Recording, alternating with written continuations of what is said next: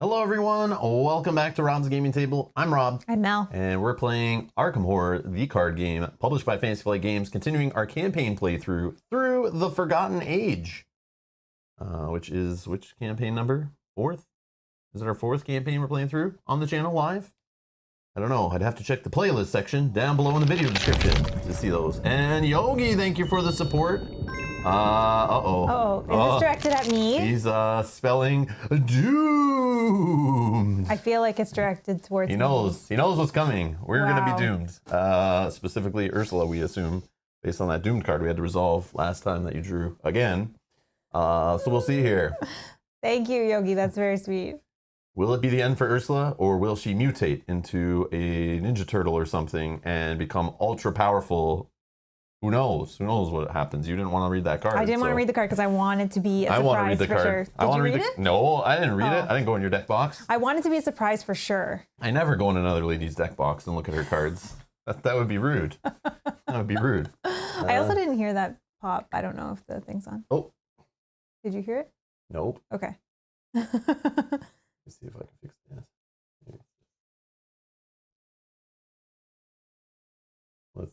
make it pop again and see if that works. Oh, there it is. There we go. Doomed. Hello, everybody joining live. Hello. Welcome. Okay, so today, we're going to play some Arkham Horror, as we do every Sunday. If you're new here, you found this video in the future somewhere. We're probably still playing Arkham Horror every Sundays, or every Sunday playing Arkham Horror. So subscribe, check out the channel, hit the notification bell, so you don't miss a live stream. You can jump on in a future campaign and play with us.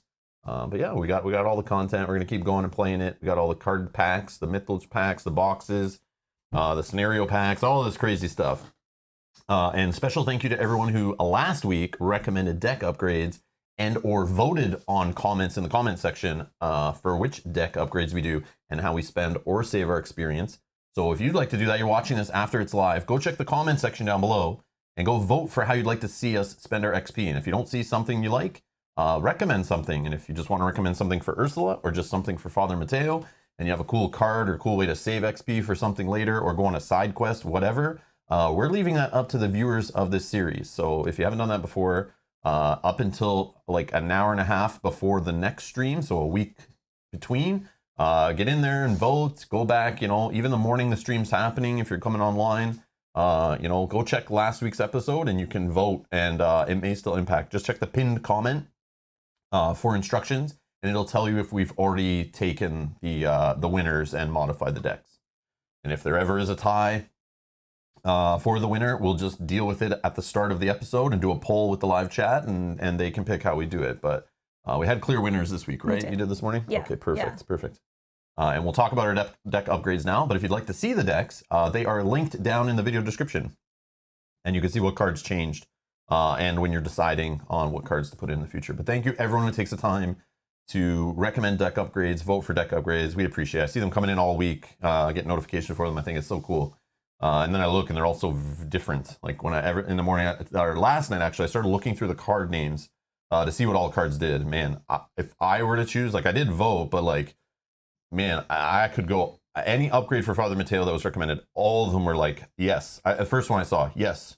Second one I saw, oh, okay, that one, yes, I want that one. Next one I saw, oh, okay, yeah, I could see that one. Yeah. Next one, it's like, oh, I really want that one. It's like, I couldn't choose. I'd have to like roll a die. But that's why it's good that they do for us. Yeah, well, true. But sometimes like I still vote. Like Yeah, I we still pick vote, one. But even so, I just pick one and it's like, I don't know.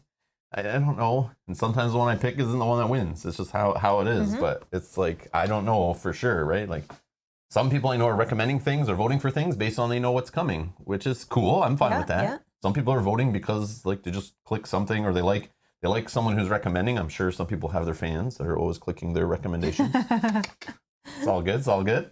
But yeah, I think it's fun. I like the process. We're going to keep doing it. So if you're watching this after it's aired within a week, check the comments down below and get involved in how we upgrade our decks. And just separate comment per investigator. And feel free to make multiple suggestions. If you have like 3 Father Mateo options you want to suggest, list them all. Vote for your favorite one out of them. Let the people decide.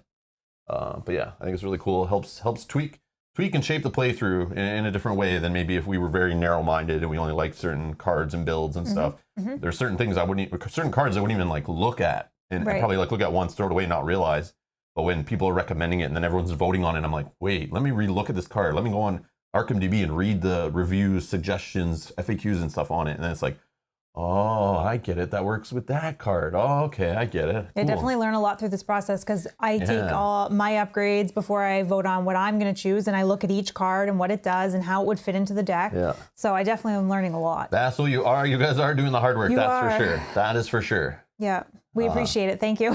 Well, we definitely appreciate you're a guy. All the people who've played this game for years, your experience and stuff like that, and just trying to be fun. Like if I played the game for years and I found someone who's just starting it in like 2020, 2021, I'm going to suggest some cards maybe that like I don't really play with or that might work in the deck, but I want to see how someone else drives it or pilots it and plays with the cards different. And I might recommend things I'm not comfortable with. I probably wouldn't recommend all the cards I normally play with and the exact same decks I play with because it's like, unless I think they're really creative and cool, I want to see my baby be played on YouTube. But man, so I would probably be suggesting like, you know what? I know there's like creative builds you can kind of make. Let's throw this at them and see. even if we fall on our face, I think it's hilarious. Like, I just, suggest whatever. But I really like it. Thank you, everyone, for participating in that. I think it's awesome. Steve George, I thought you were going to bed. I thought you weren't even here anymore. Hello. Steve George says, hi, earlier and bye. It is 2 a.m. in Australia, my time. We'll watch later. Good luck. Wow. So obviously you're having trouble falling asleep. So if you just, I'll talk slower and in a deeper voice, and I can help you. So he's asking, did you go all in for 7th Citadel Kickstarter? Will you go through it? The answer is yes. Just kidding. But yeah, the answer is yes. We went. I backed it. I don't think I backed all the expansions and stuff. I probably was pretty conservative because 7th Continent at the time, I didn't really play any of the expansions yet. Didn't even own them yet. So I thought I want to kind of play. And I haven't gone through all the 7th Continent expansions. And I don't know if I want to dedicate that much time to that game other than playing through what comes in the box. Because it's just time consuming, right? But man, I know if I'm having a fun time with it, I'll buy the expansions online later, even if it's at a higher price. I'm fine with that. If I feel I'm getting the value out of it anyway. But yeah, we backed 7 Citadel. And yes, when I get it, we'll be playing it live on the channel for sure. Absolutely. And yes, I'll probably be playing it solo. I'm sorry, Mel. That's okay. That's okay. We'll see though. Maybe there's cool stuff in it that like I really want to play multiplayer. Or maybe it's got some cool mechanics. Again, I don't know. It's been a while. I forget. I just know it's like 7th Continent, but it has lots of twists and it's in a different fantasy setting kind of stuff. But I like watching your solo playthroughs of it, so it's all good. Yeah, so we'll see. But yes, I'm excited to get that one. Yeah. We're going to get it. We're going to play it. And I'm going to play more 7th Continent, I'm assuming before we get that game. Yeah, I think you said as you get closer, right? To lead up into... Yeah, because I'll get hungry for it and I'll play it. But yeah, I do have expansion stuff for 7th Continent I want to still play through. So yeah, but no rush on that. Velko also says, all jokes aside, your voice is calming. Do you mean his real voice or that voice he just did? Yeah. Because his real voice is calming. I fall asleep to it sometimes. Very nasally, but like, yeah, it can be all right. So should have the right microphones going. Well, that is why Sajat says ASMR Cthulhu stream.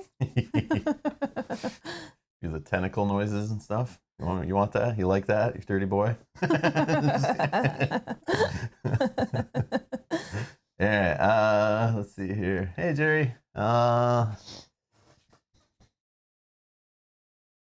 Just looking through the chats going up, just making sure. Oh, yes. Happy 4th of July. Yes. To our neighbors south of us in the U.S.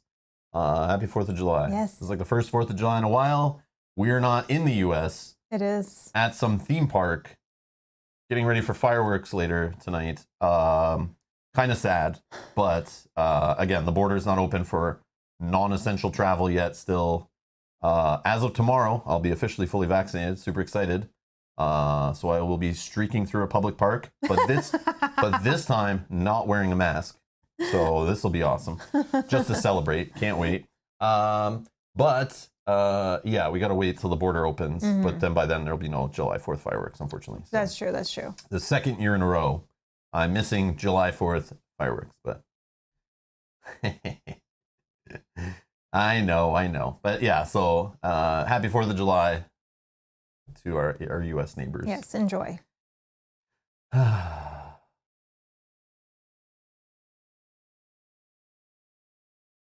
Okay, I think we can talk about what we have upgraded in our decks.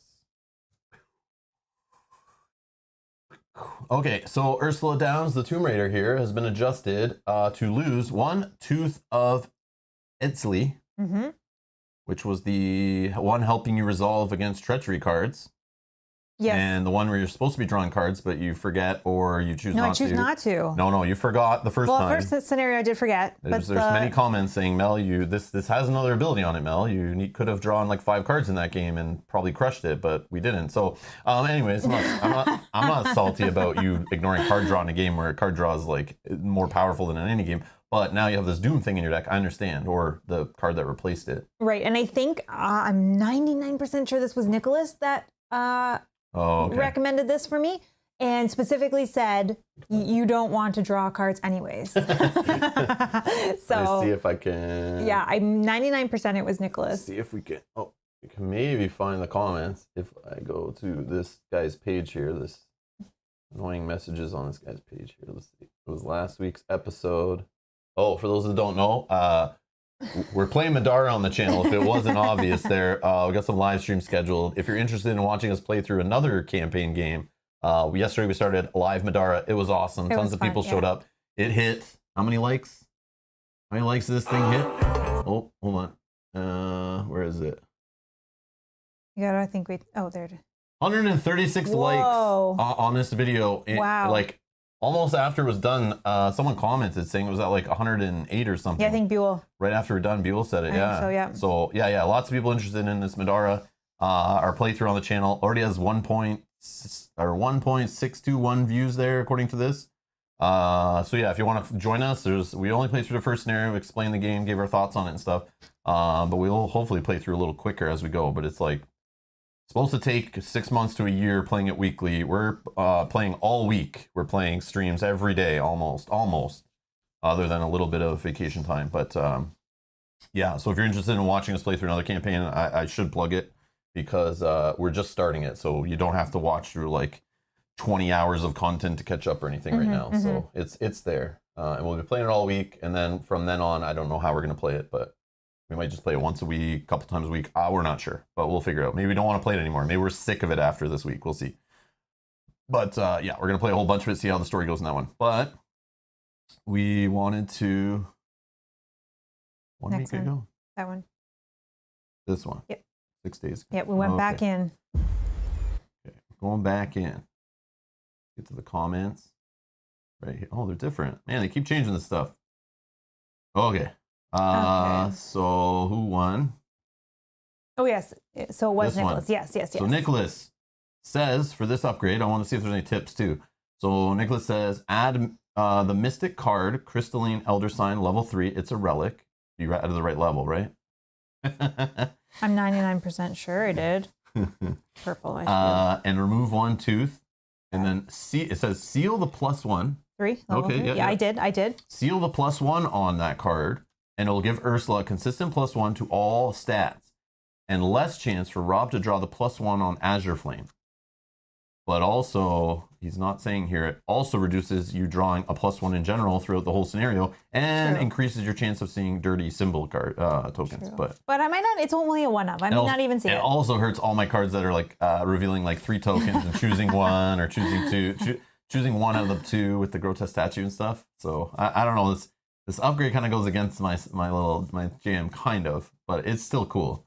And you don't want card draw from Tooth anymore with a cursed fate. Oh, that's the card. Yeah, cursed fate. I don't want to draw cards anyway. So if it's gonna keep you alive, I'm not gonna complain. But it's just like interesting. But it gives me +1 to all stats. 8 votes. Yeah. It's an amazing card. Right away, I'm like, man, that would be awesome. I would do that.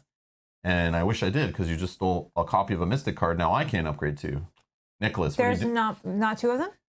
There might be 2, but I don't remember when I want 2 in my deck. I don't remember. Anyways. Oh, yeah, true. I'm just kidding. True. All right. So let's see. What was the other one? This one. Jack. Jack, thank you so much. Jack's Father Mateo. My upgrade to 2 times shriveling. So it's level 5 shriveling now for fighting. And I'm saving an XP because remember I had those discounts of arcane research to save me an XP per spell. So simple upgrade for mine, but that's the one that won, right?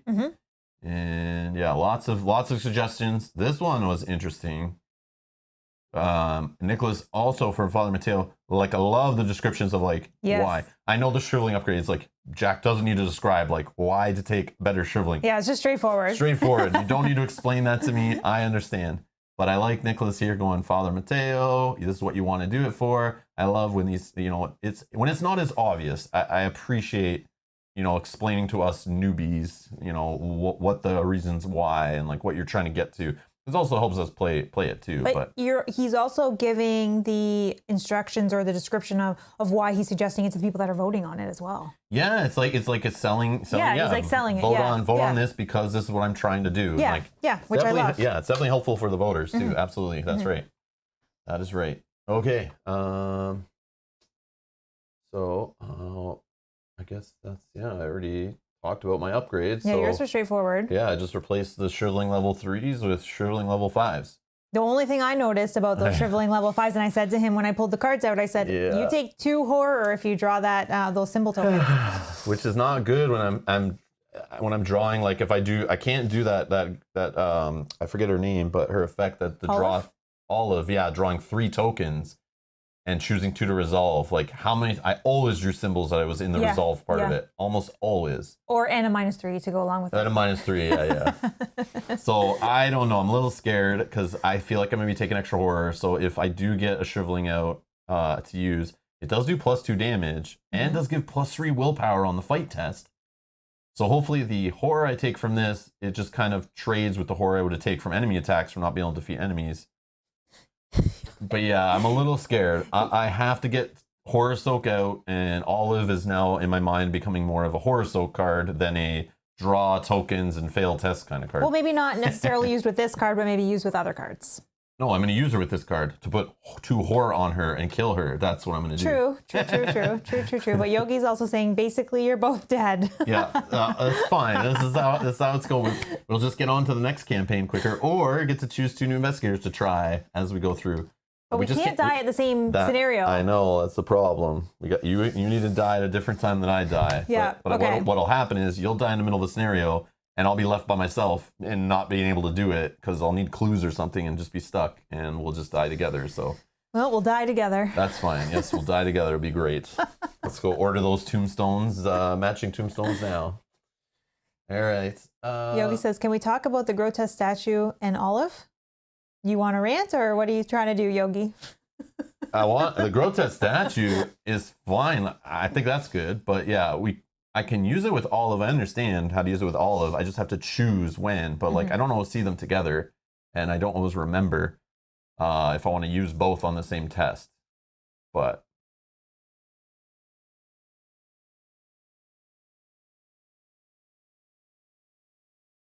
last scenario, I think you could have drawn 2 with Olive, realized you were stuffed, and used grotesque statue on the 3rd draw. Oh, that okay. is a great, that's a great point. I thought you, Yogi, no.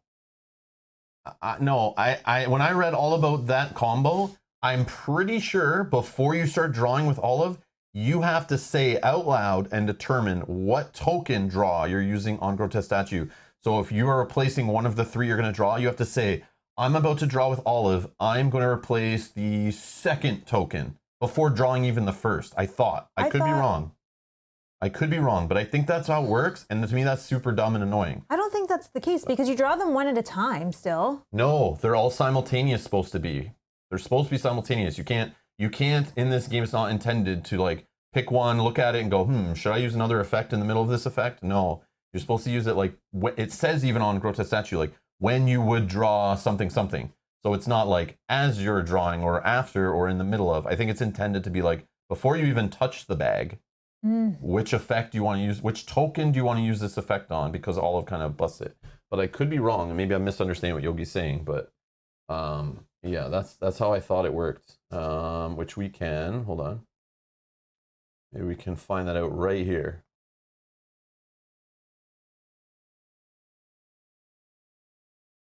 Yeah, so I think Bob's agreeing with me. I'm pretty sure it says you have to say you are redrawing 1st, 2nd, or 3rd if using grotesque statue with Olive. But you have to say that before you draw at all? Yeah, I think you have to say it before you even start drawing any of those 3 tokens. You have to pick, like, which one. I don't know if I can decide after I draw 2 if I go, I'm going to use grotesque statue now. Because if you could, that would be amazing. Yeah, that's what I thought how it would work. I remember looking up and rereading it and was like, I don't think I can. But I think it's in here. When you use multiple effects that replace revealing chaos token with something else, you must first declare your intention so that you are reacting to what you draw from the bag. Because each of these effects are meant to be triggered before you draw tokens from the bag. If you declare you're going to trigger all of McBride's ability first, you should then declare which of the 3 tokens you are about to reveal from Olive's ability will be turned into 2 tokens from grotesque statue. For example, I am going to reveal 3 tokens using Olive, and for the 1st token, I'm going to reveal 2 instead of 1 using my statue. Then you will ignore one of these 2 statue tokens and be left with 3 total tokens, which you'll then ignore 1 of. All of these tokens are considered to be revealed simultaneously, so you're not allowed to reveal the first 2 tokens with Olive, and then decide whether or not to use the statue. Oh, okay. This is straight from the FAQ, like official FAQ. Yeah, that sucks. Yogi, I was super pumped when I read the cards the first time when I saw the Matuja's deck build, and I was like, that is amazing. Like, I was picturing how broken it was, but then, yeah, I went to read this stuff to make sure I understood how Olive worked and how Grotesque Statue worked, and other cards, and yeah, it's all in here. I just read that at the beginning, but this was driving me nuts reading all this. Like, I was like, oh, it's not as fun, and it's like a little confusing, and yeah, so. But yeah, okay. there's a lot to this whole, and there's that whole thing we had to look at before with the Premonition, Olive McBride. But on the last video, I closed it. But Bob recommended on the last one, I was kind of the combo with Premonition and locking a token, and the one where I guess whether it's I think it's Premonition. It's right here, where I guess whether it's no, it's not Premonition. Oh, the one where you get to guess if it's a number, a symbol, or something. So, but I don't have to pass on that one, which I maybe have misunderstood. But what I need to do is play this one at the start of a turn, lock a token in. The only problem is when I do that, I then force myself to be the one doing the test, I think, or I have to be at the same space as you. And then I play that card that I say I know what it's going to be. Mm-hmm. But I also have to have a spell already in my discard pile, which is mainly the problem that's been messing up that combo. I don't usually have a spell in there, but I need to put a spell in there. And the one that I'm supposed to put in there is the one that cancels the treacheries, I think, right? Yeah, the Ward of Protection. Is that what it is? Mm-hmm. Yeah. Mm-hmm. So I have to look out more for that combo and kind of really combo it off. But I don't always have all those cards together. But I think I did last episode and I didn't do it. So. I see. Yeah. So thank you for pointing that out, Bob. Hopefully I'll get it. Prescient. That's it. Yeah, Prescient's the one where you gamble on a token. What do you think I'm gonna pull? All right.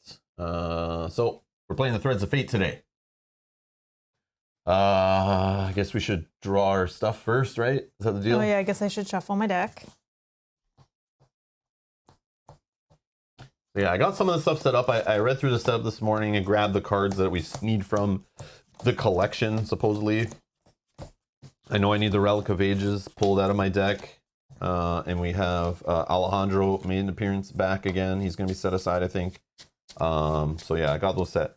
And I don't know if it's just us, but I think our Mythos pack had some misprints because we have way too many Act decks. They gave us too many Act cards. So I think they accidentally gave us a whole bunch of these instead of player cards. So I'm going to email FFG and ask for a whole bunch of player cards instead of all these Acts. Just kidding. But yeah, I was kind of blown away when I opened that this morning. It was like, whoa, what the heck's going on here? But I saw there's a whole page of rules on how we're setting up the Act decks, or Act decks, which we'll get into shortly. But we'll see. I'm sure this is going to be very interesting. Andrew's here. Good morning, everyone. He says hello. Hello. And, Tara just wanted to say hi, but missed last playthrough. Going to watch to catch up. Okay, cool, Tara. Awesome. Cool. No worries. You don't need to admit to your faults. It's fine. But you're also welcome to stay and watch that later if you care. It's all good. It's all good. Yes, you are too kind. I agree with Bob. Oh no. I don't agree with Bob. I missed the comment. Tara's saying, yeah. But bow down before my enormous brain. And Tara says, we all bow down to you, LOL. And now he's, you're too kind. Okay, I get it now. I do not agree with Tara.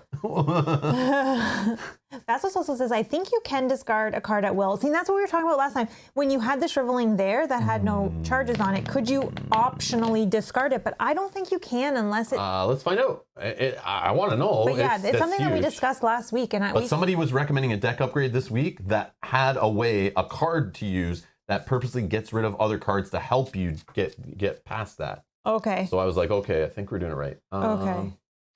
Yeah, because I think you can put more charges on it. Let me see. So, I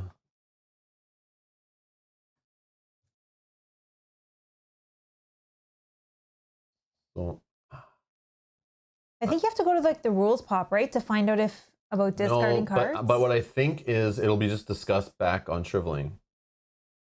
Oh, I see. Maybe somebody. No, maybe not.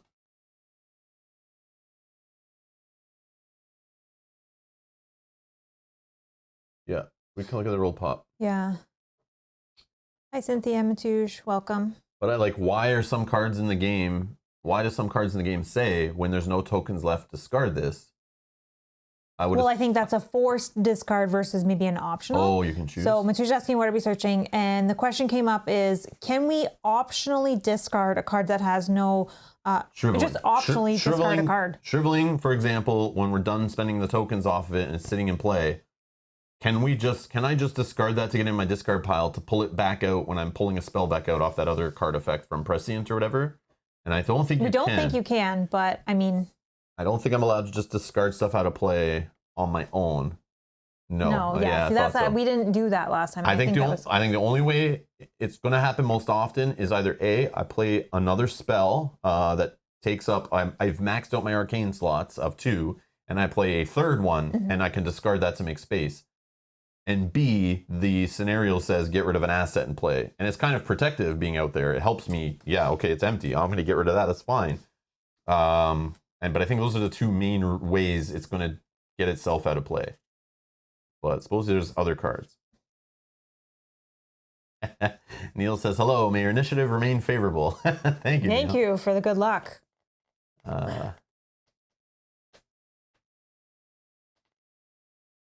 Vaso, if you know a way, if you know there's a page in a rule book or FAQ or rules reference guide or somewhere that tells you that's how it works, even like MJ Newman on BGG answering that question or something, like, I'll take it. Just let us know and we can find it. Oh, search asset cards maybe? Okay, let's try it. So this is from the rules reference guide. When you play an asset, it is placed in your play area. Generally, assets remain in play unless discarded by a card ability or game step. So that right there tells me it's like me choosing out of thin air to discard it is not a card ability or a game step. Yeah. Like, I don't think there's a step in this game where it says, okay, now clear away any assets you don't want to hold anymore. I don't think that exists. Yeah, I feel like, would you say card ability is similar to what you were saying, where there's a card that lets you discard cards? It tells you specifically. On the cards, on a lot of them, it says, once this has no more supply tokens, like the discard backpack one that I forgot last time. Yeah. They usually tell you on the card, which, why would they tell you on cards if it wasn't a rule that's, it needed to be said, right? Yeah. Or like you said, of playing a third spell, and then you get to choose which spells you would remove. Yeah, I think maybe the slots, right? There's slots too. Each investigator has a number of specific slots that can be filled at any given moment. Each asset in an investigator's play area or threat area with a slot is held in a slot of that type. Slot limits the number of asset cards the investigator is permitted to have in play simultaneously.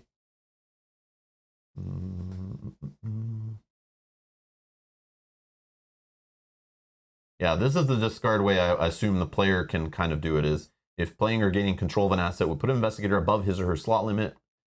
For that type of asset, the investigator must choose and discard other assets under his control simultaneously with the new asset entering the slot. If we read discard, no. Yeah, I think it's just. Yeah, I don't think you can just choose to discard cards out of play in this game. Yeah. In some games that works, but I think in this one it purposely doesn't want you to do it. Yeah.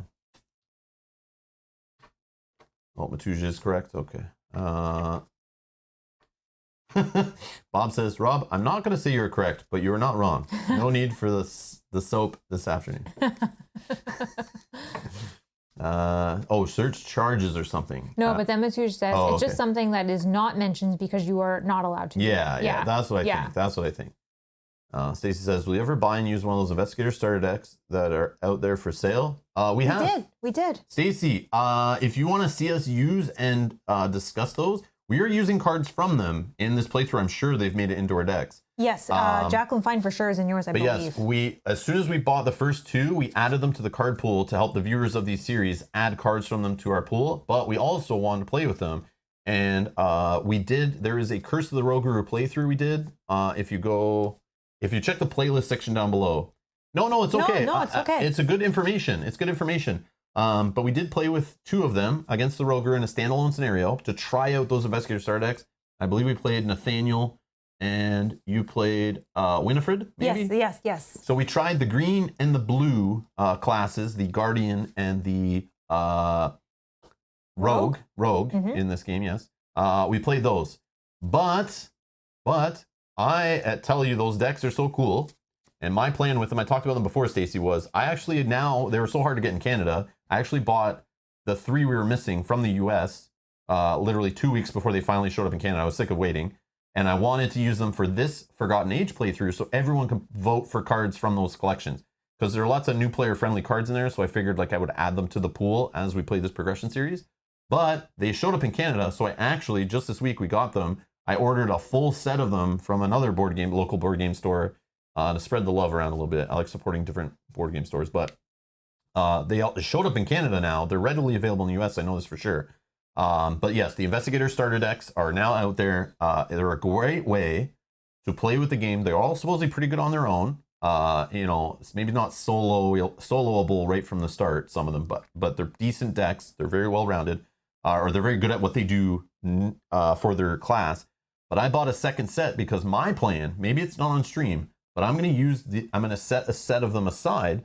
And when I'm going to introduce players to the game and join us, I'm going to hand them a pack and say, here's your pack. You're going to play with this. And I'm going to let you keep this pack while we're playing. And you are going to choose your upgrades from this pack and get to know only the cards in this pack to kind of narrow down the learning process. But my plan is to, yes, show up to play a standalone scenario or start a campaign with some new Arkham players and go, okay, pick a color. Here's what they do. Here's the classes. Choose your Investigator starter deck. And that way it's separate from our collection. And they have their own little pack of cards to deal with. I'll hand them a deck box full of cards. And they can choose their upgrades from there in between play sessions. They can read the cards, figure out which way they want to upgrade and stuff. And it doesn't mess with our collection while we're playing on stream throughout the weeks, which I think is really cool. So that's my theory on that. And if it helps me pull in a few players to the game, we might have some other players show up on the channel joining us for campaigns in the future. So this site I have linked down below in the video description for anyone trying to find this. We use it every week. I thought it was a known thing by now, but I guess it's not. It's Rules Pop. It's linked down below. They basically took the entire rules reference guide and jammed it in this easily searchable web app. Or it's kind of like a reference sheet on steroids. You can open this on a mobile phone or tablet or laptop or computer or whatever, and it just organizes all the things from the rules reference guide. But the taboos are here, rulings, terms, FAQ are all linked from here.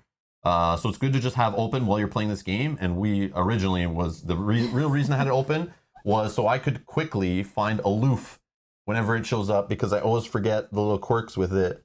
But I love it. It's like a wiki for the rules reference guide pretty much. So you can jump to spawns. I want to learn, what's enters play? I want to read about enters play. I just love this. Oh, out of play area? What's an out of play area? Let me click this and read about out of play. Oh, okay. Oh, resources. What's that? Oh, okay. Let me read about that. Oh, there's this stuff. Okay, rules clarification. But yeah, it's very well done. It's an unofficial rules reference. But yeah, it's great. Just have your players open it on a phone at the table, and they can look stuff up while you're taking your turns and things. And you can quickly search the rules reference guide. I don't know if they've been updating with the latest FAQ and stuff. That I'm not sure if they've got the, version 19.1 or whatever FAQ that came out recently. And for those who are playing the game, FYI, I was reading through a little bit this morning. But they released a new FAQ recently with a new list of taboos and stuff for the game. So anyone playing it right now, there is more additions to the FAQ. If I can get it to appear here. So yeah, it's a version 1.9, sorry. The file is called 19.1, but sure. Version 1.9, released in June 2021. So if you're looking to have the latest and greatest FAQ for this game, they've added some updates. Some card errata and clarifications and things, but it's all here. So there you go. But if you're new to the game, don't even read this stuff. Ignore it. Just learn the game with the rule book. Play, have fun with the learn to play guide. And yeah, don't stress.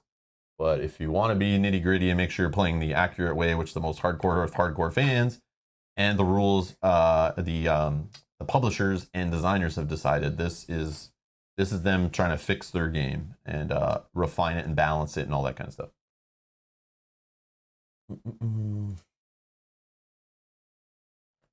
Yeah.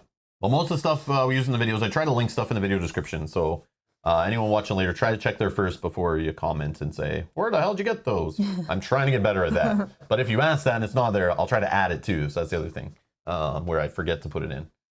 Hard to remember which episodes I put what in and that kind of thing. So, all right, I think we're drawing, right? Whoops. But yeah, the other cool thing with those Investigator starter decks, Stacy, they add a ton of player cards to the game. They add some duplicates that exist in the game if you own a lot of the stuff. But if you're just starting the game out, it's a nice injection of player cards right from the start. You can add to your core set and that kind of stuff, and you get, 5 new investigators. Or if you're just like, I play solo, I only play Guardian, I don't care, you just buy the blue pack, and boom, you just increased your core set collection of blue cards that you can play with and upgrade to and design your decks with, and now you have another blue investigator to choose from. Although you maybe don't want to play him solo, I don't know, but yeah, so I'm not sure. But anyways. Or you're only playing 2-player, you can just multiply and add extras. Now that they're outrightly available, I don't know how long that'll be for. They went out of stock and disappeared for like 6 to 8 months, maybe longer. They came out in like September and then kind of disappeared. Showed up around the holiday time, I think, was a restock. And then they went out of stock until like June or something around here. And maybe it was like May. So yeah, it seems like they only reprint them like every 6 months-ish is what I've been told for most Arkham products. So yeah, if one interests you, grab it now because you might not be able to find it in a while. And yeah, so there's some cool, unique player cards in there that are good new player-friendly cards, I think. So it's good to get early in your collection, I think.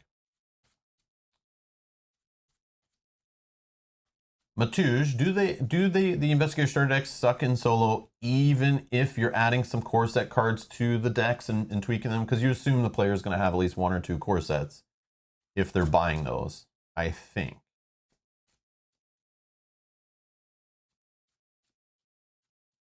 Or is there deck building restrictions on them? Stella can solo, says Yogi. Okay. Like, I don't know if the deck building restrictions on the back of the cards restrict it too, that maybe you can't make them any decent soloable from the core set cards also. I don't know, but I'm not sure. Anyways, okay. Let's... We need to pick a first player this time because I'm no longer automatically first player. All right. Or a lead investigator, as this game will call it. I can't find my little bag of dice. I just have the red. Oh, here it is. Bag of dice. See, I have many bags, unlike FFG's core sets. Until the revised edition, possibly. Let's roll this one. So your odds? I'm odds. I'm evens? Yep. Whew. It's an 8. It's you. So Father Mateo is the lead investigator. I don't know about that, but we'll see. Okay. Okay. So I drew mine. Do you want? You can draw first. Wait, does this not need to go in your deck? I don't think so. Oh, maybe it does. Yeah. Oh, that scared me. Maybe this does because I think I don't pull it out till we get to setup. Yeah. We got a new subscriber. I missed the name, but it was some crazy letters. Optic Nerve Production. Yeah, that's easier to read when I see it not capitalized. Optic Nerve Production, thank you for subscribing. Welcome. And it's in the funny font, right? Which doesn't help, I know. That's what I'm saying. It's all capitalized and in like a Halloween font. Which I welcome. Our font. Sorry, Halloween font. Oh my god. All right. Ooh. Okay. Rob is off today. Sir Kato's saying, so is it good to wait for the second edition? It's not a second edition. It's a revised core set. I think there's slightly more to that. Or buy an investigator and get the expansion. Ooh. Got a question. Had the game 1 core set in the Dunwich Legacy fully before, but had to sell it. Saw the second edition core set. You think it's better to get the game now? Get in the game now? I guess, or wait until the second edition comes out. So I would find out what the price of the revised edition is and find the price of 2 used core sets, or find out the price of somebody. Some people will be getting out of the hobby all the time. Some people get out of these LCGs all the time and sell collections, maybe. But I find on like a GGG Facebook Marketplace, these used aftermarket places that you can find board games, there's always people selling core sets of Arkham Horror. So if you can get 2 core sets for less money and you can't wait, then just get that, start playing the game now, you're fine. There's nothing really new to it. But if you wait, there's the advantage of you have different artwork on your characters, you have a couple extra tokens to make it a little smooth, you have more cards in the same box, but again, I don't know the price. So are they making it so it's a better value? If it's a better value, I would just hold off. But they are adding a couple extra cards in there for leveling up to give a few more options. And you can play 4 players, I think, right out of that core set. So because there's more cards. But it's really a full play set, I think, for like 1 player. It's also rumored that you may get a dice bag, but we don't know for sure. You may get you may get a token bag and stuff like that. Yeah. So if you're gonna buy a token bag a token bag, add that cost in too, and all this stuff. So you might just want to wait. But again, if you're you have time right now, you have a gaming group that wants to play it, or you're looking to play the game and try it out, you probably, I would say, just buy used core sets if you can. But if they cost more to buy used core sets than buying that revised core set, I would just wait for the revised core set. But yeah, but it's your call. Some people get time to game now, and maybe later in the year they're going to be busy and won't have time to game. So if you want to get in this game now, there's nothing stopping you. So it's your call. But if you're busy playing other games, or you don't have time now, or you're gonna have lots of time later, and you're like, yeah, I can wait. You're patient. Then just wait. Good things come to those who wait. Stores we heard about it whenever we were talking about the new revised core set, that stores are also putting them on sale because they know that the new product is coming. Yeah. So you might be able to get a good deal. Yeah, you could find brand new core sets for cheap. Like Mel's saying, they'll clear out that stock as new ones come in. Yeah. Because people will stop buying them, so they got to get rid of them somehow. Yeah. Hey, Cohen, how's it going? Cohen's asking what tokens are you using, which is super funny because I said I'll usually put links to that stuff in the video description. So Cohen, there should be a link in the video description to the tokens we're playing with down below. And if it's not, just let me know, but it should be there. But not all of them. These tokens I don't have a link to because I don't know where they're on Etsy. They're on Etsy, yeah. Just go on Etsy if you're looking for the arrow tokens. But the tokens you can see on the board right now are linked down in the video description.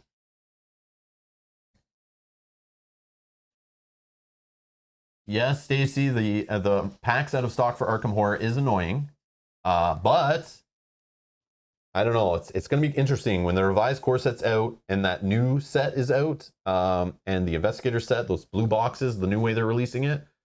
I don't know. At that time, I would say just go buy those products. Don't worry about the past expansion stuff and whatever. I would just wait. Because if they're going to start repackaging all the cycles and selling them that way, I would just hold off. And I hope a lot of people buy it in that distribution model, and FFG or Asmodee just decides, okay, we're doing everything that way. Yeah, when they realize. Yep. Mm-hmm. Yeah. Well, Matouj, it is FFG.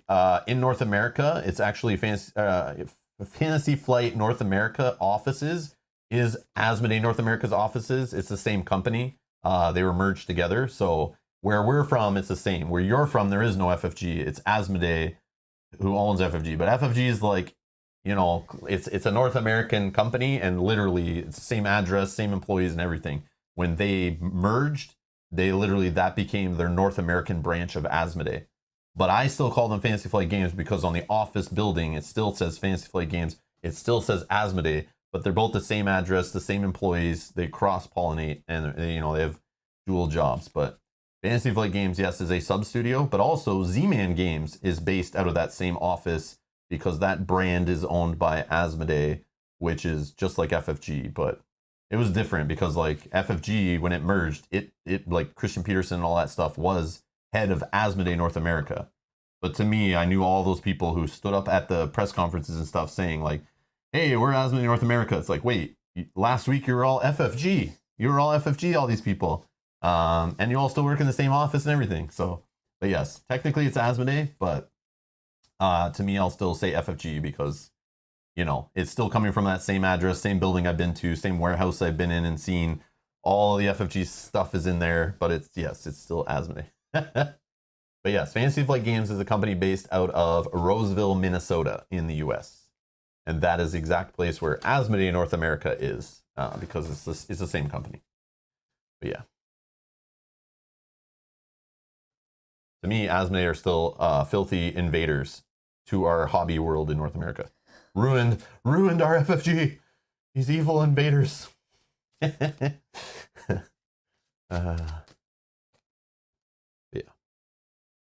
Okay. You want to draw your hand first because you're first? Sure. Yeah, we can get to it. I love talking about this stuff though. I know. Okay. So I got an olive. You always get an olive. Yeah, right off the olive's very bat. popular in my deck, and if I throw her away right now, I'll draw She just her right comes away. right back, yeah, yeah. So we got olive. We have a Rite of Seeking, which I feel like I never see this card. Or I guess I throw it away and just never draw into it. But this is the one I think that helps me get clues, which I'm never gathering clues because you always are, and I never see this card. And that's why I have trouble getting rid of Shriveling, because I don't see other spells. So I might keep this and try, but I don't know. It would be nice. Oh, but this is the one that ends my turn if I miss, I think. Spend 1 charge to investigate. Investigate using willpower instead of intellect. If you succeed, discover 1 additional clue at this location. If a skull, cultist, whatever, all these symbols is revealed during this test, after it resolves, lose all remaining actions immediately in your turn. Okay. Word of Protection. Nice card, but I'm okay not keeping it. Robes of Endless Night. Always nice to see at the beginning for some damage soak and the reduction of spell cost. But, And we got Uncage the Soul. That could help me pay for a spell. Even better, I like keeping this one for that purpose. But I have no Shrivelings. I have no grotesque statues. This is a spell. I have no grotesque statues. Yeah, but it's not a spell I'm looking for. Oh, it's not the spell you want. It's a spell you got, not the spell you want. Yes, that's true. But I could just pair these together and play this scenario different. And just go with like, just keep these two together and I get a nice 1 cost-ish way to try to look for clues. And I can help with the clue gathering right off the bat. The only problem is enemies start jumping on our head. I don't have a way to deal with that. And I don't know if I guess we probably do all of this at the same time, right? Like I could look and see if I did get, so I got some magnifying glasses. That's helpful. We got unexpected courage. Oh, I was going to say, did I get my bow? And I did. Right off the bat, I got my bow. And I got wit and green. Okay. Well, my bow is 2-handed. So if I'm playing the bow, I'm not playing the magnifying glass. So if you're going more spell heavy, then I'll toss away the magnifying glasses because I won't be able to play them and the bow because 2 hands. Oh, I see. I'm throwing away unexpected courage. We don't need that right now, I don't think. Huh, interesting. This will depend on which way you want to play. Yeah, I don't know. I am thinking of keeping... having magnifying glasses is good. Yeah, and I can play both of them. Yeah, that's crazy. You could be a clue gobbler. I could. And if I play Witten too, I will get... yes. Well, I control a tome or relic. I just have to... Yes. Yeah. I like that. Is this about bow relic? Yeah, but I can't play the relic and the magnifying glasses. I know, but these still work together. Yeah, but I'm sure I have another one. Yeah, I would do the bow and her because she gets you this. So this I don't care about anymore if you're getting this and this. This is 2 of them. Because I can play both of these. I know, but how much intellect do you need? You start at 4. Getting +1 to be a 5 is pretty good. Yeah. Well, no, but you could be plus at 5, 6, 7, right? Yeah, if I kept these. Nah, these are not relics. Oh, okay. They're not tomes or relics. No. Okay, never mind then. Yeah, keep the bow and the other girl. That seems like you're a bit of both worlds.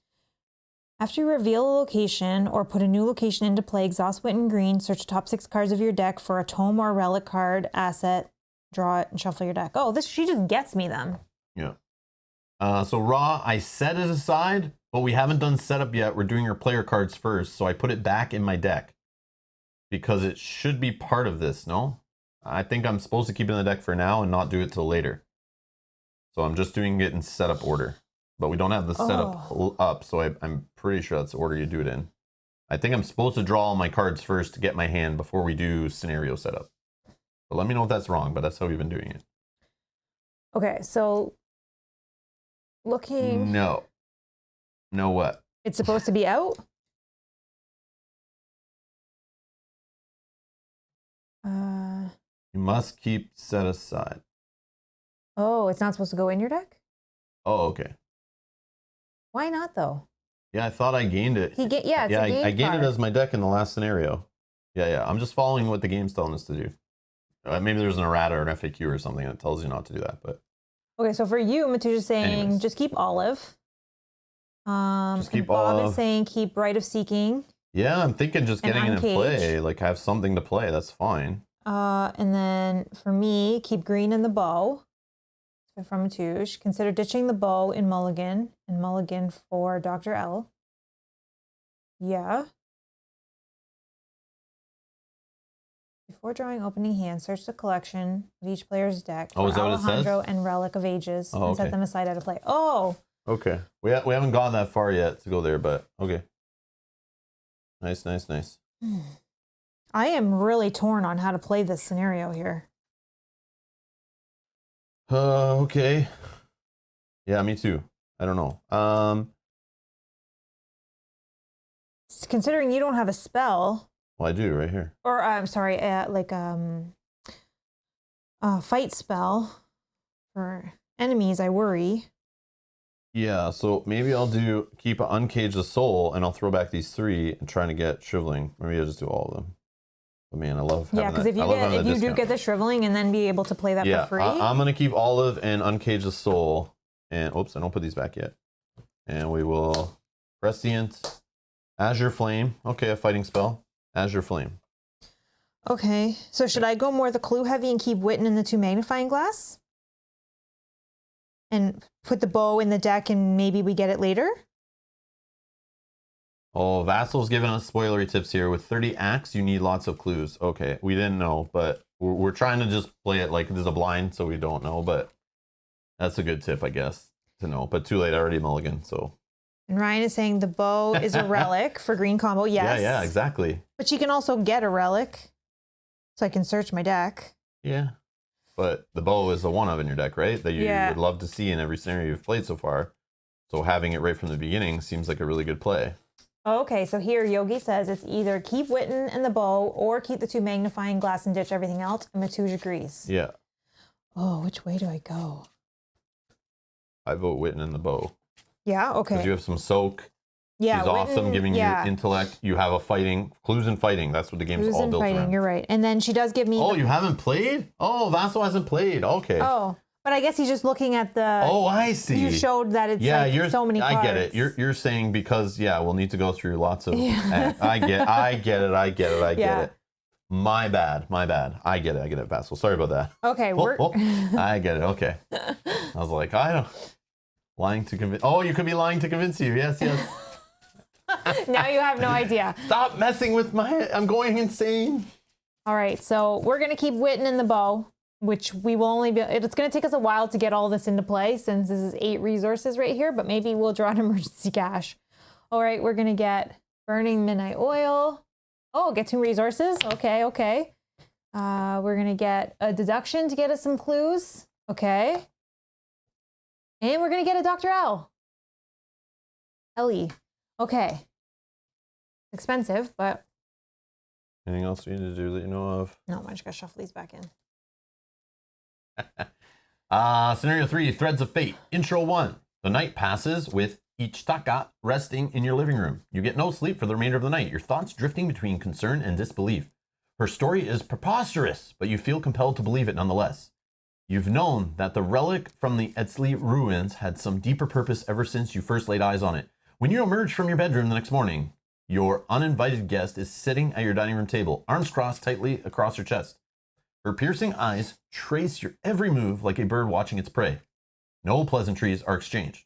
Where is the relic now? Ichitaka asks patiently. Where have you brought it? You explain that it is safe in good hands. She shakes her head, her knuckles white with frustration. I assure you it's not. Check the campaign log. If the investigators gave custody of the relic to Alejandro, or if Alejandro received the Relic of Ages, proceed to Intro 2. I don't think so. We gave it to the other guy, right? We gave custody of the relic to... Yeah, no. Okay, so then if the investigators gave custody of the relic to Harlan Ernstone, skip to Intro 3. That is correct. Intro 3. Okay. So setting aside your many questions for the time being, you call Harlan's office at the university.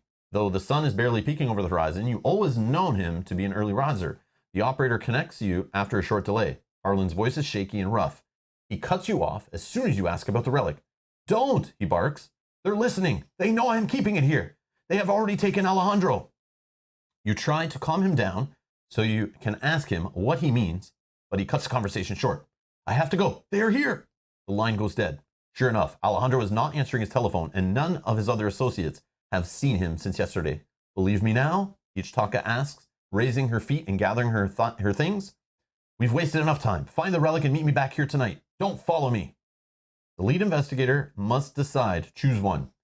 Either you are not going anywhere until you tell me what's going on, proceed to intro 4, or have it your way, skip to intro 5. I think intro 4. Okay. So you're not going anywhere until you tell me what's going on. Oh, but then maybe I'm ticking her off. Oh, I want Ichitaka on our side, I think. Have it your way. That's kind of rude too, though. Mm-hmm. No, I'm going with Ichitaka. She knows more than me. Yeah, so I'll go to intro 5, I think. Yeah. Ichitaka strings her ornately decorated bow with frightening speed and slams your door on her way. Remember that Ichitaka left without you. Okay. Check the campaign log. If the investigators gave custody of the relic to Harlan Ernstone, proceed to intro 6. We did. Once Ichitaka has left, you consider her words carefully and recall the events that have led to this point. You did not trust Alejandro with the Etzli relic, and you let Ichitaka leave without questioning her. Are you just being paranoid? Oops, maybe I did the bad thing. The investigators must decide, so we can decide together. Choose one. We should be wary of them. We could remove all of the cultist and tablet tokens from the Chaos Bag and replace them with the Elder Thing token. Oh, we're replacing all of those and replacing with one Elder Thing. Okay, I like that, but I don't even know. We might not have tablets, and maybe we only have like 2 cultists. But I think the Elder Thing's usually worse, no?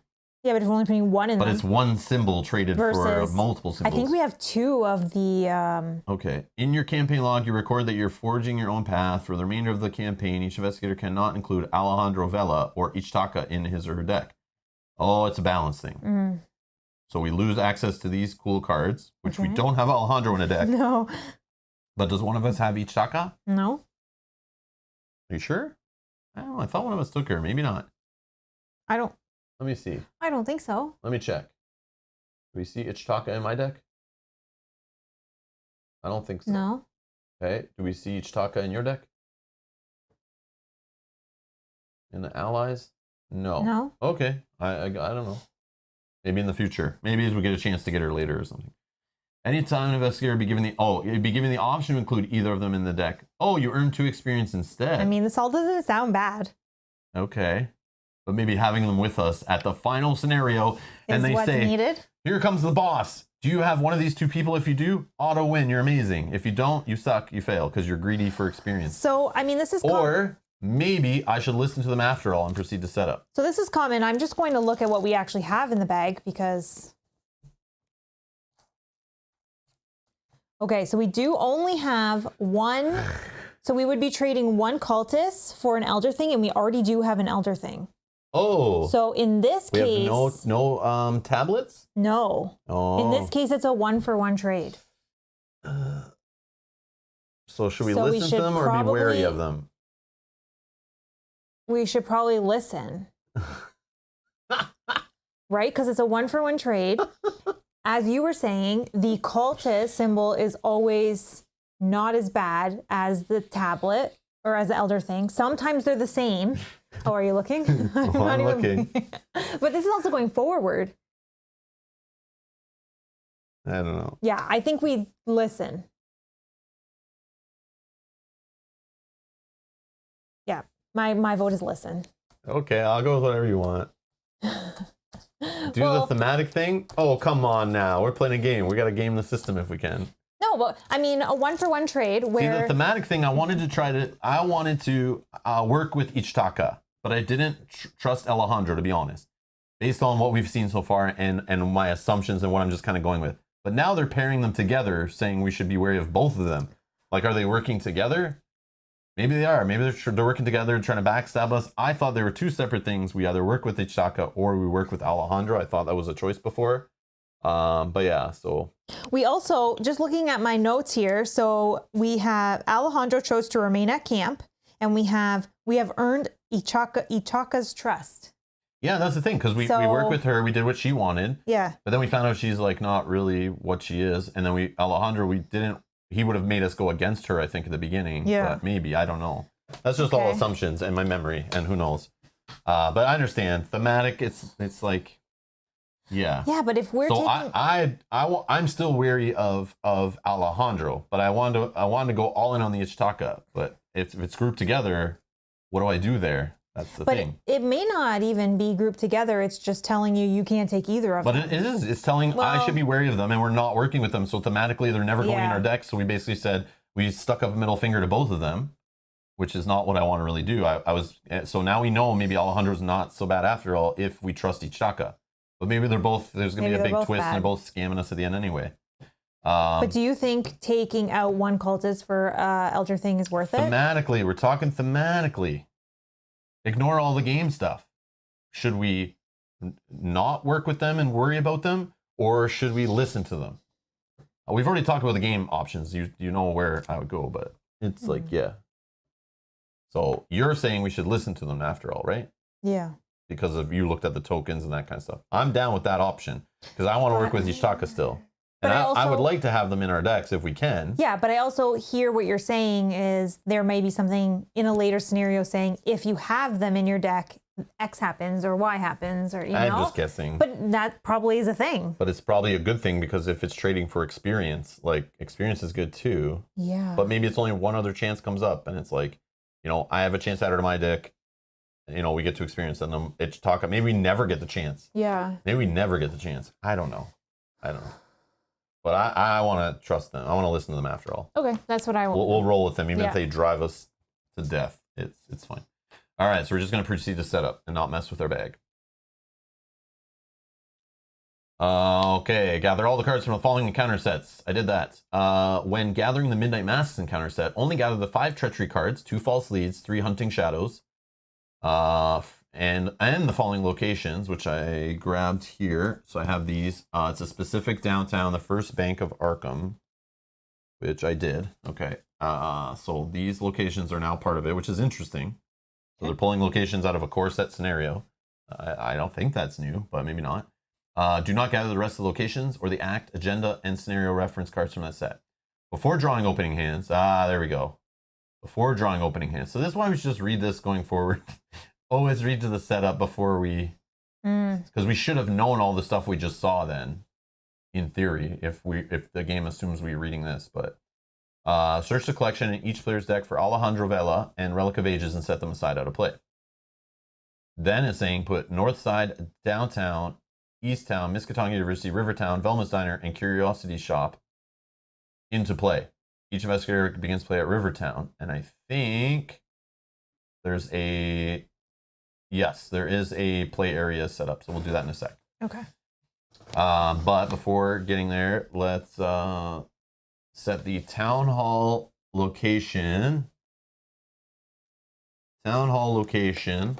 Whoops. Town hall location. Ichaka. The Forgotten Guardian asset. Yep, that's her. And the Expedition Journal aside, out of play. And we set aside Relic of Ages, Alejandro Vela. I found them from the collection. I've set them aside out of play.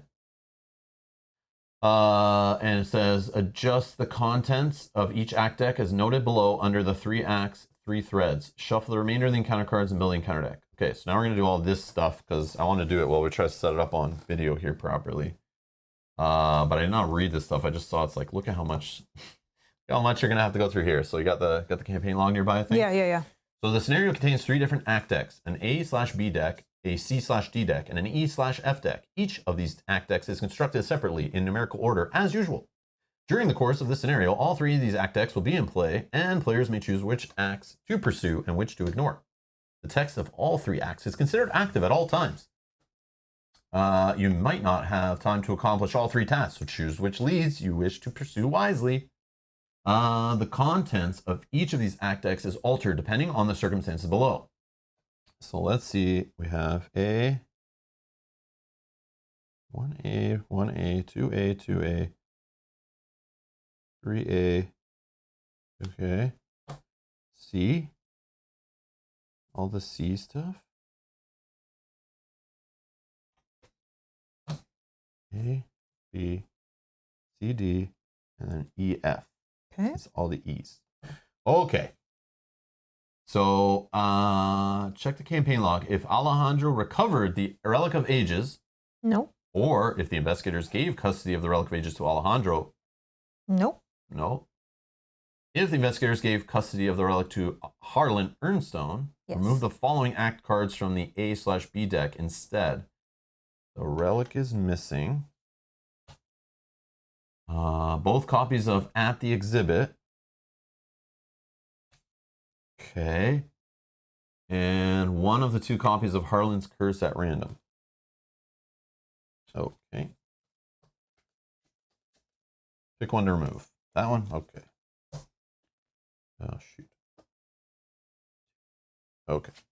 So now the Act A deck is 1, 2, 2A, and 2, 3As. So maybe that will change based on something.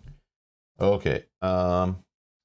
Now we're going to adjust the other one. The investigators must choose one of the following options and adjust the contents of the CD deck.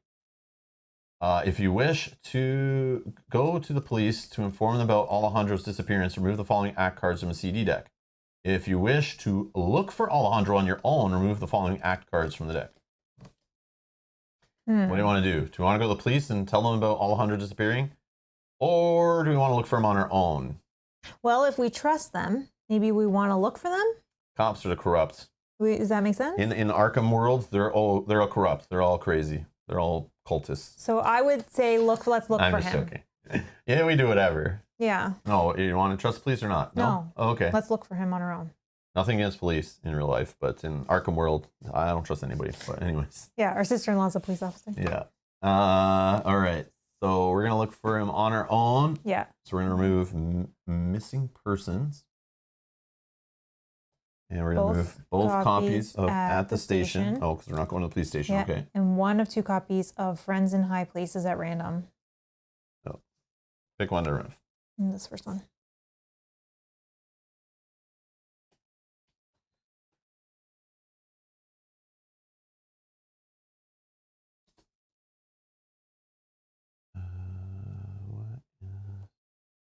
What? I think those are ones that were removed from. Yep.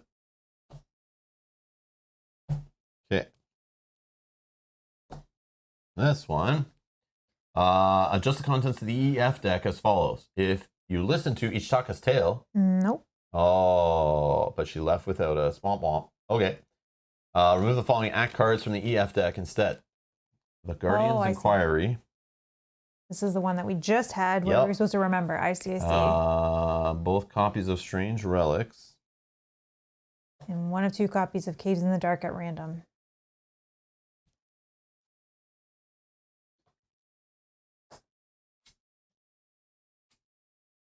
Lucas says you have spells and bow. You don't need cops.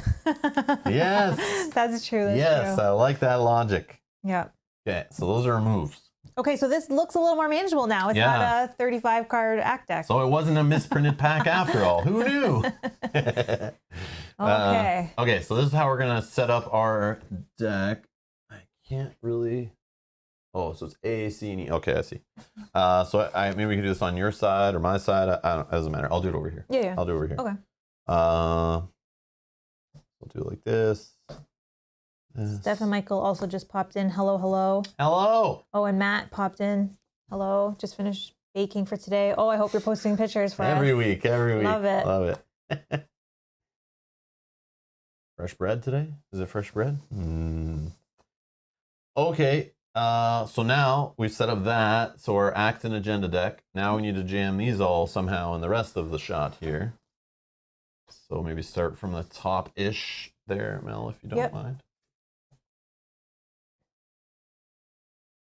So on the left, oh, you got Yeah, That's all. get rid of this. Okay, yeah, That's what sorry. I'm saying. And then Yeah, I didn't know how. start way I didn't know how up many here. it was. Yeah, so now we need downtown, Easttown, Velma's Diner across the top. Downtown, Easttown, Velma's Diner. Okay. Then across the bottom is just 2. Here we'll put Miskatonic University and Rivertown. Okay. Now moving those around however you see fit to keep them kind of in the center-ish of the scenario-ish, and leave monster space. But again, now we don't have the act and agenda deck down here, so we can. Yeah, we can probably go a little lower so we can. Yeah, but just watch see. out for this stuff. Oh yeah. That is all. Okay, and I think I don't remember where it said us to start. I'm sorry. Easttown, maybe. It said to start at Rivertown. Rivertown. Okay, so we're starting here. Okay. And then it's resolutions, so I will not scroll further. Okay, so do we want to put some of these out? Let's see what's connected to what. All right. Now we get to you wanna look do it over this first? stuff. Oh, Okay. we're not done yet. 3 fates. You have 3 tasks before you and a limited amount of time before the trail goes cold. Where do you search first? So this has an action on it to resign. You don't want to risk taking too long, so you head to safety with the information you gathered. So this is like, as long as this is on all these agendas, that's kind of like we can just escape from anywhere. Just cost an action. All right. So the first act we're working towards here is Harlan is in danger. Harlan has custody of the relic, but he believes he is being followed. The last time you heard from him, he was in his office at the university. Objective: only investigators in the Miskatonic University can spend the requisite number of clues as a group to advance, which is 4 in our case. So if we're trying to help Harlan, that's what we want to do. Okay. Or if we care about Alejandro, we can search for him. You decide to search for Alejandro on your own, believing you will have a better shot at finding him without involving the police. Probably shouldn't involve the police, so they could just find him while we do other things. His hotel in Easttown is in Easttown, so you begin your search there. Objective: only investigators in Easttown can spend the clues, which is only 2. Yeah, that's not. Doesn't seem as hard at first. At first, yeah. I'm sure it's balanced in the rest of the cards. And then we have Trail of the Huntress. Ichitaka told you not to follow her, though you can't help but wonder what she is up to. You decide to pursue her as she heads downtown towards the riverside. Objective: only investigators in Rivertown can spend the requisite number of clues as a group to advance, which is 4. So it's like, this is so cool. Yep, I love it. It's a little frustrating having so many options, and if we don't get that many clues, we may just have to settle with something, or where we are and how monsters are surrounding us. We might be kind of forced into an option. It might not be as flexible and fun as it seems. If any past playthroughs have been telling, we might just get kind of screwed with randomness and then be stuck and have to go with it. But I feel like we need to get one of these down fully resolved to win. But if we can do 2, it would be amazing. 3 is probably like near impossible, I would assume. But yeah, it's like, what story-wise do we want to do? Like, if we are trying to help Ichitaka or learn more about her, maybe we go that way. If we're trying to get the relic and worry about that, maybe help Harlan first. I feel like we wouldn't be able to do all 3 anyways. I know. Well, Because maybe of the resolution, maybe for right? luck. Once we get to the end of But one. it told us in the story you could try, but you it's could up to you. try. So there's probably a way to do it if all the stars align, or your deck is built to like wreck it. But so Rivertown, where we're starting, is 1 shroud, 2 clues. There's something unsettling about the water of the Miskatonic River tonight. It ripples and bubbles as though something is moving beneath the surface.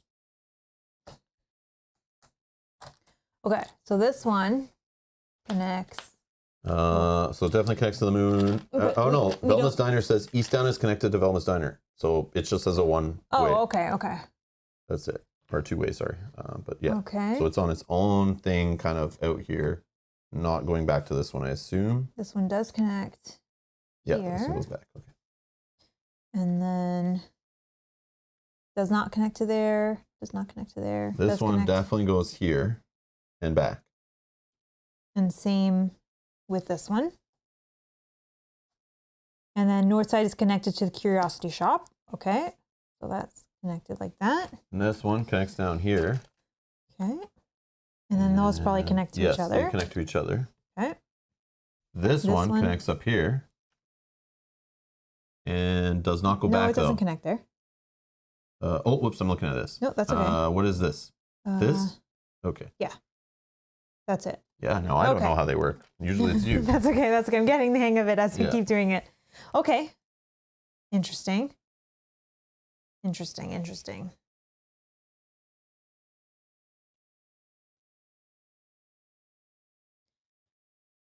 Huh. Okay, so I don't need this anymore. Let's move this out of the way. I don't know who's to go first. No.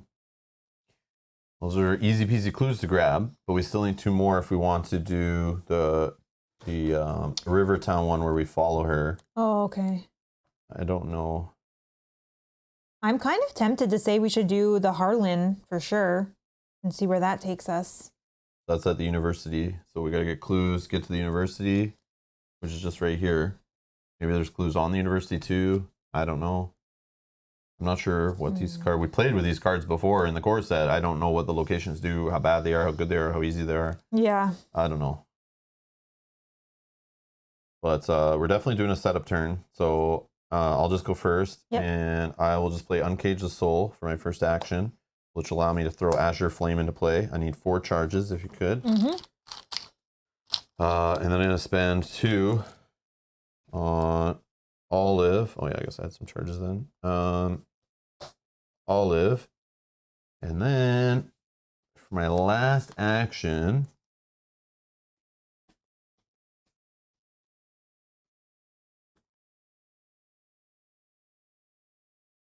I think I'm going to try to get a clue maybe, but I might just draw a card and be a little more safe. Yeah, I'm just going to draw. Or I could move with last action, which I'll get yelled at, so I should not do that. But it would get us more information. Yeah, I'll just draw. Uncage the Soul. Okay. Not helpful, but ish. Yet. But add some cards. Go ahead. Okay. I am finished. Done.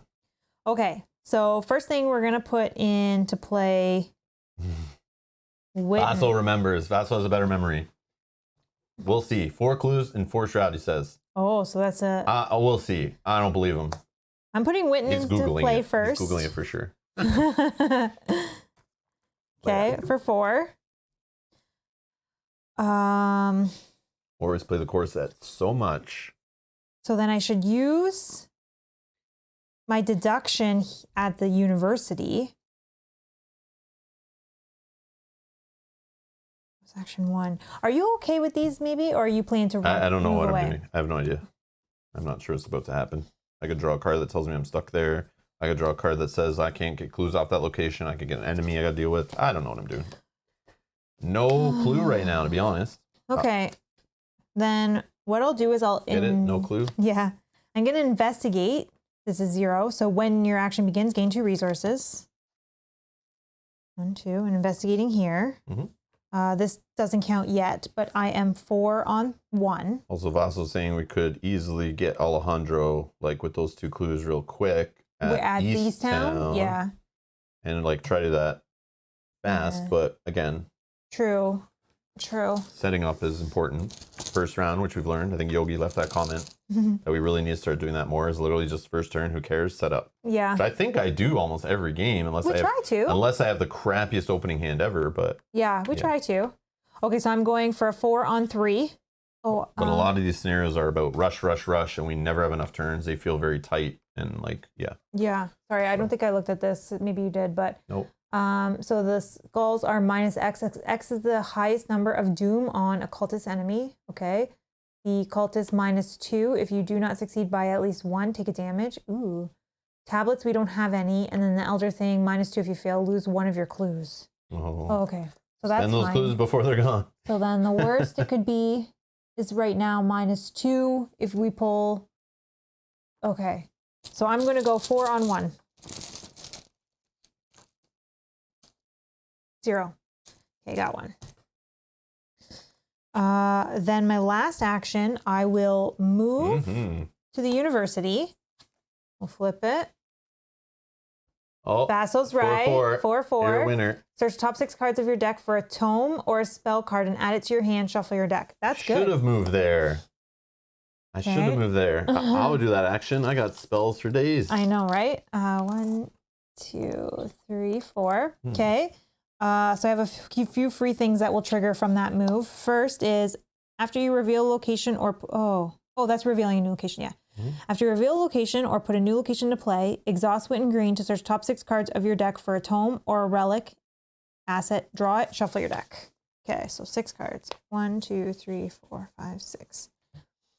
Relic, weakness, item, curse, clothing. Okay, so this is the only one, which is the new card that's going to go into my hand, and I'm going to shuffle. That's good because I did have my Accursed Fate. All very the bad cards close are there. to the top. Pile so shuffle that. We are going to get... Sorted. You just had 2 weaknesses in your top 6 cards. Okay, I'm going to pile shuffle that, so I'm going to put that there for 1 second. Spread those out. I'll just finish up my turn here. Yep. Also, after you move to a location, take an investigate action limit once per round. So I will investigate here. I still don't have the tome in play, so I'm only 4 on 4. It was just weird. If you assume Vassal's right, why don't you go somewhere different? But it's okay. Because I have things. Oh, you have stuff in hand? Awesome. I do that I could get more clues, but not this round, like next round. But you might pass. Yeah, I'll just do a 4 You on. draw 0 again. +1 blue. I could put the deduction in, but if it's successful, I get an additional clue. But I don't feel confident I would in do that my one where you're ability like yet. really good. So we're gonna just do a 4 on 4. 0. Got it. Yes. Okay. Okay. So far, so good. Knock on wood. That is my turn done. Monsters, none. Reset. Yeah. Ready up. Draw a card. Before I draw, I'm just going to quickly Yeah, of course. do this. So I got Ward of Protection fast. Play when you draw a non-weakness treachery card. Cancel that card's revelation effect and take 1 horror. Okay. Okay. I could commit deduction, but I want to save it for a time that I might actually succeed. I did succeed. For the lulls. Get out of here. That would have worked, but can I have a Doom? We'll put a Doom on the 6. Yeah. Limit 3 fates here. Doom. Okay. Oh, I got Jake. I haven't seen Jake come into play at all, so okay, and I get 1 more. Did we shuffle this? I don't think so. I didn't touch it. Yeah, I don't think we shuffled this yet. Now I have an ally overload happening. The first move or investigate action you perform for each turn does not provoke attacks of opportunity. After you reveal a location or put a new location into play, exhaust Jake to draw a card. Ooh, I don't want to draw a card. So I think Dr. Ellie's going in play instead. First, when she's dead, maybe then Jake will come into play.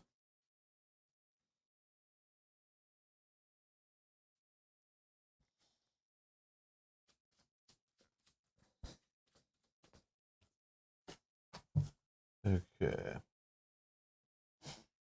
Shadowed.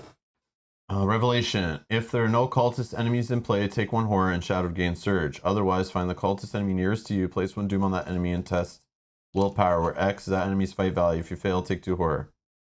There's no cultists. So, let me see here. I don't think so. All right. Take a horror and Take again horror. surge. Surge. Locked door. Revelation. Attached location with the most clues and without a locked door attached to it. That attached location cannot be investigated. Fight or agility to get rid of this. That might be a cancellation. Oh. If you think this is a location you want to be getting all your clues off of. Well, I only need to get 2 more and then I can trigger that first. But I'm just saying there's like so many other locations. I know, but it needs a trigger here, so. Needs to trigger. Because that Harlem. I understand. So what I'm saying, Mel, is there's this location, there's this location, this location, this location. There's also this one and this one. All could have tons of clues and amazing shroud compared to a 4 you have here. So if you're going to just move away from here and start investigating other locations, why would I cancel this if we don't care about these clues on this card? Which in most scenarios, when you see a 4 or 5 or 6, you go and do other things. You usually ignore that unless you have trickery. If you're okay with this going on here, then say so. If you really think you don't want it, because there's more of these in the deck, I'm sure. We said there was, I think. There's 2 in the set. So I could save this for the next time it comes out, or just play it right now and cancel this. This is an annoying card, I agree. I'm not a fighter. I'm not an agility guy, so this is not me getting rid of this. That's you getting rid of this, if anything. So do you want me to cancel it? Do you think it's that bad? I'm leaving it all up to you, but I'm just saying, please consider all the information. Yeah. Like I moved here. Quick to it. I know I moved here in to get the clues that were on here to trigger that one off. But you really important? Okay. canceling it. Okay. Just that's all I'm asking. Yeah, but you have to take a horror, so I don't. This is your. Yeah, sure. Give me a horror. That's what I'm saying. It's your option, not But I mine. want to use it to cancel. No, but I'm just saying. I mean, I still could draw one. I want you to get clues fast. So Yeah. if that's where you're getting them fast. Yeah, I already got 2. But if you're on your turn, literally just going to go, oh, okay, first action, I'm going to move and investigate. No, that wasn't my plan at all. I don't want to do that. No. Hunting shadow, curse, peril. Oh, this is only me. I must either choose one, spend a clue, or take 2 damage. Oh my god. These are the decisions I hate in this game. Witten can take 1. You can take 1. I know it does suck. Yeah. Because, like, clues matter, but, like, is 1 clue really matter? You could die early because of that. You can't cancel? Why can't I cancel? Fast. When you draw a non-weakness treachery card. Was that not a that was a treachery? Yeah. It retracted. Oh, okay. Yeah, that was exactly the card I could cancel. Okay, I'll take 2 damage. 1 and 1. I have 3 allies total, her and 2 in my hand, so I just... Yeah. Okay. Our turn. Okay. You want me to go first? If I can trigger that, Yeah, sure. It'll give more information? Yeah. Okay, so I'm going to spend 4 to put the bow into play. Okay, and put 1 ammo on it. That's so hopefully nothing jumps on my head. This will also now give the ability here. So +1 intellect you have? +1 intellect. Oh. So I am now at 5 on 4. 5 on 4 and +1. No, I was just involving Mel in that decision because it would go on her location. So that's why I was making sure she was okay or not okay or what she cared. Because not me getting the clues. I don't care. I don't care if I lock doors on that. I'm not doing it. So it's like not up to me. I mean, I may get a card that I do want to get clues off that location, but I don't know right now. Going on the information we have. Okay, I'm doing an investigate action. We have 4, 5. I'll put a deduction in for 6 on 4. If this is successful, I get to draw an additional clue at the location. I hope it is. Hope it is. Oh my gosh. Elder Thing, -2. Okay. If you fail, lose one of your clues. No, I'm up 2. So I'm good. I'm up 2. So this is successful. Discover an additional clue at your location. So I have 4. So I will trigger Harlem's in Miskatonic University. Okay. Spending my 4. 4 clues. Okay. Only investigators in Miskatonic University can spend the requisite number of clues as a group to advance. Advancing. Yeah. Whoa! Oh! It's Harlem. What are you doing, bro? Historical theorist. Asset. Bystander. Miskatonic traded. Revelation. Put Harlan Earthstone into play in Easttown. Action. Discard the top 3 cards of your deck to parlay. You try to snap Earnstone out of his daze. Then you test willpower of 4. If you succeed, place 1 clue on him from the token pool. And it's got flavor text here. It says, when you find him, Harlan is babbling incoherently and won't respond to anything you say. Okay.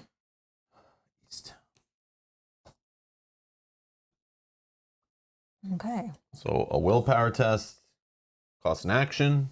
It's a parlay, so even if you have enemies on you, you can still do it. And it's all about the willpower, which I have 4 right now, but that is all. But I have cards in hand that could help. But I don't know what having a clue on him even does. But maybe it's related to this. Where is it? This one. Yeah. Harlan's curse. There is no sign of Harlan in his office, but one of the assistants in the administration building informs you that he took the day off and went to his home in Easttown.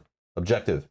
If there are 2 clues on Harlan Earthstone, you must remove them and immediately advance. Okay, so that's how we push that forward. Okay, that makes sense. That makes sense. Yogi, I was thinking about that. Now here's my dilemma. This is a victory 1, which I mean is maybe we could come back to this. But I could move, which will let me trigger Witten's ability and this ability if I move. So I also do the move. I could also move this way just to possibly get a clue for sure, or I go more to the unknown. You what do you do with Witten? It's just getting cards. I get to search. Yeah, so potentially I'm shuffling those back cards back down. But we need to find more clues. So I could go here and get the clue almost for sure. Maybe. Because I would be It's up to you. But you could find new information by going to a new location. After you reveal a location or I have to reveal a location to do hers. So then let's go to North Side.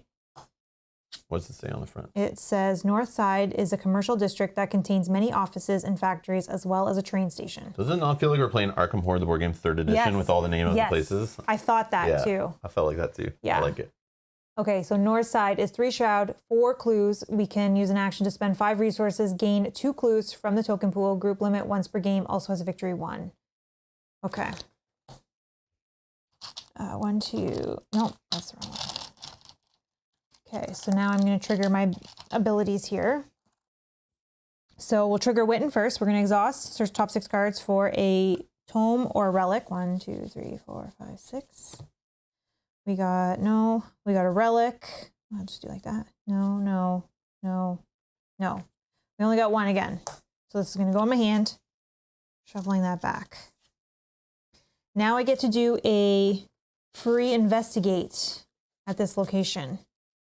So my intellect is 4 plus 1 for Witten, so 5 on 3. Okay. 5 on 3. Yep.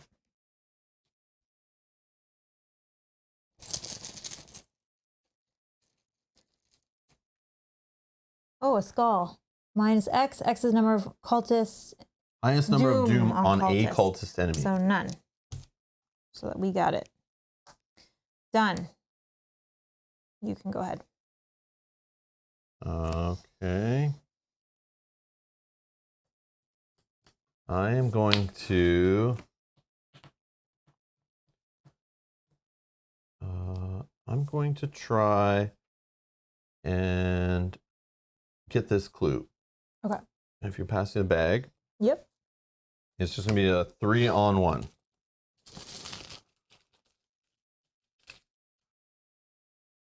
Skull minus X 0. You got it. Okay, so I got it. Okay, next I am going to move to Easttown, which is the Easttown neighborhood situated in the northern banks of the Miskatonic River, contains lower class housing, the Arkham police station, and popular eateries like Velma's Diner. So Easttown is 2 shroud, 2 clues. While you're in Easttown, reduce the cost of each ally asset you play by 2. Whoa. Oh, I like this one. Do you have allies to play? No, I don't know, but I like when I see locations that aren't trying to kill me. Yeah. And they're trying to help us. And they're not too high of a shroud. They're from the I think the second scenario in the base game. So they're like, remember it's like your second scenario you're ever playing in this game. Yeah. So it's kind of cool. I like it. But there's punishments coming. I know it can't be all sunshine and rainbows. All right. So that was a move. And for my last action, I'm going to try this guy's little test here. Discard the top 3 cards of your deck. Serpents of Yig, yes. That's good. Bye-bye. Bye-bye. Shriveling, sad. But it's in your discard pile. It's in your discard pile now. Oh. And a Holy Rosary. Oh, I want that one. All right. Parlay. You try to snap the Urnstone out of his days. So now I'm testing Willpower 4. I'm going to put in Uncage the Soul. I know I don't have the combo, but I might do Prescient and maybe get that spell out of there. Oh. So can I use Olive to do some trickery here? Maybe. After you commit Prescient to the skill test, name even, odd, or symbol. After this test ends, if a chaos token of the name type was revealed during this test, you may return a spell card from your discard pile to your hand. Do I do this now, or do I wait till I see another card that lets me lock a thing in? I think your odds are good if you use Olive. Or do I save this and maybe just use it? Oh yeah, because it just says revealed. Yeah, just revealed. Okay. Yeah. It doesn't have to be the one I choose, right, or something. I don't know if I should go all in on this test because I want to do this test again. Maybe not this turn. I don't think you can until you get another clue after. No, it's from the token pool. Place 1 clue on him. Oh, from the token pool. Yeah, this is not me using clues. Okay, I just want to do that before I move to be huge, efficient. Yeah. Do I want +2 or +3?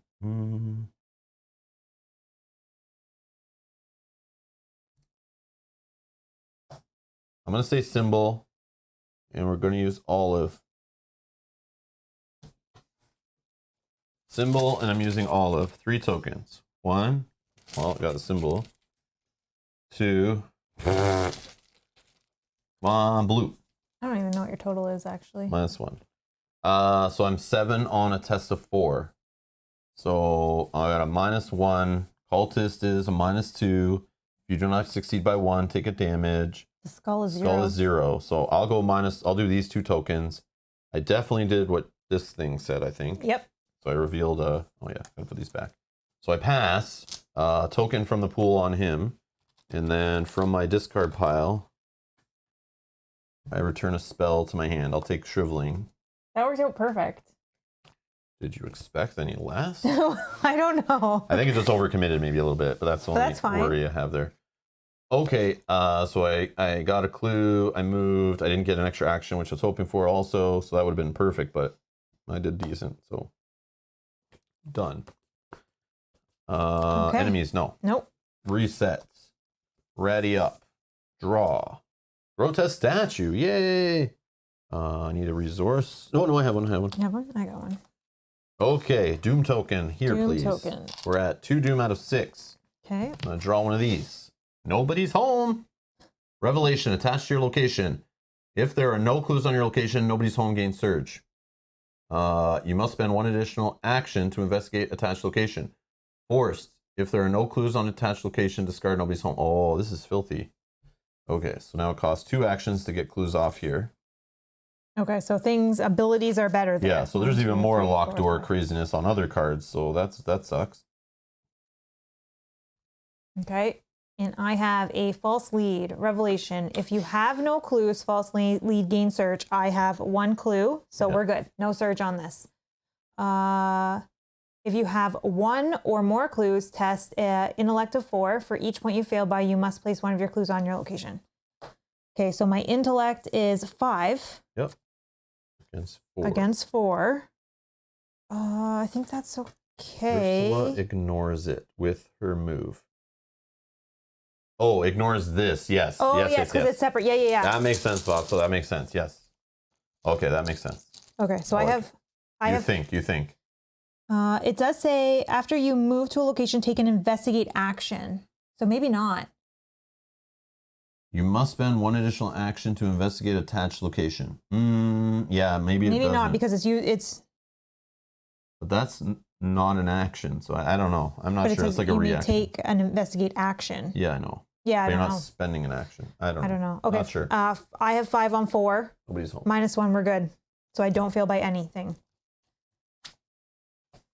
Perfect.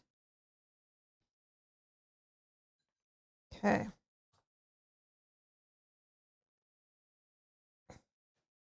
Nothing about nobody's home on. That can be.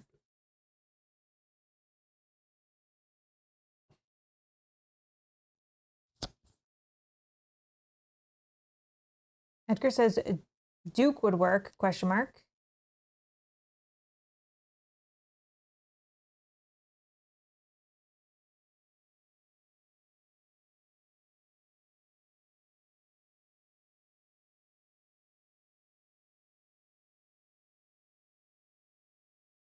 Not sure. Reading Ursula's ability, but I'm not sure. I don't know. Not sure. I think you go first in this situation, because if you are going to attempt to do Harlan, then we might trigger and get more information on. Yeah, I'm not sure.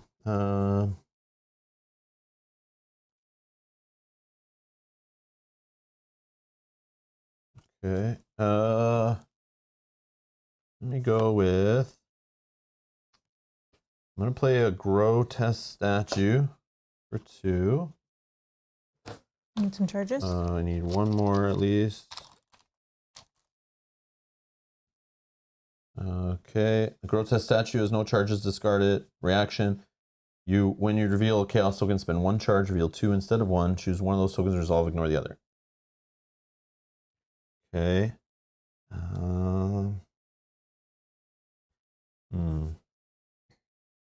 I'm going to draw. I don't know. I just don't think a 4-on-4 test is where I want to go right now. Oh, I see. Yeah, yeah. Well, let me just draw one and then I'll do the test. Okay, fearless. If this test successful, heal 1 horror. We can try. All right, then my last action, I'll do this parlay thing. So I'll discard the top 3 cards. Prescient. Robes of Endless Night. Robes of Endless Night. Now we're going to do a test of 4. I will add 1 to it. If it's successful, I heal horror. I'm going to use Grotesque Statue. Move a token. I'm going to reveal 2 and choose 1. And you're up by 1, right? I'm up by only 1. Okay. That is a minus 2, 2. unfortunately. That's an auto fail. You have ability. Yeah, so I'm going to use that, I guess. Cancel it. Turn it to the blue Elder Sign token with Mateo's once per encounter ability. I succeed. So we will put another token on here. Yes. And I think it says immediately advance, but I'm going to finish resolving my stuff here. Because I may draw a card and gain a resource. Oh, I heal a horror. Oh, yeah. Yeah, that's good. Sure. Okay.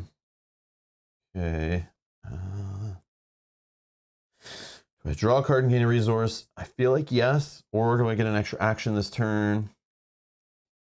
Actions are amazing, but I want cards and resources because that's like 2 actions, and I don't want that right now. Arcane Initiate, which would be free to play while I'm here, and I gain resource. Okay, so we're gonna do this. If there are 2 clues on Harlan Ernstone, you must remove them and immediately advance. Okay, safekeeping. Harlan finally snaps out of his daze, returning to his normal self. He tells you that he was accosted by several figures in brown robes who asked him where he'd hidden the relic. They used some kind of hypnotism to pry the knowledge from him by force. He had no choice but to tell them the truth. That he had brought the relic to the curiosity shop and gave it to one of his associates. If you make haste, perhaps you can reach the relic before the brown robed figures do. Attach the set-aside Relic of Ages to the curiosity shop, all the way on the other side. Okay. If there are 2 or fewer act decks in play, no, there's 3 still. Search the encounter deck for 1 acolyte, 2 instead if there are 3 or 4 investigators in the game. Spawn each search for acolyte in the curiosity shop, but we're not. We're instead going to advance to Act 3A, find the relic. Oh, so it's better if you just go 1 straight path. Yeah. So far. Yeah, but if we For clear, this one this anyways. one completely, maybe there's like, yeah, they might be a little more aggressive on us because it realizes we're doing well. Yeah. Right now it knows, based on that suggestion, it's saying we're still early, we're kind of sucking, like, you know, we're not wrecking the scenario yet. Go ahead, be gentle on them. So we need, what is it, find the relic? Yeah, find the relic. So we're going to get rid of recover the relic. So that's if they beat us there, get it, recover the relic. Yep. So we're going to find the relic, try to beat them there. You believe you have discovered the relic's whereabouts. Now you must scour this place from bottom to top in order to find it. While Relic of Ages is attached to a location, that location gets +2 Shroud. Objective: if Relic of Ages is attached to a location with no remaining clues, advance. So that's your job, get clues off that thing. I'm right beside. Hopefully it's not a 4 Shroud and getting +2 or something crazy. So that's up to you. That's all you, not me. Okay. And that is me turn. Okay, so I feel like we're just going to move there for 1. I guess we can do this. Read the front first. Tell us where you're going, Mel. Set the stage. North side is connected to the Curiosity Shop. Owned by Oliver Thomas, the self-styled Curiosity Shop in Northside is an unusual store. On display in the front window is a collection of old trinkets, a brass coal strudel, and a perambluter. I don't even know what these words are. An antique globe and a model sailing ship, to name just a few. Okay. So this is a 2 Shroud, but it'll be 4. Okay, and it'll have 4 clues on it. North side is connected. Okay, while you're at the Curiosity Shop, reduce the cost of each relic asset you play by 2. Okay, that's huge for me because I have relics in my hand. Oh, that's so cool. That I want to play. So that's good. 1, 2, 3, 4.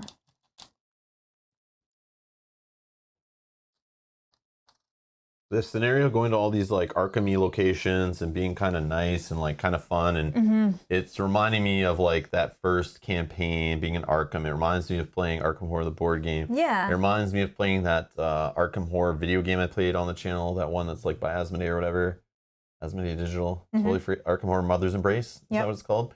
I'm getting like all those vibes of like what I like about this whole clue gathering and like investigating and Mansion of Madness. It's reminding me a lot of Mansion of Madness scenarios and that kind of stuff. I'm liking it so far. It's giving me good vibes. We're in the jungle getting bitten by snakes, or that was tough. Or tombs are falling on our head and things are getting super weird. Yeah, it scares me a little bit, but this is giving me back those nostalgia vibes of like are getting into Mansion of Madness and like the Arkham Horror stuff that I fell in love with. This is that theme, which I like. See that? We're getting cultists are hinted at again and stuff like that. Yeah, I'm gonna use Witten. It's fun. 1, 2, 3, 4, 5, 6. Okay, so we're looking for relics or tomes. No, no, no. Relic. Oh, Curse Fate. Oh, that was the second card. So we're shuffling that back in again, and we got a tooth. Okay, so now. Yeah, I agree, Brian. It'll sneak up and kick you where it hurts. I agree. I know. It does feel. Yeah, we won't even say what it feels like right now. Ryan S is here saying, "Happy Independence Day, USA, from my UK friends. Happy traitorous, ungrateful colonist day." Oh no! I like it. That's funny. Free investigate. Yes, we're getting there. We're getting there. Sorry. So we did Witten. Now we can do a free investigate. So it's a 4. I have 4, 5. So I have 5. Okay. 5 on 4. -1, we got it. Okay, so that's good. That's good. So that was action 1. I can reduce my relics here.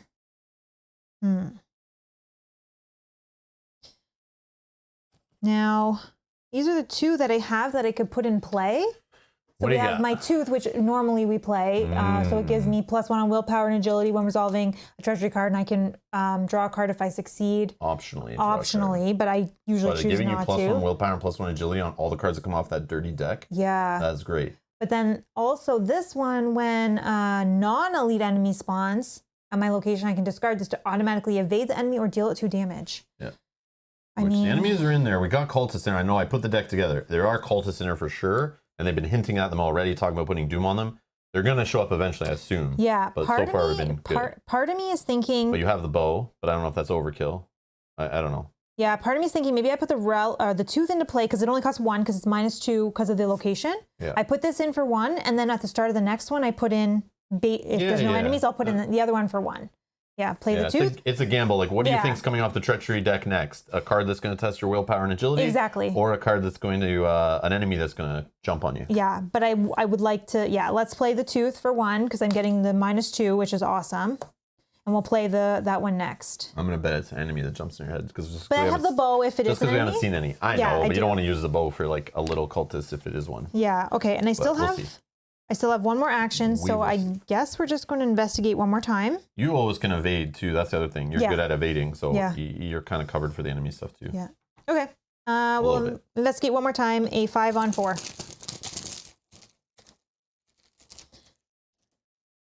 +1. Yeah, okay. You're collecting all the clues. All right. 2 left on there. Hopefully I'll be able to get them next round. That is me done. Move to investigate. Okay, monsters. Nope. Reset. Ready up anything exhausted. Draw. Drawn to the flame. Is this the getting the clues one?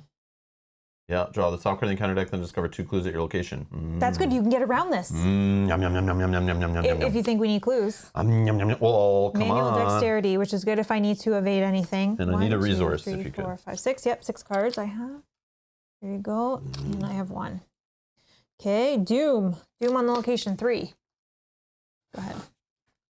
Conspiracy of Blood is a hex. Revelation. Attach Conspiracy of Blood to the current agenda. The attached agenda gets -1 Doom threshold. Each cultist enemy gains action, parlay, test willpower 4. If you succeed, discard 1 copy of Conspiracy of Blood from play. If you fail, place 1 Doom on this enemy. That's annoying. Mm-hmm. So it's now 5. We're at 3 doom. Okay. Oh, I have a question. When this agenda progresses, Does I'm it assuming fall this off? falls off because it says attach conspiracy blood to the current agenda, which I'm assuming that means when that agenda disappears, that goes away. I would assume. That's the way it should That work. makes probably. sense. Mysterious chanting. Revelation. Place 2 doom on the nearest cultist enemy. If there's no cultist enemies in play, search the encounter deck and discard pile for a cultist enemy. Draw it. Shuffle the encounter deck. I told you were getting an enemy. It might not spawn with me. Okay. I told you though. I told you. Also, I am seeing I do only have 1 accessory slot. Yeah, I can't even play both of those anyways. So, but that's okay. I think this is better. So I'll just use the other one first. So we're looking for a cultist. Cultist. Oh, you Not a can't have cultist. both. I get it. Yeah, I can't have both, which is kind of sad. Cultist. Those are the weenie cultists. Yeah. That's probably the one you want, I would think. But double check because maybe Yeah. So yeah. there are others. Spawn in an empty location. That's the boss one that sits there. He goes to an empty No. location, then he keeps collecting doom until we deal with him. Hunter. No, thank you. Yeah, these 2 are the weenies. Let's just check quickly. No. Cultist. No. Yeah, I think we'll just get a weenie. We didn't have any coming up Wow. for next couple. So you just ruined that? Okay, Yeah. cool. Spawn in an empty location and then force after he enters play, place 1 doom on it. Empty location. I mean, is there somewhere that you don't have fight? Oh, you do have fight. Is there somewhere Yeah. that you're going that you may want to? Right now, I have no idea. I have Okay. no idea. I assume Velma's Diner is like kind of going to be something that's related to one of these. Like it's where like Alejandro's eating dinner or something. Yeah. But you can't do that until you progress this or something. So I feel like it's going to be kind of mirrored. Like I'm over here dealing with this. So what's at Northside? Is there one at Northside? No. Was there? Oh, maybe. No, this is Rivertown. So it's like either the Huntress is going to eat at Velma's Diner, and that's how this one's going to progress. So like, I could, if I can get these clues, I might go to like Rivertown and try to go with the Trail of the Huntress, or oh no, I need 4. I need 4 clues. Never mind. Or only an investigator in Easttown. Where's Easttown? Where I am. Yeah. Okay, so because I'm in Easttown, I might just search for Alejandro there. That's probably what I'm going to do. Okay. So then, But if that's the But case, Alejandro might say go to Velma's Diner, but most likely it's going to say like go to Northside or something farther away. okay. So then, if Maybe that's the not. case, because this is going to put a doom on it, do I put it somewhere that I'll have to come back through anyways? He's only 1 He's only damage, a so like 1. it's just a regular fight, but I only fight for 2. So I know. I got to use an item. I'd have to use my bow too, which would be fine. Yeah, okay. Yeah, maybe we just put him there because then that, I don't know. Because hopefully I'll get these, we'll get this taken care of, and then Just put him in downtown. Maybe. okay. I can come this way if we need to. We'll just Let's put it bet on above. downtown, I think. Yeah, okay. That sounds good. Okay. That is And Is the that. doom on him when he comes in? Oh, yeah. I just said that and didn't do it. Oh, wait. Okay.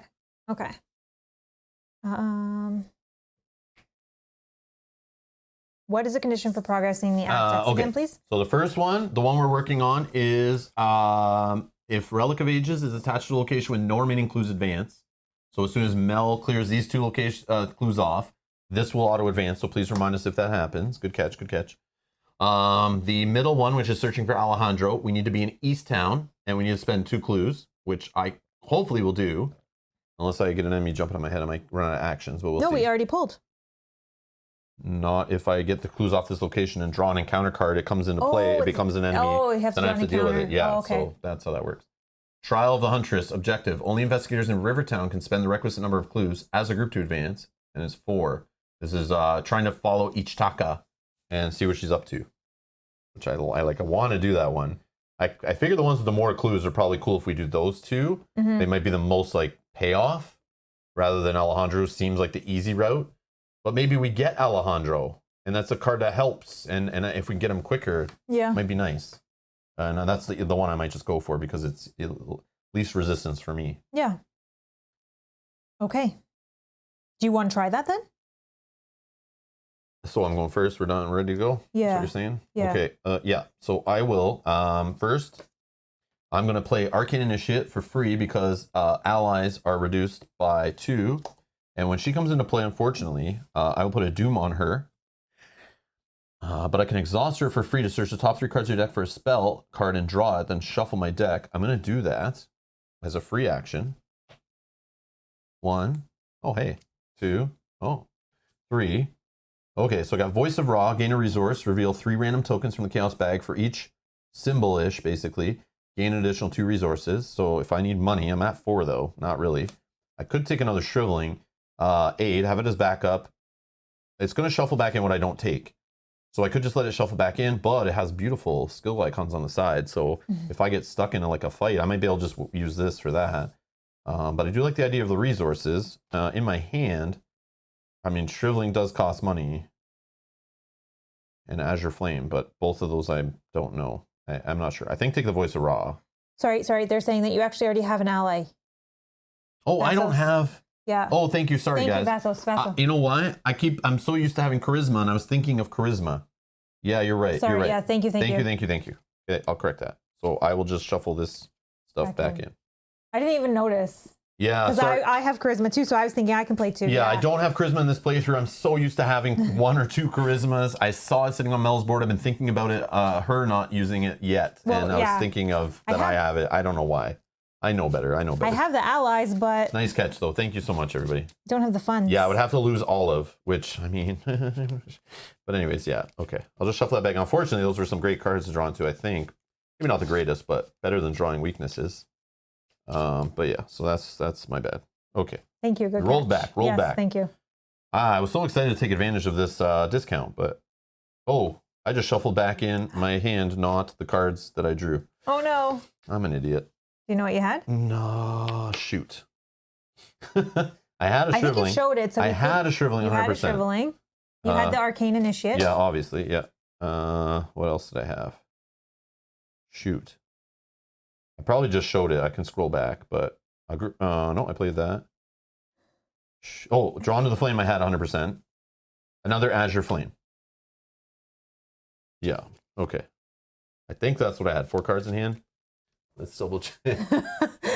I can scroll back because I was just looking at them before I decided. Oh man, I messed up. I tried the old switcheroo. It didn't work. I tried to switch. Do you think anyone would have noticed? Yeah. Yeah, sure. probably. They'd have been like, why does he have Voice of Ra now? Why is he trying to get resources? Oh, there. Yeah, that's what I had. That was my hand. Okay. Woo! Losing my mind. Going insane playing Arkham Horror. 1, 2, 3, 4, 5, 6. Okay. Oh, that's a relic. I think we're good now. Okay. Let's start that turn over and pretend it didn't happen. All right. I also just realized I have this relic as well. The new one. I don't know if maybe I should replace... Yeah, you're getting +1 to all your stats. And they'll give me all the time, not just on treacheries. I know. So maybe I replace, but then I'm all going to... All your investigations, all your fights, everything. I'm going to get rid of one of the +1s in the bag. I know, that's fine. But... It's making you win tests and get clues faster. Oh, well. Yeah, I might replace that. Then I would start betting on drawing symbols more often on things. I would just know it's going to happen. True. Okay, so in that case, let's just see what happens off of a Drawn to the Flame. Draw the top card of the encounter deck. Then discover 2 clues at your location. Wizard of the Order. Spawn in an empty location. Oh. And then at the end of the Mythos phase, place 1 Doom on him. Is this so we can put him closer and I'll go try to kill him. And he's got Retaliate though. So if you miss on a 4 fight, not the easiest. I could put him here and then I go deal with him there. Well, I have, if I put the relic into play, then I would use my agility, gets +2, so 6, 7. Yeah, that's fine. Okay. Yeah, I think I'd have. So he goes there. Okay, perfect. So then I get these 2 clues. Now I have 3 clues. I'm going to do this little thing here. Only investigators at East Town. Oh yeah, this goes away now too, I think. Forced. If there are no clues on attached location, discard Nobody's Home. Okay. All right. So then only investigators in East Town can spend the requisite number of clues as a group to advance. So I'm going to spend 2 clues. Our search for Alejandro. Oh, we found Alejandro. No, we found a friend. Oh, never mind. We found Henry Davio, friend of Alejandro, bystander. Revelation. Put Henry Devo into play in Velma's Diner. Choose and discard a card from your hand to parlay. It's an action. You discuss Alejandro's whereabouts. You test intellect. Oh, no. If you succeed, place one clue on this from the token pool. And then the next one says friends in high places. And it says you can't get into Alejandro's hotel room, so you decide to question several of the occupants of neighboring rooms. One of them informs you that Alejandro has been meeting often with an acquaintance of his, a government official named Henry Devo. They tend to meet at Velma's Diner. Perhaps you should pay Henry a visit. Objective. If there are 2 clues on Henry Devo, you must remove them and immediately advance. Okay. All right. I don't know if we'll progress that one. Same idea. Okay. All right. So that was the first one. I'm gonna move. This guy's gonna come here, and then fight. All right. Let's just Azure Flame, I guess. I don't know. Spend 1 charge, fight. This attack uses willpower instead of fight. Deals +1 damage. Oh, it doesn't give me extra willpower. And he's only a 3. He's a 3. I have willpower of only 4.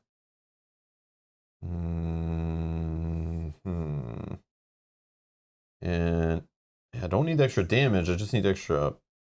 But it's better. Or I leave him for 1 more turn and play Shriveling first. Oh, reveal location. Yes, yes, yes. Oh, okay. Thank you. Forgot about that part. I was excited. I just want to fight. All right, so this is the downtown. The downtown of Arkham is filled with government buildings, including City Hall, the First Bank of Arkham, Independence Square, and Arkham Asylum can also be found in this area. It is the business district of the city. Downtown, First Bank of Arkham, which is 3 shroud, 2 clues. As an action, gain 3 resources, limit once per game, and that's per player. And then he still will engage with me. Okay. Okay, let's just do Azure Flame. And I'm going to throw in an Arcane Initiate to the test. So it's 5 on 3. Let's grotesque statue.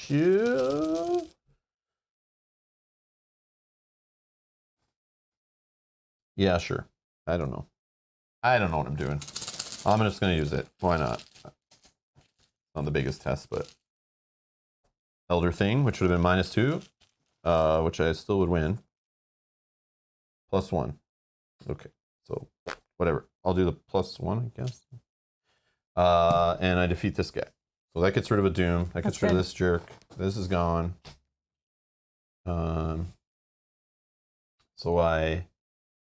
This was not an action. What did I do? I played a card to get the tokens, which was an action. Yep. You moved. I moved, and now I fought. Yep. So I'm finished. Okay. I will feel like we're gonna switch out. So for sorry, 2 clues. 2 clues. Oh, I'm sorry. Yeah. I may have said 3. My bad. No, I probably said. Okay, so I will spend 1 first action. I will replace the tooth with the new crystalline elder sign, which I seal either a +1 or the auto. Or the blue, the elder sign. Don't you dare. We'll seal a +1. Don't you dare put that elder sign on there. No, I'm not going to do that. Okay. Don't even think about it. So now I get +1 to all my stats. Okay. Sweet. So now we are going to do an investigate as action number 2. So now I have 4, 5, 6 on 4. 6 on 4, I like it. 6 on 4. 6 on 4.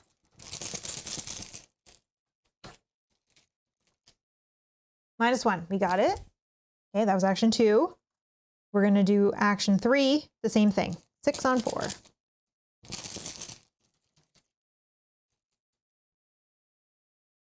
Highest number of Doom on a cultist. 0. We got it. Would have been -1 only if that guy was still there. Okay. So that's not bad. So I got all the clues. It's victory 1, which is great. And now I've revealed all the clues off of Curiosity. I have no more actions, but...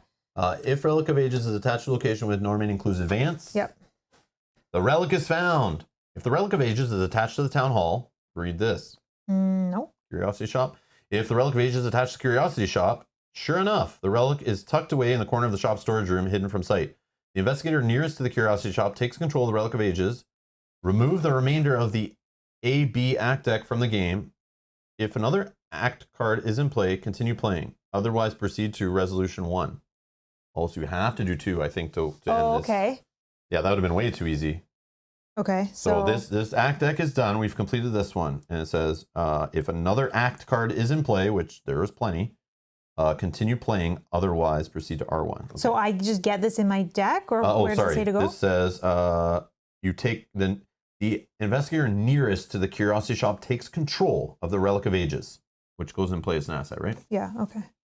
But yeah, you'll probably get in your deck. I'll just leave yours on for now. We'll figure that out after. Okay. So it's in play.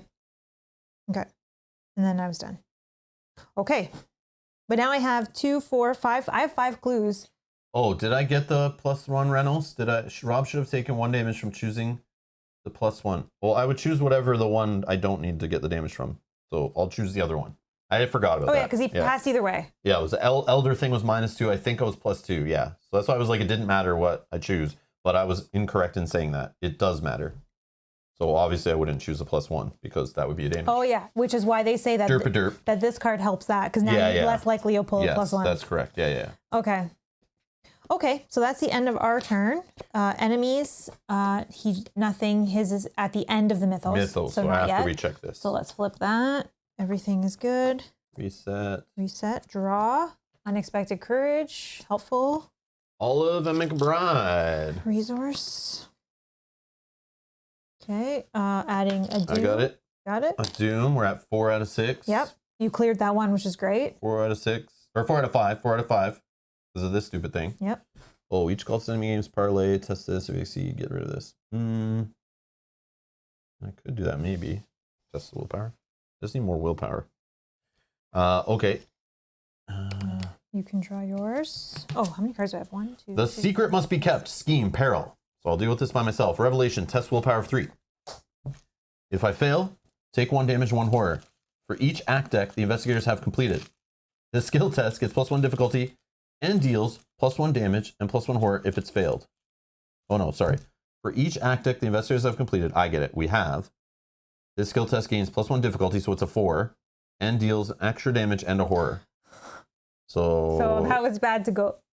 Yeah. Yeah. So I could take 2 damage and 2 horror by failing a 4 willpower test. Okay. I'm gonna put Olive in there.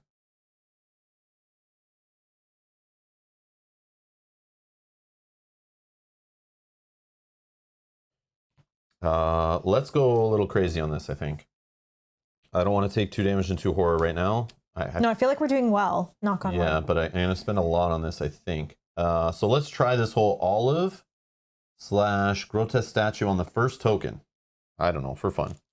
Let's see what happens. So my first token is where I'm applying the grotesque statue. Okay. And you're up by 1 right now? You're just yes, because I put this skill in here. Okay. So a -1 and a 0. Okay, that's grotesque statue. I don't know when I decide that. I think you have to decide I have to reveal. Right? No, I think I still reveal all of them simultaneously, but I'm not sure. But I'll just keep going because it doesn't matter. I'm still drawing all of them anyway, but it's more info. Okay. Oh, this is so good. So this is a 0. This is a +1. These two I have to decide. So I'll just choose the 0. I don't know. And then I'll pick to resolve these, I think is the right play. Nothing else hurting me or anything. So yeah, I definitely succeed by 2. 2. Okay, cool. And this is gone. This is passed. I don't know. Words of power, revelation. Put words of power into play in your threat area. If there are 1 or more enemies at your location with doom on them, you cannot damage those enemies or discover clues at your location. Spend 2 actions to discard it. Okay. As long as the enemies don't have doom on them, I'm fine. But he's going to have doom on him. Dang it. Dang it. Oh, he should have doom on him right now. End of mythos, sorry. No, now he should after you're done drawing that card. Okay. Now it's our turn. Oh, that's terrible. I guess I could just spend turn to play in your threat area. If there are more than 1 enemies at your location with doom on them, you cannot damage those enemies or discover clues Yeah, you'd have to spend 2 actions to discard that first. But then that would cause an attack of opportunity, no? What would? Doing the 2 actions? You're not with an enemy right now. Oh, I'd have to do it now. Yeah. That's what I'm saying. Do it before you move. But then I move in there and he just comes at me. Oh, okay, well. And I don't remember, does Ursula Down's ability trigger attack of opportunities? It does. Yeah. Oh, okay. Gotcha. Okay, maybe do you want, I don't know, do you want to go first? Because I'm not really going to do anything, I think. I'll spend the 2 actions to do this, and then maybe I'll gain a resource. So then I can put an ally into play. So I'm not really doing anything. Because I don't want to spend the 2 actions, then move in, because he's going to hit me in. What am I doing? I want to get one of these things done. So 2 clues on this dude. But this dude's intellect test, which I only have 3. I don't have much of that in my deck. Unless you can come this way and then I'll run through. Or do I try? I have 1. Oh, you have all the clues. You can push this one. Yeah. Trail of the Huntress. Only investigators in Rivertown. Yeah. This guy's just in the way for me, so I don't know if you want to go. Yeah, let me just try to deal with that guy then. Yeah, and then I can just run right through. Okay. You should also parlay to avoid doom. Oh yeah, because he's a cultist. If we kill him and parlay, I know, we'll but have I might not another pass the round. parlay. I don't have much to help me So with many that. things to do, exactly. I play Shriveling first. I can move in.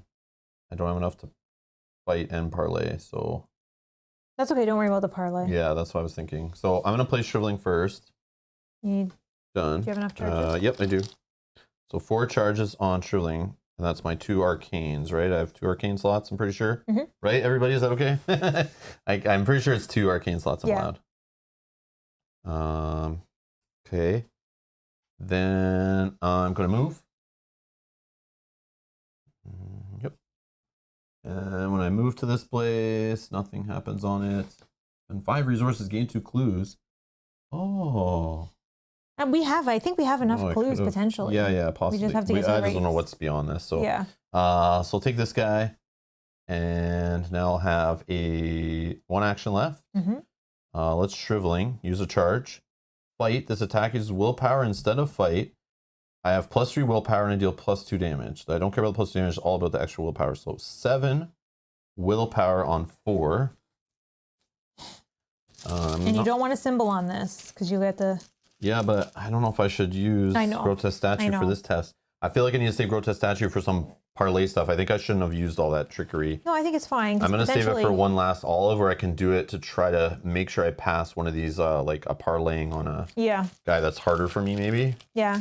I need to draw into the cards where I like know the result. Like we plan it and I know if I can do it or not. Yeah. Like I need more knowledge. So I'm just going to pull 1 token here. It is -2, which I'm good. I don't lose one of my clues. You get to take 2 horror. Yes. So I will just take 2 horror.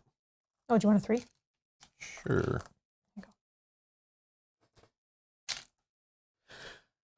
So he's dead. Dead. That's good. Yep. Okay, thank you. Thank you. Okay, dead. Done. Well, that's a victory 1 also. Oh, but those clues don't come from here. They come from the token. Okay, I get it. All right. So because it's a victory, so I'll move for action. Do I even worry about this? I wouldn't worry about it right this minute. I wouldn't even worry about it. No, I'm not even going to worry about it yet. 1, move. I will trigger my ability here. So I am doing a 4, 5, 6. 6 on 3. If you have anything that you care to put in, but you don't need to. I'm not the guy to help you on 3. -2, we're good. Gain a clue. It's action 1. Action 2. Where are you doing? Where are you trying to go? Rivertown. You said no? Why are you going the long way? Oh, I'm going the long way. You're right. Please don't go the long way, Mel. So go the short way. 1, 2, There's no giant 3. boss enemies in your way, stopping you from going the short way as usual. You're right. So I probably should have actually tried to get this clue. you can But I can get that. No, I'll get that later. You can change it 100%. Change it. Change it. You didn't realize which way you were really going. The same thing. I still would have got it. That's fine. Just do it. It's fine. Yeah, I thought I had to go all the way around this. Yeah. Because then that gives us a victory. I don't know that we'll get all those clues. Yeah, obviously you would have So- chosen that if you realized I'm going this way. There's one clue left. Blah blah Yeah, blah. I thought I had to go that just way. we'll keep it rolling. Okay, so that is all 3. I'm there, ready to trigger that. Oh, can I do it now? It's not an action, right? Only investigators in Rivertown can spend. Yeah, it's not an action. How many do I need to spend? 4? 4. Okay. Okay, so it's the 4. trail of the huntress. Uh-oh. We found the Black Cave. Oh no. Oh. 3 shroud, 4 clues. Revelation put Black Cave into play. Forced at the end of your turn. If you're in the Black Cave, you must either take 1 horror or choose and discard 2 cards from your hand. Oh, I can do that. So victory 1. This is going to attach to this place. And back to it. So it's just attached to Rivertown. Okay. Interesting. Another victory 1, but... Well, at least I could do the whole move and investigate at the same time, so I Yeah. can potentially... 3 shroud. Because worst case, I could discard cards from hand Yeah. if I need to. So, okay, that's wonderful. So we're done. Monster. I don't know. What else does it say? Oh, sorry. Yeah, No, yeah. that's okay. That's fine. It's Cave in the Darkness. You watched Ichitaka enter this abandoned cave on her own. What is she doing in such a strange place? Objective. Only investigators in the Black Cave can spend the requisite number of clues as a group to advance. There must be no clues remaining on the Black Cave in order to advance this act. So it's 4. You need 4 to advance, but you can't have any clues on Okay, this. so, okay. That's messy. Even though we gathered clues everywhere else, you can't use those ones. Kind of. It's okay. It's a victory. Just victory anyway, so if that's we're fine. progressing that one, yes. Okay. All right. That's it. Enemies. Monsters. No No. enemies. Ready. Let's Reset. go reset. I got another Witten. I gotta just check 1, 2, 3, 4, 5, 6, Premonition. 7. I'm good. Gain a resource. Yep. Doom. I think we're. Which will advance Will because advance, it's minus yeah. 1. So Doom clears. This goes away. This will advance. At the sun's peak, the town is bustling as noon comes and goes. University students travel from class to class. Business people take breaks from their busy office lives. And in Easttown, Velma's Diner is abuzz with the lunch rush. Despite this veil of normality, the curtain has been lifted. You see this town for what it really is, an endless mirror of secrets. Shuffle the encounter discard pile into the encounter deck. If there are only 2 act decks in play, place 1 Doom on agenda 2A as it's revealed. What the There heck? is. So if you're doing too good, we're too fast. if you're trying not to work on everything evenly, you are in trouble. Okay. All right, Oops. that's done. And then behind the curtain, this conspiracy runs much deeper than you had imagined. The more time you spend investigating these mysteries, the more you've come to realize they are linked to one another. At the center of the secrets is an enigmatic organization manipulating events behind the scenes. This has the resign action. You do not want to risk taking too long, so you head to safety with the information you gathered. Nah. So at some point we can back out whenever we feel like we need to. Okay. There you go. I think these all have to be done to get the resolution.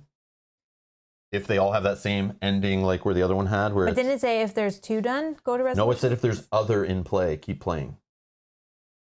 Oh, okay. If another act card is in play, continue playing. So I So think we have to just keep. Okay. either we do them all and we get the best ending kind of thing, or at some point we got to say, let's just get out Yeah. and take what we have. And it probably will say, even if you're resigned, check to see which ones you've completed or something, maybe. I feel like we're doing okay. We might be able to get all 3 done. That's if we, famous last words. All right. Yeah, if we keep going. Famous Draw last words. an encounter for you. Locked door. Attached to the location with the most clues without a locked door attached. Let's go in there. Oh, no. Okay, so that's going to Okay. cause a little bit of. Yeah, so you need to break it down with strength test of 4 or agility test of 4. Okay.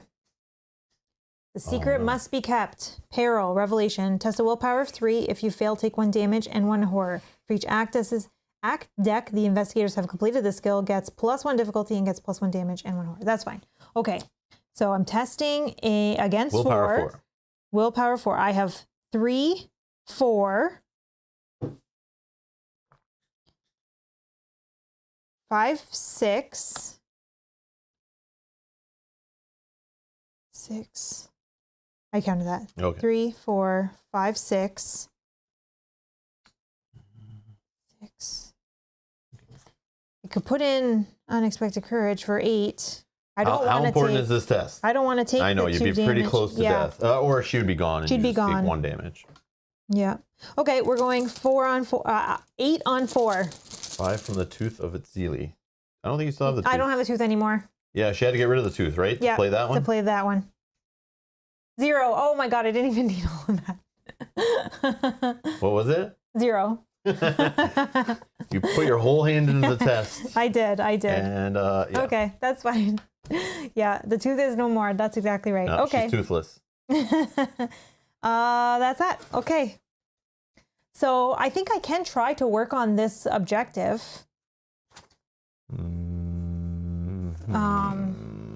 And you start working on the other one, or do you want to work on this one and I'll go work on? Trying to, this one's it's investigate tests. I mean, I can go. I'm not the best at it unless I have trickery. Okay.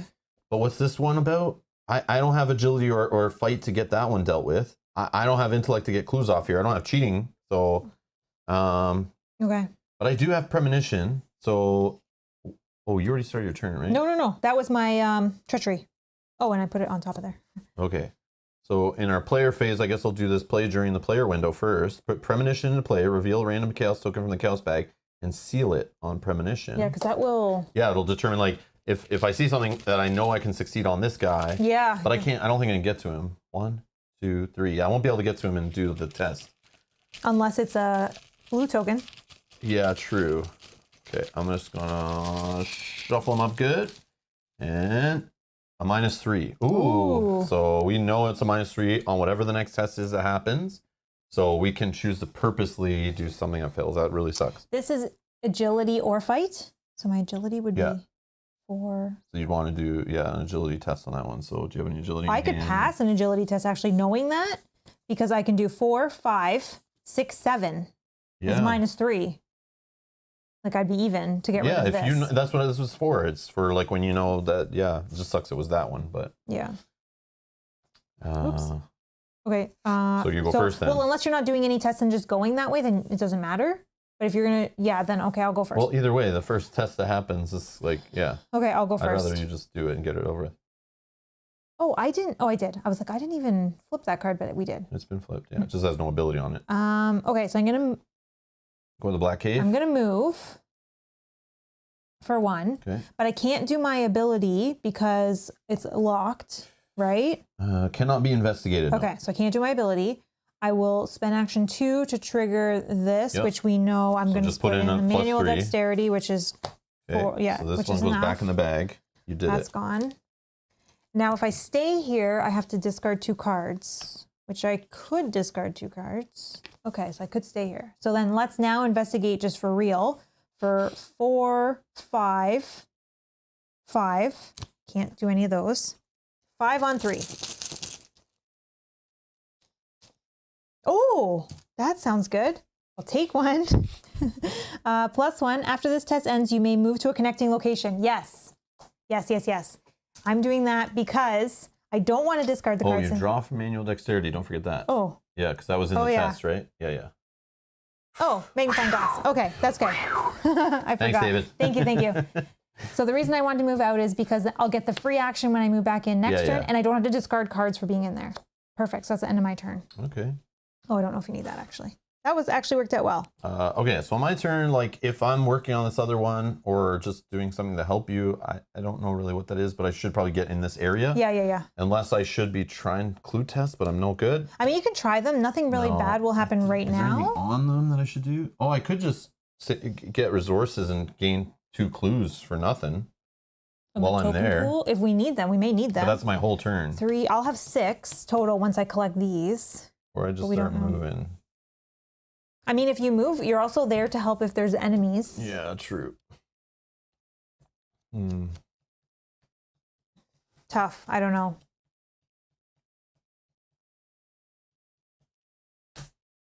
Yeah, I think it's super boring, but I'm just going to... Or you come... 2, 3, or 1, 2. Yeah, I think I'll just go... Wait, 1, 2, 3. I can get here. Oh yeah, but I have no action. You can also gain 3 resources here if you need resources for something. I see there's a whole thick I know combo. I could, of, yeah, I could like. But if you don't need the resources for anything, then being there is good. Because worst case, you can try this and nothing. There's no harm in trying it unless you lose by 2. But it will suck if the next one needs like 4 clues to do it, and I have like I could have grabbed clues while I was here. Yeah. So let me do that actually. Let me just, you know, we got a breather. I'm just going to do the 2 gain 2 resources for 2 actions. Then I'm going to spend 5 resources and gain 2 clues from the token pool. Okay. And yes, I'm a little worried. I'm like far away. It's a whole ways to turn-ish. But I could stop here and gain resources on my way if I need them. I don't really have any cards to play out of hand yet. Yeah. Okay. No, I think this is fine. I don't know. I have a bow. Worst case, if but something now I'm jumps holding on me. clues, so when something comes off that tells me to dump clues, now I have them. That kind of might be a waste. But no, it All might right, protect done. you. Enemies? No, still no. All right, reset. Ready. Everything's done. Draw. Shriveling. Oh, Okay. I got nervous for a second. This is not the one I thought it was. Call of the Unknown, Revelation. Call of the Unknown into play in your threat area forest. At the beginning of your turn, choose a location other than your location. When your turn ends, if you did not successfully investigate the chosen location, take 2 horror and shuffle this back into your deck. Okay, so that's easy right now with that. Okay. Doom. I didn't gain a resource, so sorry, I'm just going to gain a resource too. Brotherhood Cultist. Humanoid Cultist. Hunter. Brotherhood Cultist gets +1 fight and +1 evade for each Doom on it. Forced. When you initiate an attack against Brotherhood Cultist, place 1 Doom on Brotherhood Cultist. And he only hits for willpower. Or sanity, or whatever it's called. I now see this and though the... So he's engaging me. Okay. Yeah, because this says Oh my if God. they have 1 or more Doom, and that puts Doom when you attack. Yeah. Oh, man. Oh, no, I found another locked door. I just got rid of the locked door. We can put it on my yours. location. Is that Yeah. okay? Yep, absolutely. Okay. Oops. All right. Okay. Our turn. I guess it won't matter, but do you want me to go first in case I can get all these clues? Yep. I know you may not, but we just may have more information. Well, I know what I'm doing, so go. Okay.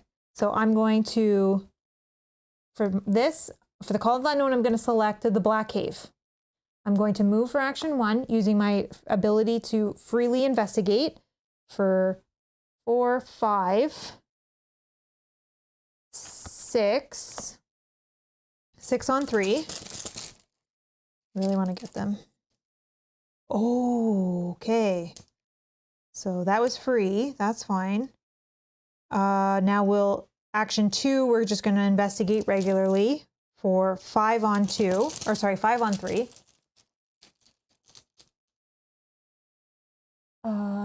Highest number of Doom on a cultist. So that's 0, so I got it. So that successfully fulfilled that. I have 1 more action. I do have 2 cards I could dump, so I will stay there. Or do I move out and then yeah, maybe I do that actually, because I'm not going to get them both this turn. The beginning of your turn, choose a location other than your location when your turn ends. If you've not successfully investigated did you just successfully investigate it? Yeah. So it'll go away? Yep. No, it just stays there until it gets shuffled back in. If I do not successfully investigate, I have to take 2 horror and then shuffle it back in. You did not successfully. You pulled the auto fail. I saw you. Or is it saying It's like, over the whole turn. Oh, At the end of your turn if you did not. Choose a location on your location when your turn ends if you did. Oh, I see. Yeah. Okay. Yeah. So if you failed twice in a row there, it would have been gone? Yeah. I got it. But I'm thinking I'm actually going to use my last action to move. Okay. That way I can do the exact same thing again next turn and hope I don't draw the autofail. Okay. I'm done. Okay, so I think I'm going to fight this guy, even though he's like a no to fight. He's got 2 to evade him. I have a 3, but I don't have any other ways to buff my evade. But he hunts, so he was going to follow anyway. So I don't want to spend multiple turns trying to evade him, and then I can't even get away from him. Yeah. But if I fight him, he gets a Doom on him each time I go to fight him. So he becomes harder and harder to hit. So I think I do an Azure Flame fight first, which is a 4 on 2. And that would, oh no, but it makes him go plus, he's a 4 on 3 right away.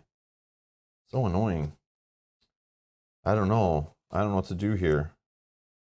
But I have to kill him like this turn so he doesn't sit there. If I have to fight him like 3 turns, He's gonna have 3 doom on him. Hopefully, don't fail. But if you fought him with shriveling, is that not enough to kill him? No, because oh yeah, it is. Sorry, 1 shot with shriveling. Yes. 1 shot with shriveling if yes. it's successful. Okay. Yeah. True. Okay, so let's do a shriveling. I see. He gets a doom right away. So he's now. I'm fighting 7 on 3 because he gets a +1. I see. Okay. Do you want to use any of your abilities? No. Okay. 7 on 3. Yes. Yes. Boom. Yes. So I auto succeed. Bye bye. Bye bye. And you don't take 2 horror, which is awesome. I don't take 2 horror, and I could draw a card and get a resource, or I get an extra action. I feel like I just get an extra action so I can start booting it. Yeah. Because now you. Yeah, but I have no great cards in hand, and a card and a resource could be the difference for when I actually go to do a test I need. I'll just take the extra action, I think. Yeah, let's just do the extra action. Then I'll go 1, a 2, and a 3, and then my turn. Nice. That was a good turn. Okay, that was good. Enemies? Nope, you killed him. Reset. Draw. Oh, the voice of Ra. Who needs discover a clue at my location. Nice. Yeah. Who needs resources? I knew the voice of Ra would come eventually. Okay, Doom. So we're now at 3. Oh man, Wizard of the Order spawning an. Oh yes, sorry. Edgar's right. We didn't reveal the diner. Okay, when we went but that got shuffled back in. Is that what happened? Everything got shuffled back in. Oh, it seems like he just was in play. Yeah, that's weird. Okay, maybe I'm getting confused which cultist. But okay, so hold on. East Town is connected to Velma's Diner. Velma's is sorry, I thought it was already revealed. My bad. Velma's is a staple of East Town, the perfect place to find a bite and eat, a strong cup of joe, and some interesting gossip. Holy action points. Velma's Diner, East Town is connected. Okay, 2 shrouds, 0 clues, 3 actions. You kill some time at the diner and listen to the conversations of the patrons around you. Gain 2 clues from the token pool. Limit once per game. Oh, that's cool. I like that. That's thematic. That's cool. That's okay. cool. All right. Rob did take 4 actions because his blue token gives him additional action when he revealed it. James, how dare you disrespect Father Mateo's. The only good thing about this crappy investigator is when he draws a blue token and he could, on his turn, gain an extra action, or I could draw a card and gain a resource. So that's what his blue Elder Sign token pull ability is. I can choose one. Yeah, so he took the extra action in that case. How dare you try to take away the only good thing I have with this guy. I don't think we even had any of these guys. Did we? Or, I don't know. Oh yeah, this is yours. Yes. You killed him a long time ago. Empty space. Yeah, I'm just getting confused with all the different cultists maybe. Yeah. Empty location. He's going to put a doom on it at the end of This is not empty because this guy's here, I think. I'm not sure. I think it's only if we're not there and enemies aren't there. I don't think they count because he's not like an ally even. He's just an asset sitting there. Well, rules pop will help us.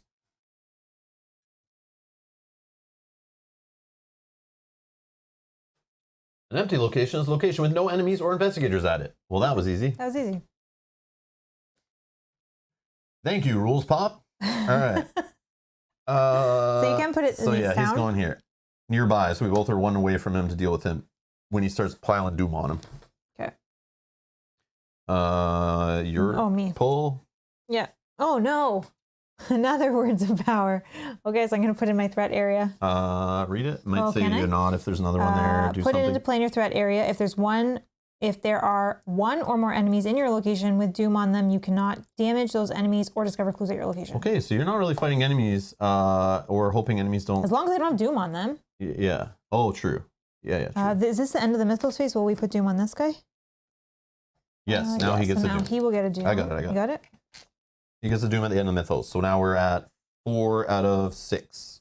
Okay. So I can't fight him as I run through there, which... You don't need to... You're dealing with this still, right? Yeah. Yeah. Oh, you want me to go first? Just go. Okay. Do your whole choose the location. Choose my location. Location is a black cave.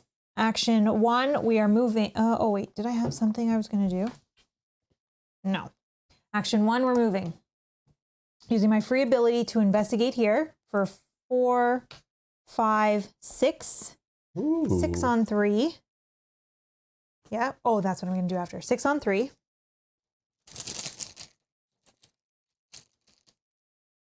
-2. We're good. We got it.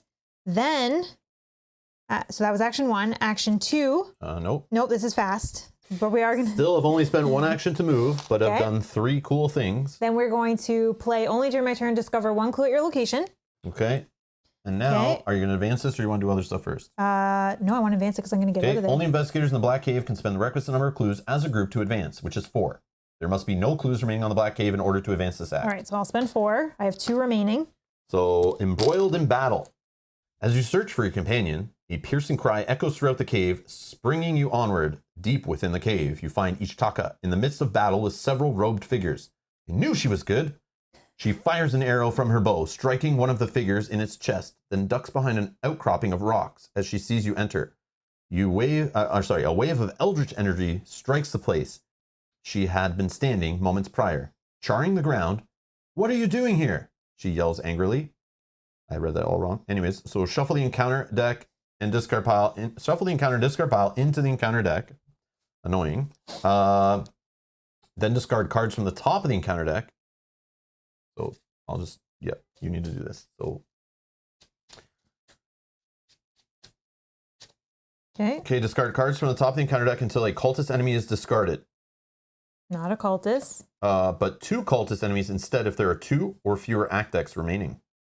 So 2 cultists. 2 cultists. So we got a cultist. Spawn in an empty location. Spawn those enemies in the Black Cave instead of their normal spawning location. Oh, man. Until the end of the scenario, remember that those enemies are Ichitaka's prey. So will they engage me both? Yeah, I would assume so. Okay, luckily I have some actions. This one has Doom, so I can't fight this guy. Yep, and the other one, once you go to fight him, he'll gain a Doom on him, and then you won't be able to damage him. So we're going to have an evade party is what we're going to do here. Okay, so then advance to Act 3E, the Brotherhood is real. So we have to remember these are Ichitaka's prey. So we might need to deal with them to advance further, I bet. Okay.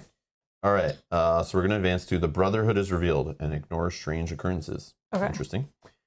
Ichitaka has found the target of her hunt. The mysterious cult has been revealed, but what is their ultimate purpose? Ichitaka's prey each get +1 fight and +1 health per investigator. So this is a 3 health, and this is a 5. Okay, and they get +1 evade while at a location with no clues on it. Ah, man. Okay. Objective. If each of Ichitaka's prey is no longer in play, advance. So they are this guy's a 3, 5, 3, and this guy is a 4, 3, 3. Dirty cultists. Well, luckily I have 2 actions. Doesn't stop me from fighting them, though. No, but I'm going to have to evade. I mean, I could leave this They guy. don't hit very he hard. only hits for 1. Question. Yeah. They don't hit very hard.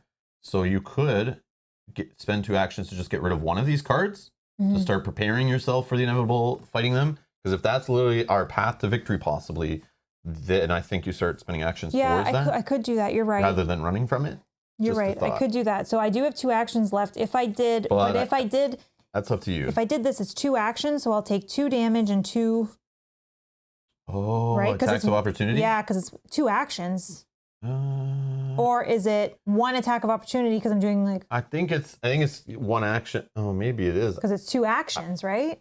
Well, it's 2 action points is the cost, but you're only doing like one thing. I don't know. I don't know how that works. That might be very bad. And then you're going to get hit by them. So yeah, never mind. So if I scratch what I said. Yeah. Yeah. So let's. Yeah, you don't have that many allies in play. You need to put that charisma to use. The only thing. Okay, I'm going to try to evade the acolyte, this cultist here, who has 3. It's only one attack? Okay, that makes sense. That makes sense. Yeah, just because an action costs extra doesn't mean it's you doing multiple things for attack of opportunity. That's how I would do it. At least that's how I think, but that makes sense. Okay. I'm going to try to evade this one, who has 3 agility. I have 4, 5. Okay. Yeah. I have an idea here, I think, if this works. So this is an evade. 5 on 3. Ooh, that didn't work. Fail, -3. Okay. What I was thinking is I could evade 1 and then move out with 1. Okay, that didn't work. That didn't work. So I guess we try again. So what do I would rather not get hit, I think, with damage, because I could put some horror soak still on Witten if I did get attacked by this guy. So I'm going to try again to evade this guy. So if I do get hit, we're still okay. So again, 5 on 3. -1. Okay, so this one is evaded. That's good for now. And that is my 3 actions. And then this is at the end of your turn. If you are in the black cave, you must either take 1 horror or choose and discard 2 cards from your hand. I will choose and discard 2 cards from my hand. Saving Dr. Ellie. Okay. So my Actually, at this point of the game, maybe I keep Jake for his symbols. Because he does have a question Well, if mark. you can get another character in play, that's more soak. Like, you really need to be thinking about so maybe soak I at this keep point. Jake Because remember, you have charisma. You could play a second I know. character. I'm going to keep Jake, not for his ability, but for his, on the amount of damage and soak. You're right. Yeah. Man. Yeah. Get him in there. Keep you alive. Okay. That is me done. Okay, so I think I just need to work my way to you to help you fight or something. Unless we think I can deal with this guy, but it's intellect test of 3, and I have only 3. Yeah, so it'll be 3 on 3.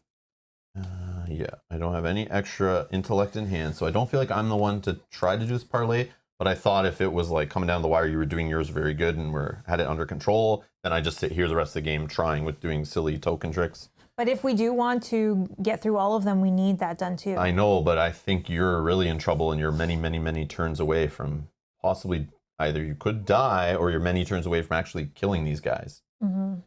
I could one-shot them if I can get these. But you can't. If I can get rid of these, is what I'm saying. Yeah, but you can't. That's how many turns of evading, moving, them hunting you. Like, how many turns are going to take in actions of you successfully evading, which we saw that was already trouble for you.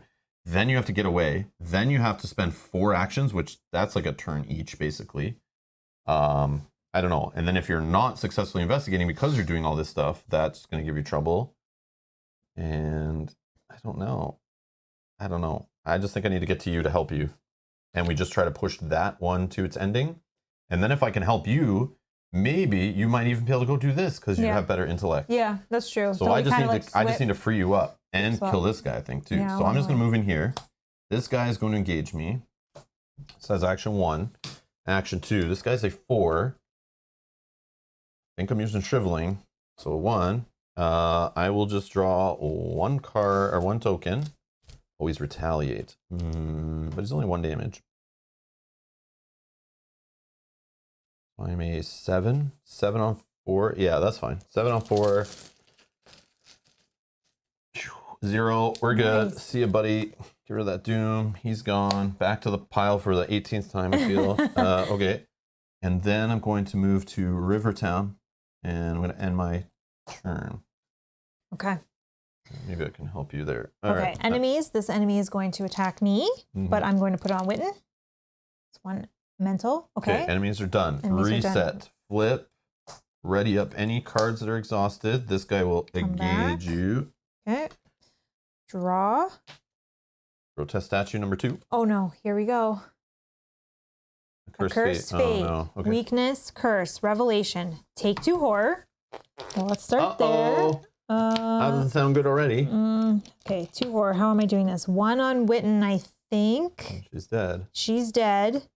And then 1 on myself. So I go to 3. Question though, is her intellect more important to keep to maybe win the scenario? Or do you want to read the whole card first before you decide this choice? Because you probably could read the whole card because that's how the game usually works. Okay, so I still have to take 1 more then. But okay. So take 2 horror. In your campaign log under the investigators earn story assets / weakness, record that the hour is nigh. If this is already recorded, remove Recurse Fate from your deck, search the collection for the bell tolls, and place it on the bottom of your deck. Okay. So you're not dead I'm yet. not dead yet. You're going to have to go through like those other 2 or 3 cards that keep saying keep nearby, and you're going to have to cycle through all of them. So, yeah. Okay, so then maybe I keep her in play. So I'm not dead yet. You're not dead yet. Okay, so... But you have a room for horror. No, you're 7. You only have 2? I mean, I would keep her alive for that +1. You just threw away the second copy of her. She's giving you +1 in investigate. And we need it for this guy. We need it for this guy minimum.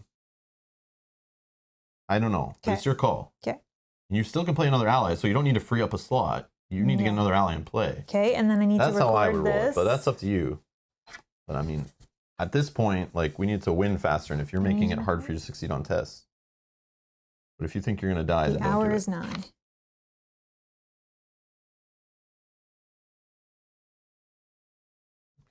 Okay. So where does that go now? Now this is just discarded. Oh, okay. But So then if I draw it again, then I have to put the bell's tolls at the bottom of my deck. And the bell tolls probably has something that does the same. And then there's one final card, because I think there was 3 side cards for this whole thing, and you've only grabbed one of them, I think. Yeah, this is the first one I've grabbed. Or maybe you've grabbed 2, and there is only one more. Well, there was the one that originally started it. I don't want to know. I don't want to know. We'll see what happens. But yeah, there's at least one. That might be the last one, but I think you're still a couple draws away from death. Okay, and I get a resource. I gain a resource. Or from turning into some kind of monster. I don't know.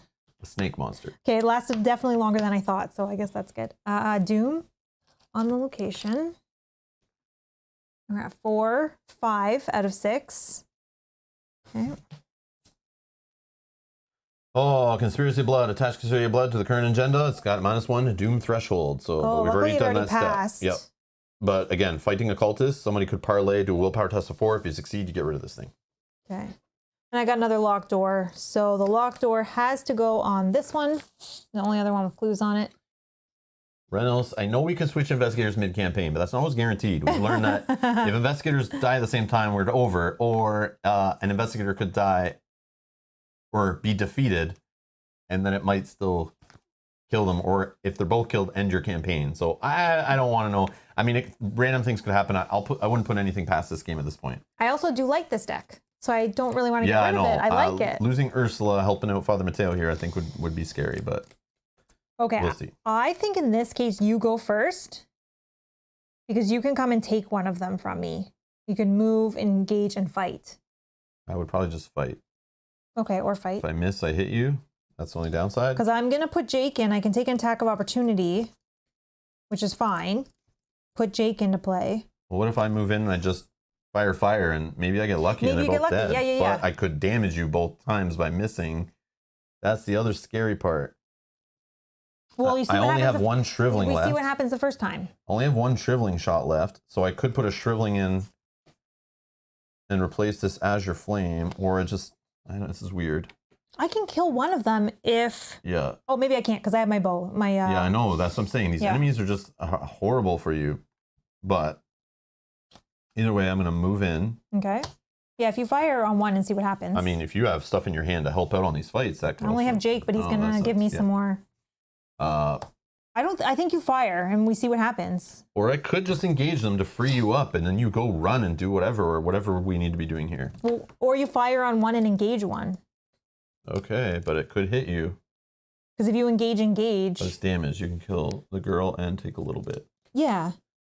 All right. Well, this guy's the most annoying one because he hunts, I think. But this one has Doom on it, and it's going to fire anyways. Oh, okay. Unless I do this parlay. But that's an action. Yeah, I think. Yeah. Okay. Yeah. Okay. I will shriveling to fire at the Brotherhood cultist. Okay. Who we know is, what's his numbers again? He's a +1. He's a 5. So he is 3 fight. Oh, that's 5 the other health, problem. And 3 evade.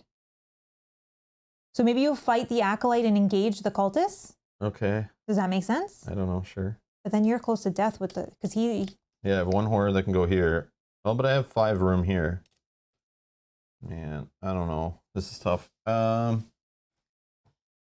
So shriveling, because it'll put a doom on this guy and he'll get a +1 fight right away too. So he's going to be a 4 I'm testing against. Yeah. But I think if you just want to take someone out, we take out this guy because he's only a 3, right? And your shriveling will hit for 3? Yeah. I could also take horror off the shriveling on top of all this stuff too. So. Well, let's see what happens with that and then we decide. Okay. So yeah, sure. Yeah, the agenda's going to advance anyways, but we're worried he can't kill this guy because he's 5 health. Well, I can with this attack following up after, but then he's got a doom on him and he gets... Oh, no, he doesn't get extra health. I might just start on that guy. I could evade this guy and try to run away.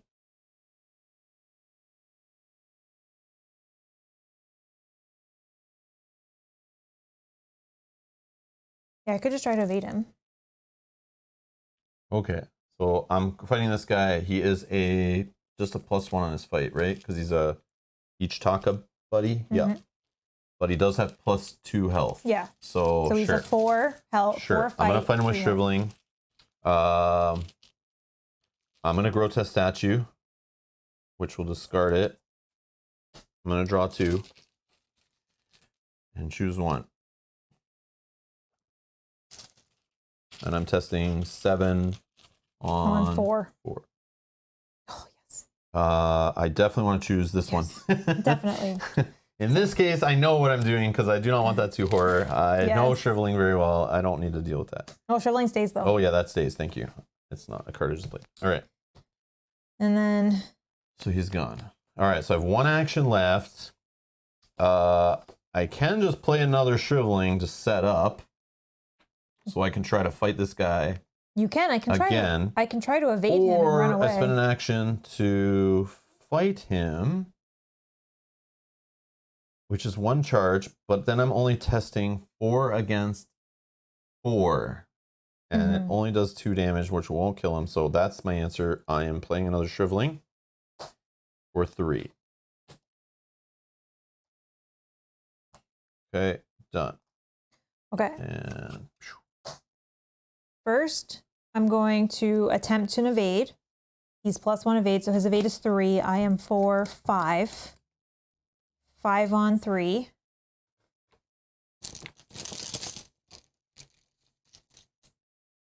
-1, we got it. So he's evaded. What are you trying to do? What are we trying to do? We're trying to kill this guy, but you're trying to get to this. Yes, just go. So then I have... Run! Oh, sorry. For this one, I'm selecting this one. Run! Then I'm going to move. I'll attempt and investigate because of this. Sure. So I have 4, 5, 6 on 1. -2, we're successful, so this will not trigger. And that was action 3 to go up here. Okay. Oh, and I can reduce my ally up there that I play. Perfect. Done. Oh, sorry. I forgot this. At the end of your turn, if you're in the black cave, you must either take 1 horror or choose and discard 2 cards from hand. Yep. I'll just discard Voice of Ra and Azure Flame. Oh, you have another grotesque statue. That's nice. Yeah, I know, but... But now this guy's going to be engaged with you. I know. So. I wish I could have had enough action to play that, set this up, be all like locked in, but it's fine. It was this or that, so I chose this. Yeah. Okay. Done. Enemies? No. Nope. Ready? Yep. Reset. Ready up. He engages me. Yes. Draw. I will gain 2 resources when I investigate. I got a guts. Gain a resource. Gain a resource. Okay. Doom. Yep. So it's going to advance. Here you go. A whole bunch of stuff. This card goes away. Then this is going to advance. The sun sets. The streets begin to empty as the evening approaches. When the office buildings shut their doors, the clubs open theirs. And in places both public and hidden from view. In downtown Arkham, the Ward Theater is well lit and filled to capacity. The surrounding streets, however, are eerily quiet. Only soft footsteps from nearby alleyways hint at a sign of life. And a cold wind whistles through the air. The workday might have ended, but your work is far from over. The figures walking down the street start to fill you with a sense of dread instead of comfort. Shuffle the encounter discard pile on the encounter deck. If there are only 2 act decks in play, place 1 Doom on Agenda 3A as it's revealed. If there is only 1 act deck in play, place 2 Doom on it instead as it's revealed. So we're getting 1 doom on hidden entanglements. Who can you trust in the city of lies? Arkham may be safe from the perils of the jungle, but you are far from safe here. Each passing stranger in the dark of night could be a kidnapper, a thief, or a killer. Each glance they send your way could be the last thing you ever see, and it has the resign. You do not want to risk taking too long, so you head to safety with the information you gathered. So again, that's 6 to advance right now. So we don't. If one of those cards come off again, which is why they keep doing that, I think, is because it goes back and then there's a chance of coming back. So we need to kind of pick it up. Yeah. Okay. And multiple copies can attach based on the way it's worded. One goes away when you do the parlay and all that stuff. So okay, you can draw. Hopefully, this is good. Just gonna cut. Sure. And draw. All right. So peril test willpower of 3. If you fail, take 1 damage and horror. And for each act deck the investigators have completed, so it's a test of 4, and I could get 2 damage and 2 horror if it's failed. So I only have 4 willpower, but I have a guts. I think this is the play, unless I want the guts for this guy. So I have damage and horror. I'm okay-ish. So I think I'm just going to take the test of. What is it? 4 on 4. Okay, well, think it out. 4 on 4. The doom is the skull is 0. The 1 cultist is -2. Okay. The tablet is -2. I mean, I think you have better odds at success on a. I could also do olive.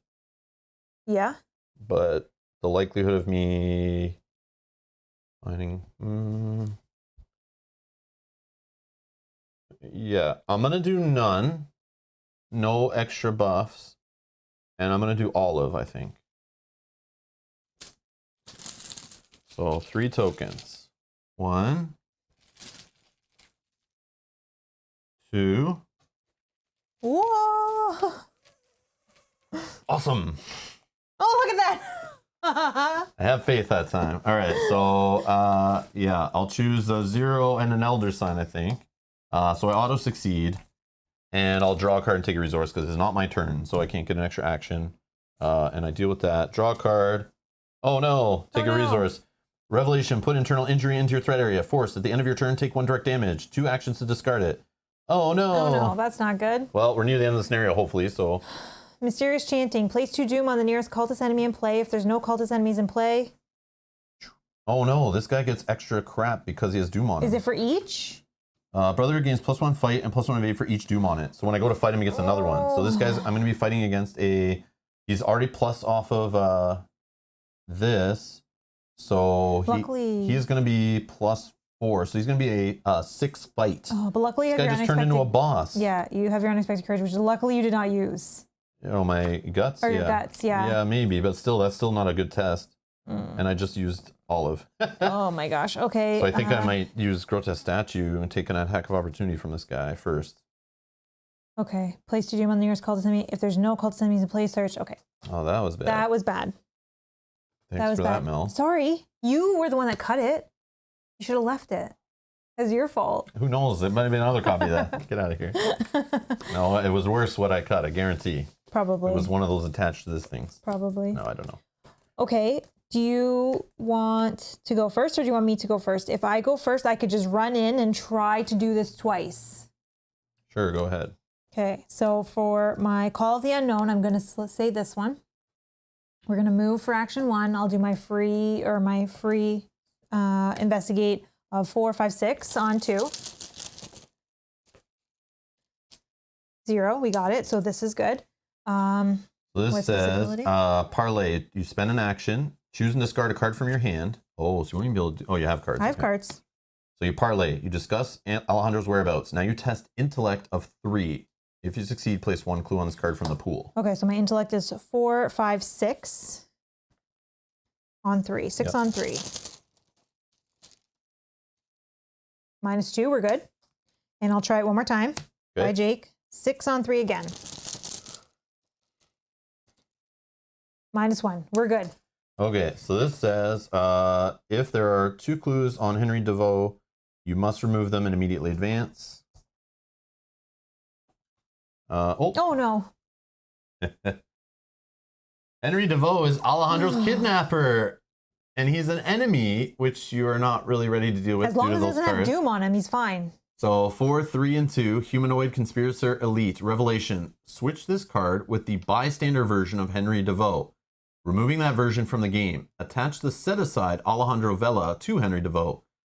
Advance to Act 3C, Alejandro's Plight, and he's got Retaliate. Henry claims to know where Alejandro is and leads you out of the diner. As you follow him down the nearby alley, he pulls out a knife and attacks you. He's a victory 1, though. Okay, so this is replaced with this one. It's gone. And then we need Alejandro. Yeah, as long as he has no Doom on him, I can fight him. Alejandro is now attached to him and kidnapped. And they are going to engage with me. Yeah, I guess so. Okay. So these don't matter right now, which is good. And Alejandro's Plight, right, is what we're going to. Which is, you believe you have discovered the identity of Alejandro's kidnapper. Now you must fight to rescue your companion. While Alejandro Vela is attached to an enemy, the enemy gets +4 health. So that guy is a 7 health. So my bow can he's do the boss 3, monster. but... Objective: if the enemy Alejandro Vela is attached to, leaves play advance. So yeah. Okay. I don't know if I'm gonna have all the fight for that or the time with this, but yeah, we'll try. And if not, we we have a bow. I have a bow which can do 3 damage. Yeah. But then I have to take attack of opportunity, which is fine, to reload it. He's a 1/1. But I don't think I have any more actions anyways, because I was here. I know, I'm just saying before we run out of stuff. So I don't have any more actions right now, but that's And the fine. problem is this guy needs to be killed because he's going to advance us and end us if we don't hurry. If the case that I only need to kill him, I will get rid of Witten at this point. I will, for the attack, I will get rid of her, and then... Yeah, because now all it is for you is fighting to get out of this. Yeah. Fight. Yeah, which I need 3 fights. Okay. All right. My turn? Yeah. Okay, we're shriveling. Do I throw the grotesque in here? What do I do? Or do I play the grotesque, take a shot first so I have it to help me? I mean, at this point, if you're not using her... I can't. Yeah, but then you could just put it here, the horror. Oh, I see. Right? Yep. But if I take a damage... Nope, that's okay. Yes, let's put grotesque statue into play. I'll take the attack of opportunity. It'll kill Olive. Okay, I'll put 4 charges on grotesque statue. Oh yeah, this. Take 1 direct damage. Yes. Oh, it's direct anyway. Yeah, never mind. Okay. All right. Now we're going to spend a shriveling. We're going to fight Brotherhood Cultist, who we said is, he's going to get an extra force token on him, which is a little scary. He gets +1 fight and +1 evade for each doom on him. And he gets +1 from being Ichitaka's prey. So 4. So I'm fighting against 6. And health-wise, he is a 5. Oh yeah. I'm going to have to do multiple fights. If I can't, this is a problem. This is a risk. So if I keep fighting him and missing, and he keeps getting Doom advanced on him, when we get Doom added to him, when we get to this advanced check, we're gonna be screwed. So like, I don't know what I do here. Do I not fight him and just ignore him for now to buy us time, or like, you know, like we could end it right in this. This could be our last turn of the game if I don't kill him in my whole turn, which I spent an action on this, which maybe I shouldn't have. That's the thing. Yeah, maybe I don't do that whole attack of opportunity stuff because that's an action. Yeah. And if it's going to take 2 for sure successfuls, because I have to fight with like this twice. Oh. Yeah, if you... I think I have to go for it here. YOLO. YOLO. Yeah, we're just going to have our fingers crossed. This should help us succeed more. I think it's worth the action to improve the success on 2 shots rather than use this +1 on 1 shot. Agreed. And have 3 separate shots. I don't know. No, I agree with you. Maybe. All right, so either way, I spent 1 off shriveling. I'm spending 1 off grotesque statue. For this first one, I'll throw in a guts. Okay, so I am going to draw 2 tokens, and I am fighting him for 4, 7, 8, 9 on, we said 6? 9 on 6. Or should I save this for the second fight, which is going to be even worse because he'll get more tokens on him? So if you took it out, you are 7 on 6. 7 on 6. In the next test, he'll be at 7. Yeah, you'll need it because yeah. But I could draw a card that could help, but maybe not. I don't know. So right now you're up 1. I'm up only 1. Oh no. It's okay. This feels bad. -2 is bad to draw. Please, please, please, please. Oh, wow. Yes. Yes, I'll choose the -1, which doesn't hurt me off the shriveling. That does how much damage? 3 damage. 3 damage. Okay. And then you're doing it again? So I'm doing it again this time. Grotesque statue, a shriveling, guts in this time. So he gets a doom on him at the forced start of a fight. Okay. So he is +1, 2, 3, 4, 5 on top of his 2. So he's a 7 test of fight, and I'm at 9. Okay. And I'm drawing 2 tokens and choosing 1. So you're up 2 this time. This is See better. you later, Circato. Circato. However I'm supposed to say that, I'm so sorry. Circato. A 0. Okay, we're good. Oh my god. Come on, blue. Yeah, come on, blue. +1, yeah. All right. Okay, it was Either meant to be that he was Either dead. way, no shriveling punishment, which I like that a lot. That's so good. And he's dead. Bye-bye. Thank gosh you went all in. I had to do it like very careful, I think, because it's like if I missed on any one of those, I'm out of actions. Yeah. Unless I drew the blue on the 1, and then he's still alive. He'd have 4 doom on him. 5. This would add a doom when we're done. Yeah, we would have lost. That's what I'm saying. Like, that's why it's a... Rob is the MVP of this one. Wow, Father Mateo. Yeah. And I'm successful. Oh, and you get to draw a card. Could it be bad? Oh, gaining clues, drawn to the flame. Okay. And you still, you don't have another action because you played Grotesque actually, which is unfortunate because of this bad thing. That's fine. But I can take 1 horror. That's fine. okay. Done. So Taking 1 horror. You have 1? So I'm at 4 out of 8 horror here. For ending my turn in the Black Cave. Also, I have to take 1 direct damage because of that. So 1 damage out of 6. Okay, done. Okay. So, this happens. Something happens here. Oh, yeah. Objective. If each of Ataka's play is no longer play advance, please don't end it. Close call. If each Taka's prey were 1 or more cultist enemies, yes. Or the other option is if each Taka's prey was Maria da Silva. Doesn't sound familiar. They didn't look like a Maria da Silva to me. No. All right. So the cultist enemies. The final robed figure drops to the ground and you breathe a sigh of relief. Each Taka recovers her arrows and searches the bodies for clues. Why did you follow me? She asks accusingly. No matter what is done is done. Now to uncover what these cretins knew. The investigator nearest the Black Cave takes control of the set-aside Ishtaka, the Forgotten Guardian. Yeah! Woo! It's paying off. I get myself a warrior to help me out. Oh, look at her. Look at this card. Wow. You get +1 punchy punch, +2 instead while attacking an enemy with victory X. You get +1 agility. Oh, this would have been better for you, I think. +1 agility, +2 agility instead if you're attempting to evade an enemy with agility or with vengeance X. But I have 3 agility, so that's not bad. I mean, it's better to give you a little extra. It's just to stop you from having to fight vengeance enemies. And then reaction after you add an enemy to the victory display, exhaust each Taka. You and each Taka each heal 1 horror. Oh, that's good. Ah, that's a really cool card. I like that. Okay, so I take control of her. And then remove the remainder of the EF/Act deck from the game, which is what I'm dealing with right now.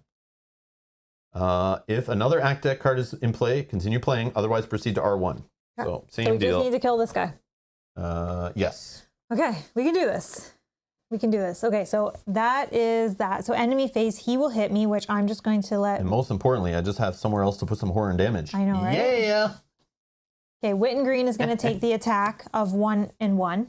So she's dead. But I don't think I need her at this point, so that's fine. Okay. Reset. Draw. I don't need this Another anymore. guts. Nice. But that's fine. And then a resource. Not too much money. Okay.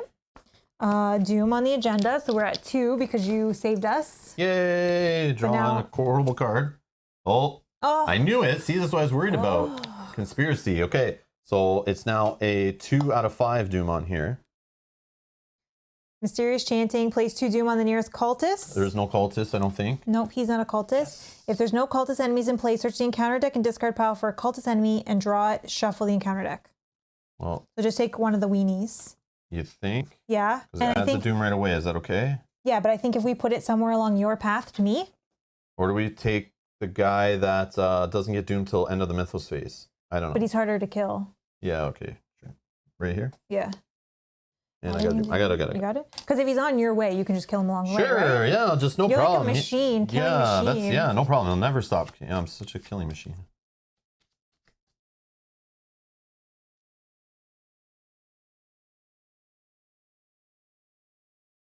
I don't think we picked that. No. We chose the other one. Let's see. What was it? The forget? Yeah. Let's double check. We chose the other one. That was the one where you gain XP and all that stuff. And remember, you wanted to do that? Yeah. But then we decided not to, I believe. What did you write down? It wasn't. It was a remember. No. Never out of this is remember.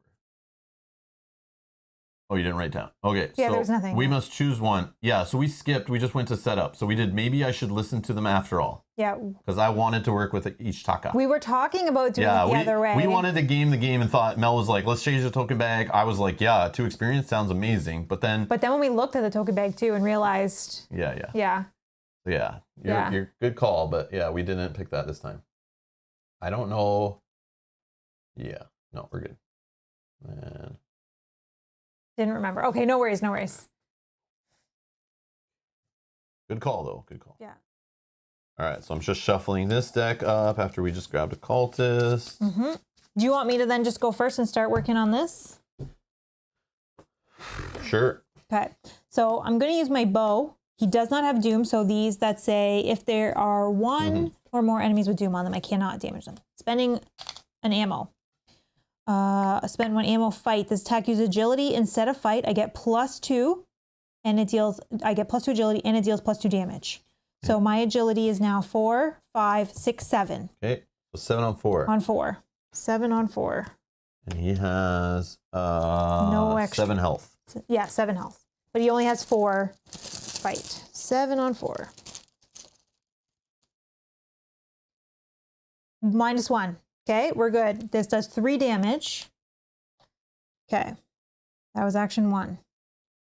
Action 2, I could take an attack of opportunity to place an ammo. 3, 4, that would be fine. So we'll go to 3 damage and 5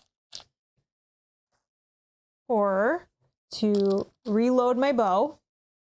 And then for my third action, I will fire again. You know what? Actually, this probably is not a good space here. You can't get in there and fire once, can you? No. 1, 2, 3. No. Okay. That's what I was thinking. Is this my whole turn's be spent just moving in, fighting this guy, and I'm stuck, kind of problem. But if we leave if we put this guy, for example, here, he doesn't move. If you get to me and then you go first. 1, 2, 3, but I won't have action. No, but if you end your turn there, then on the next turn, if you go first and fire on him with your shriveling, we could win. Because I won't be able to win because I'll take the attack. I won't be able to reload my bow anymore. It's your call. Do whatever. I just think that might. Yeah, because otherwise I'm probably dealing with this guy. Maybe if I'm lucky, I move in, I kill him, and then I move one more and I end there. Yeah. I still could move in and fire. But then if we leave him here, he's a doom that's haunting us. But if we can win next round, it might not matter. But maybe we don't win next round. Maybe enemy jumps on me, enemy jumps on you, or something happens, or another doom gets added to a cultist we haven't dealt with. You know, if 2 doom get added to a cultist, I mean, we should still be fine with that card. My weakness. Shoot. Which is what? Will give me 2 horror. Okay, hold on. Kill you? It would kill me if I reload my bow. Maybe I don't reload my bow then. Okay, you're right. I got to think about that. So yeah. You don't have soak, right? No. Yeah.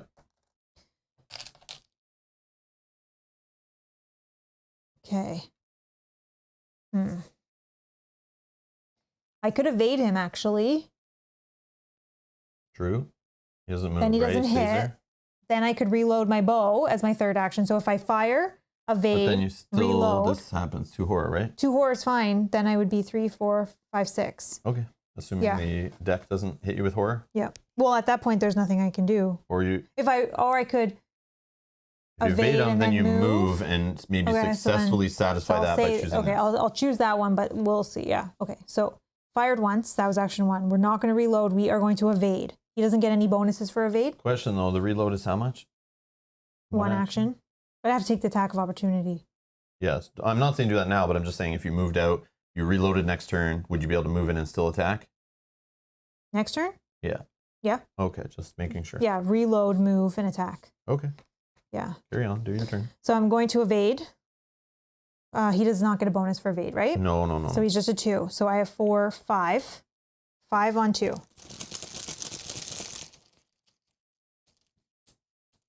0. Got it. Okay, so he's evaded. So he's not gonna. Okay, now here's the thing. I could move and then investigate for action 3, or I take the 2 horror. 3, 4, going to 6. But remember, if someone could come off here and deal you horror or make you do a test that. Yeah, this. I mean, we haven't seen but the anything like problem, that. the only thing I'm thinking is I could fail on this, and I still have to take the 2 horror, and now I'm out of the way. I know. But okay, we'll try. No, do whatever you want. No, you're right. We probably should play do whatever safe. you want. No, that's not safe. Maybe what you're doing is safe. I don't know. No, it's probably not. I'm not sure. But if I move out, But what's your investigate test against a 2? 5. Yeah, so we don't have any -3s here. It's all -2s, other than the -3. Yeah. And the red. Yeah. So there's like only a couple tokens in it that fail you. I don't know what to tell you. Yeah. Okay. But at least it's a chance of not taking the horror. If you stay, you won't be able to reload your bow twice to take him on. Exactly. Okay, so then let's How do you reload twice? attack. Like if I. Oh, I see. I wouldn't. He needs 2 fires of the bow, and the bow can't miss either. True. Okay, so we're gonna investigate here. So again, I have 5 on 2. Bob says, move and investigate. You're assuming all will go your way. ... Fatal. I know. No, but we're taking the less risky road. -1. Okay, so Yeah. this is successful. All right. Then I end my turn. So it's like either you take 2 horror to the face right away and hope to not draw something bad, or you try to prevent the horror. I don't know. Yeah. There are arguments either side because both have unknown information. True. You're gambling. Okay. I also worry that now enemy jumps on my head and I can't even move in. I know. But what do you do? Yeah, we'll see what happens. Okay, your turn. All right. So I'm gonna move. This internal injury. Okay, I have a question that is maybe dumb, and I should know this answer. It is kind of dumb. I should have dealt with this. I don't remember how it works, and I know someone in the chat knows. When I'm replacing something for a test, so if I'm doing a willpower instead of a fight, I'm assuming I always have to add willpower to that test to bump up the stat. I'm assuming I can't still add fight to it because I've replaced the test with a willpower test. Yeah, I think when we looked this up before, it changes I'm sure I can't. So I'm assuming each Taka doesn't help me on fighting really because I fight with willpower, right? Mm-hmm. I'm assuming so that's why I think she would have been better your way. But then again, you were fighting with agility. Yeah. I still think it's okay for you because the agility is just good. And then even the fight, if you fight with your fist, is not bad for something like this. Yeah. Yeah. Oh, Brian's saying, when taking control, I'm pretty sure you take the card to your hand alternatively in your deck or discard pile. You do not play the cards. I thought we looked this up in one of our other campaigns. I don't think a hand in your card is you controlling it, though. I think having it in your play area is you controlling a card. I thought that's what it was. Yeah, and Bob has it right there, too. You put it into play. You must discard assets from slots to make room for the card. Yeah, we read that already today. We read that. Yeah. Yeah, Renault says you can't. It's like you were converting a strength test to a willpower. That's what I thought. Okay, just making sure. Like, because that seems like a dumb question. I'm pretty sure I was right. I just want to make sure. Because if I'm not doing it and I could have, I'd feel dumb too. What is it? Oh, take control.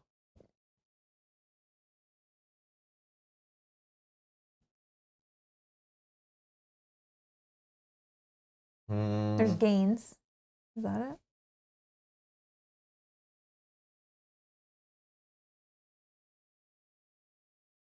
No. Taking control. Is there control? Not that I see.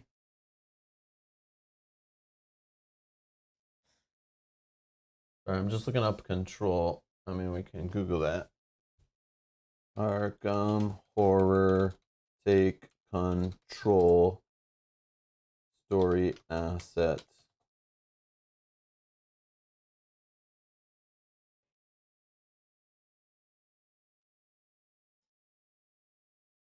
You mind if I run to the washroom? While you Yeah, look go that up? ahead. So be right back.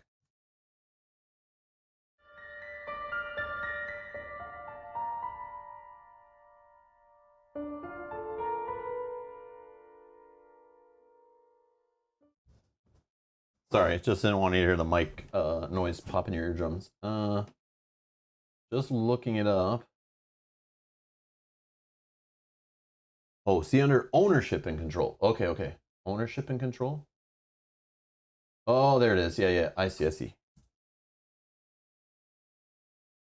Ownership and control. A card's owner is the player whose deck or game area held the card at the start of the game. A player controls the cards located in his or her out of play game areas, such as hand, deck, or discard pile. Oh, okay. The scenario controls the cards in. The scenario controls the cards in its out of play game areas, such as encounter, act, or agenda decks, and encounter discard pile. Cards by default enter play under their owner's control. Some abilities may cause cards to change control during the game. If a card would enter an out of play area that doesn't belong, okay.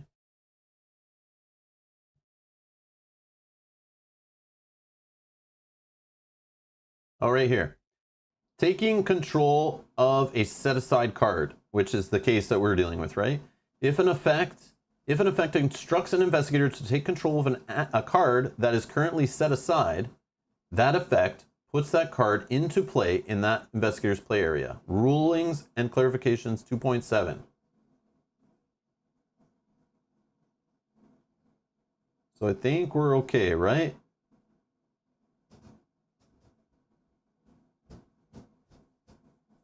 So we do get it in play, right, Brian, based on this? Rulings and clarifications? Here, I'll just mute you. You can go ahead.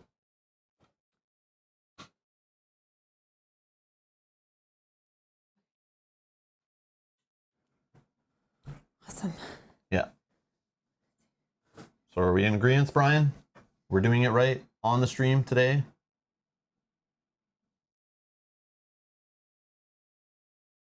So I think you've been doing it incorrectly, Brian, in your games, is what I get from this ruling right here.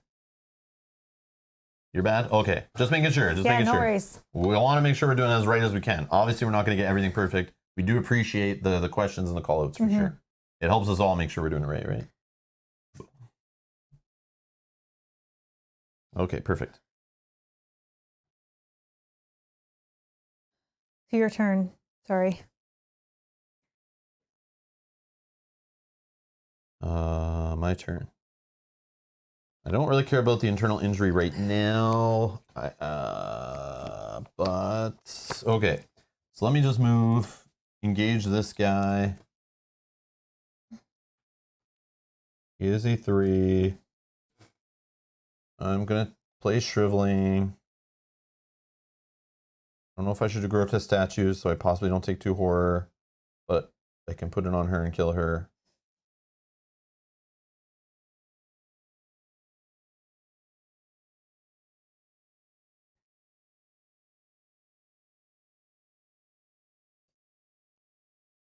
Yeah, I'll do grotesque statue.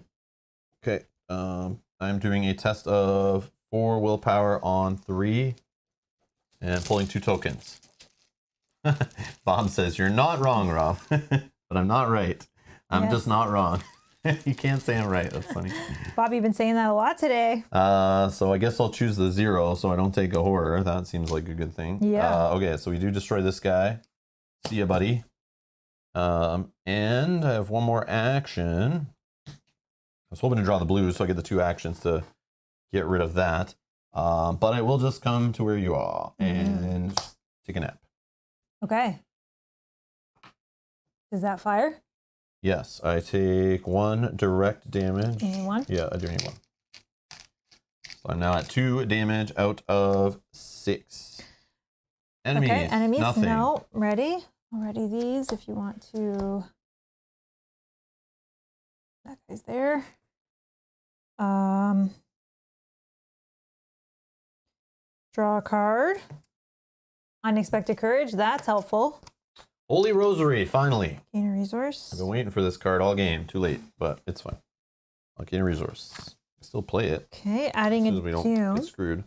3 out of 5. 3 to 5, sure. We have to try to. Please, no enemy. Damn it. Ah! Brotherhood cultist, so he's a hunter. So he is going to engage with me. And he gets +1 fight, +1 evade for each doom on him. He has no doom on him yet. But every time I go to fight him, but at least he's only 3 health. So I could one-shot him with shriveling, but that means I'm not dealing with this guy. I think. I probably would just move and deal with this guy. Like, Yeah, like take the attack of opportunity. yeah. Like at this point, whatever. But oh no! The secret must be kept. might Peril. die right here. Revelation. Test a willpower of 3. If you fail, take 1 damage and 1. Okay, so also this is for each Wait, I deck. can't help you. I can't help you. The investigators have completed the skill test. Gets +1. Oh, so it's 3, +2. 4, 5. So you Okay, could take so- 3 damage and 3 horror. So you would be dead if you Well, fail I'm gonna this. go all in as best I can. So I have 3, 4, 5, 6 on 5. And I can't, yeah, it's peril, it's right? peril, So I yeah. can't help you. If I have stuff in hand, I would throw it all in. Oh. Or I'd throw at least 1 card in, help you, but All right. 5, yeah, each taka can 6 soak, on yes. 5. But 6 not on this. 5. Oh man. Okay. Bye, Ursula. Bye. It was fun playing with you. I'm afraid. -2. Did 6 you on do 5. Nope. I fail. it? Right? Let me just double check. 3, Yeah. 4, 5, 6. And this is 3, 4, 5. Yeah, I fail. Oh man. Yeah. So you take 3 This damage and is 3 horror? for each act deck. Investigators have completed, and the skill gets +1 difficulty and deals +1 damage Yep. and plus. No, it only does 2, 3, 4, Okay. 5, 6. I'm still alive. Read it again? If you fail, take 1 damage and horror, and then plus. Yeah, okay, 3 and 3. So I fail because of mental. I don't know again. This is one of those weird ones. This one's weird ones, right? Because we sometimes do these wrong. For each act deck the investigators have completed, comma, the skill test gets +1 difficulty, but then it says, and deals +1 damage, 1 horror if it's failed. Oh, so the total might only be 2. Yeah, so it's like, I don't know if you're getting all of the bad things or Like or it's not cumulative. It's not for each add maybe plus we 1. can find it online. This is Because one of this those is weird huge. ones. Because this will I know. I either have a- kill me or not kill I me. have a feeling it gets worse and it's trying to kill us for taking too long. So the closer we get to ending it, what is it called? It's right there. Where is it? Oh, right here. Secrets must be kept.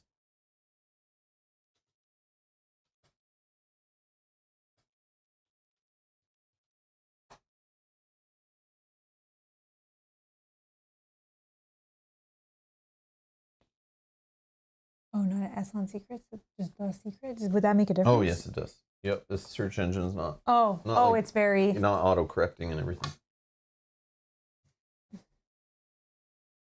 Please say it doesn't escalate. I was playing Threads of Fate as Finn Edwards. I drew this with 2. You handle this one in hand. We completed 5 acts. I threw as much as I could. I drew the tentacle and a terrible card. This card really needs to be a non-peril or max out at 3 damage and 3 horror. Oh, it truly feels poorly templated. That's why I'm looking it up.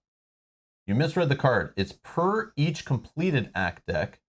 There are only 3 of those, and once you finish all 3, you won. Dope. I deserve that damage / horror. Ha. Oh, so it does say there it's per each completed. Yeah, for each act deck the investigators have completed, this skill test gets +1 difficulty and deals 1 damage and 1 horror if it's failed. Yeah, I think it's all added together, so I think you're dead. I'm dead. I think you're dead. That's the way I would treat it, but Well, it was meant to be, I guess. yeah, So- we just pushed it too long. Like it's normal. So I just die. I horror. And you never used charisma to get more soak in play. You fail. I didn't have it because I had to use to get I the know. one card. I had to use No, that but you Jake. could have delayed it a turn. You would have had turns. You know what I mean? You didn't have to do that stuff so aggressively. Yeah, we were trying to rush. We thought, but but that's Yeah. I'm just looking back. I'm just saying, getting the soak in play would have been better choice than throwing the cards away. This is gonna now go back into the bag. Oh, Brian must get going off to celebrate the holiday. We'll catch the end of the stream later. Take care. Good luck, Yes. Rob Mel. Thank you, Brian. Thank you. Enjoy. No Cohen, no Grim Rule. No Grim Rule. Get out of here with that. Yep, there's a real rule for this. Nope. I am no dead. Grim Rule. Hopefully it's not bad and Rob can survive and kill that guy. Or you just resign. It's up to you. Oh yeah, because I have this guy. Unless, like you said, you take the attack of opportunity, you go in. Can you fire for 4? I can do 3 damage. He's a 4. Yeah, you take. I only have 1 shot left with shriveling, which does 3 damage. Puts him 1 away. Then I have this one that shoots for only 4. But if I wasn't surrounded by enemies and stuff, I could get a +1 from this. But I get the +1 on this. And I have guts that can help. I have drawn to the flame that can help. Like, this is why I wish I could have helped you on that test you just did. I know. At least with guts or something. What? Excuse me. If you take an attack of opportunity to move in, you can fire on him all day. As long as you're firing on one guy. I know. The Grim Rule is if you look in the rules, you look in the rules reference, FAQ, and you still can't find an answer, then you do the Grim Rule. But I'm just skipping the whole looking up an answer. I just looked up quick, but yeah. Yeah, dead. Anyways, I was defeated by horror. Yeah. Yeah.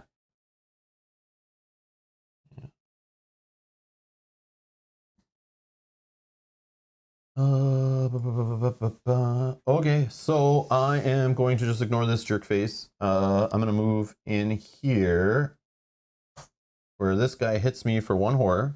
I'll put it on Ichitaka. Then this guy will engage me. Right? Mm-hmm. He's got 3 damage out of his 7. So I'm going to do a shriveling. And from said shriveling, it's a 7 on 4, which feels okay. I only have 1 grotesque statue left, so I think it's more important to use on the one that's lower, but I don't know what I'm doing. Which one do I think I'm going to draw the red token on? That's the question. Neither.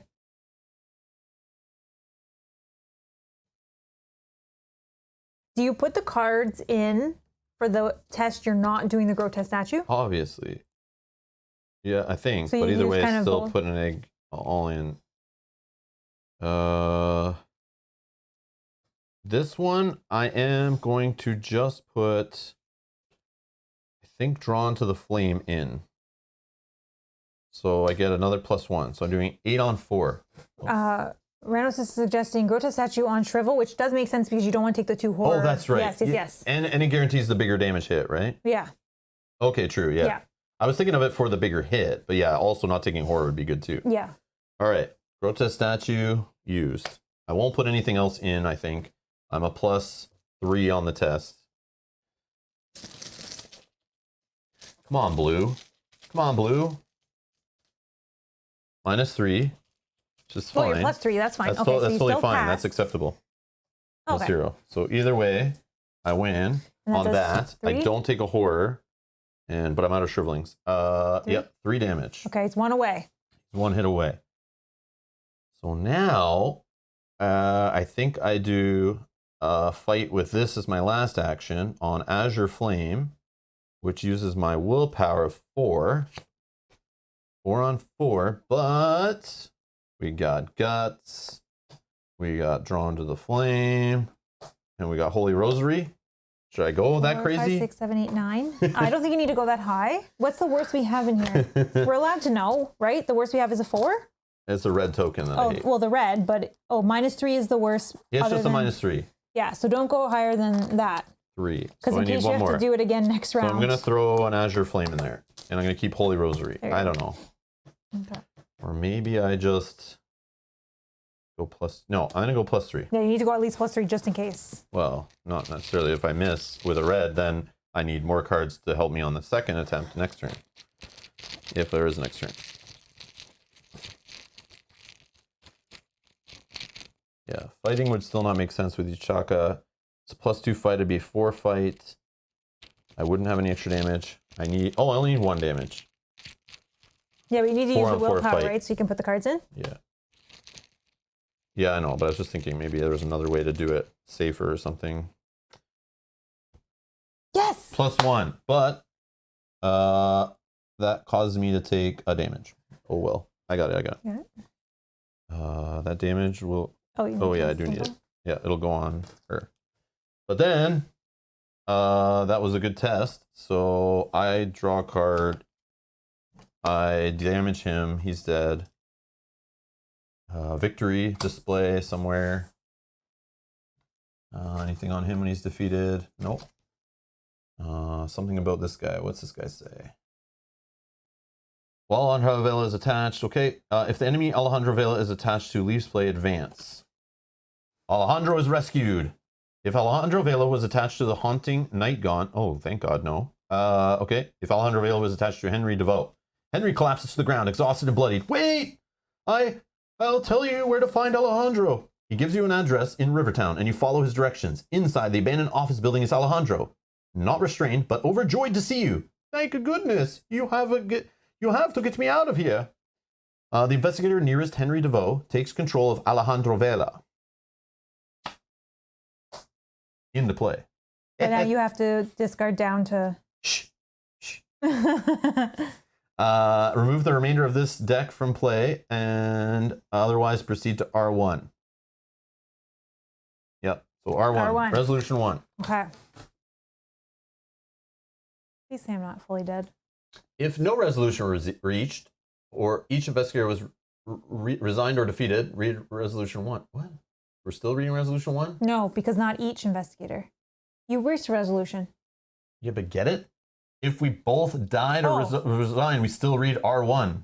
So it's like, I didn't expect that. Yeah. I see what you're saying. So I'm doing the same resolution as if we both just got defeated, right? Yeah, so it's probably bad for me. No, it's probably just as a bunch of checks. Oh, I should get my thing. Resolution 1. You arrive back at your house and take stock of the situation. Your investigation throughout the city has uncovered the existence of a secret cabal within Arkham.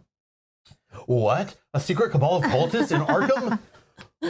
Mind blown, this is insane. From what you can tell, they call themselves the Brotherhood. And they seem to know more about Etzli, Relic, and Alejandro's previous expedition than even you do. Excuse me. Their methods are secret and furtive, and their motives elude you still. However, one piece of vital information has come to light. They seek a place known as the Nexus of Nakai, Ichitaka claims. A map of Central America lies on the table before you, marked with the previous expedition's trail. I have heard of this place, but its exact location is not known to me. Once again, your mysterious guide appears to know more than she lets on. With no other leads to follow, you are left with no choice. Once more, you must journey to uncharted territory in search of answers. But will anyone return this time? Check which acts are completed during the scenario. Here we go. If Act 3B was completed... How do I know?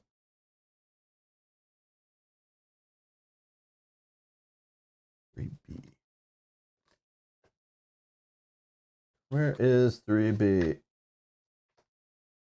No, it was 3A, I think. We'll check if it's over there in the pile we didn't No, I'm do. just going to check I'm not going to mix them up, so I'm going to stay away from the ones that are out of the game. So I don't think so. 3B. I have a 3E. I have a 3A, and I have a 3C. So I think no, right? Right. Or wait, is it the back? Oh, sorry, it's the back of the agenda. Yeah, 3B is just the other side. Oh, okay. It's not the other option, I don't think. Or is it? Or does it mean that? Don't know. No, it's just the other side. It's just the other side. I'm being silly. Okay. I don't know what I'm thinking. Woo! Yes, it was completed, right? Record in your campaign log that the investigators found the missing relic. Yes, that makes sense, because we got it. If the Relic of Ages is not already part of investigator's deck, any one investigator must choose to include it in his or her deck. Give it back. Oh, you can have it. Give it back, Mel. Don't steal my toys. Any one investigator must choose to include it in his or her deck. The card does not count towards that investigator's deck size. For the remainder of the campaign, anytime the owner of the Relic of Ages leaves the campaign for any reason, choose another investigator to add it to that investigator's deck. So it's going to be a problem later. If the A/B deck is still in play, nope. Nope. If Act 3D was completed, it was. Record in your campaign log that the investigators rescued Alejandro. If Alejandro is not part of investigator's deck, Any one investigator may choose to include him in his or her deck. All right, so we can choose. Nice. Okay, so we'll look at him in a sec. And it doesn't count towards deck size.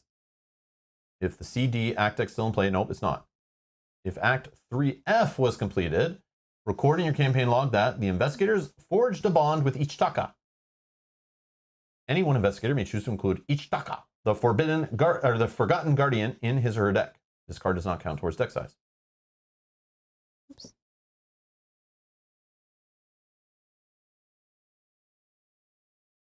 Thank you, Renos, for all your help. Bye. See you later. Those good calls at the end there. All right. The lead investigator earns the Expedition Journal card and may include it in his or her deck. That's you. So we'll look at that in a sec too. So we get to some. Oh, I get it on that. Yeah, you get that one because you're. Okay, we'll look at them in a sec and just see what we get, because it may change what people want to vote for and tell us how to spend our experience, or what they want to vote for in the comments and that kind of stuff. And we'll add them to the deck today, so they're in the deck list on ArkhamDB before we go. Each investigator earns experience equal to the victory X value of each card in the victory. Oh, I forgot all about that. I know we did get some. Yeah, I was worried about just trying to not die and win. I'm getting less and less worried about experience, I think. For each investigator, each investigator earns at victory X crap. Okay, each investigator earns 1 additional experience for each Act 1 card that was completed during the scenario. So we get an additional 3. So even if you just kind of, resigned after doing one of them or something, you could have still, if you just did a little bit on each one, you get an extra experience off each. As you gain insight into the schemes of the Brotherhood, proceed to resupply point. What? Okay, so write down our experience, which is, hold on. So we have this guy in the victory display. And this one. Black Cave. So we have 1, 2, 3, 4, plus our 3, we get 7. So we just missed out on one over here. Yeah. So we get 7. 7 each experience, for those that need to know. Yep. Plus you have 1 left over. Plus I have my coupons when buying spells. And you had 1 left over from the previous. And I had 1 left over. So Rob has 8 plus his discounts. Ooh, so I can spend basically all 10 experience worth of goodies as long as 2 of those points are towards a spell. Yep. And I have 7. Okay. Yummy. Okay. I like it. Okay. Okay, so let's take a look at Expedition Journal. Going in my deck. You may take an additional action during your turn, which can only be used to explore. Ooh. We wanted you to get that. But either way, it helps. I could just play it to help me when trying to investigate, maybe. Yeah. That's a weird one. But sometimes there's 1 shroud and 2 shrouds and stuff. Yeah. I think you. Oh, that's sucky. I don't want that one. I want you to have that one. Can we take a trade action on our turn and trade cards in our deck?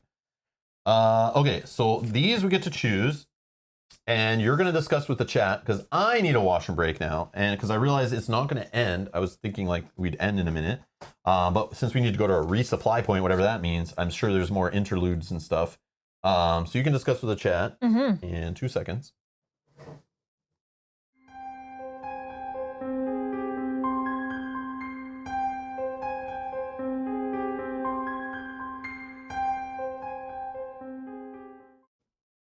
Okay. So we're going to look at this. I don't remember if we even looked at his card. So Alejandro has some good skill icons. You get +1 skill value while investigating an ancient location. And as an action, if you are on an ancient location, you can exhaust Alejandro to draw 2 cards. I mean, for me, this is good because I have the additional charisma, so I can play the additional ally. I am doing the investigating. I probably will not use the ability or the action on here to draw 2 cards.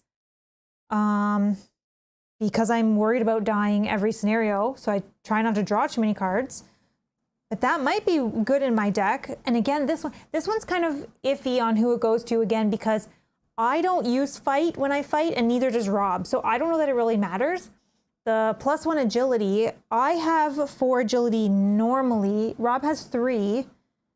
Giving this to him is not terrible for having the extra agility if needed. But again, I'm looking at this now of the health and damage soak. 1 second, Rob will be right back.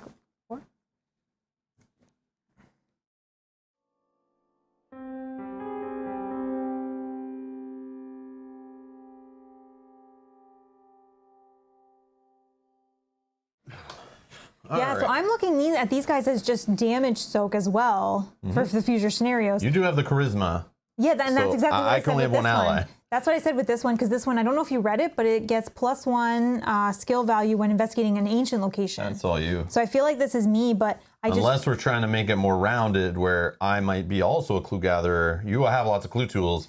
I just threw this investigation journal in. Which is why I also have the Relic of Ages, which could help on clue gathering. Like, I have a few cards and I have a spell. So if we're trying to just add a bit more clue gathering to my repertoire. Yeah, which is why I kind of thought this one for you, because it gets +1 agility. So just to give you a little bit more of agility if you need to get out of a situation, if you don't have a Shriveling or an Azure Flame in play. Alejandro boosts Ursula's intellect and clues. Yes, see, I think Alejandro's perfect for my deck. I'm just saying, like, playing devil's advocate, but yeah, I agree with Lucas. Yeah. Let's just beef you up. Which is, you might have it in play with another one. And it does have an ability, if I'm on an ancient location, I can exhaust to draw 2 cards. I probably won't do that unless I know what the cards are, or if that other card is in my discard pile or something, but okay, so I'll take Alejandro.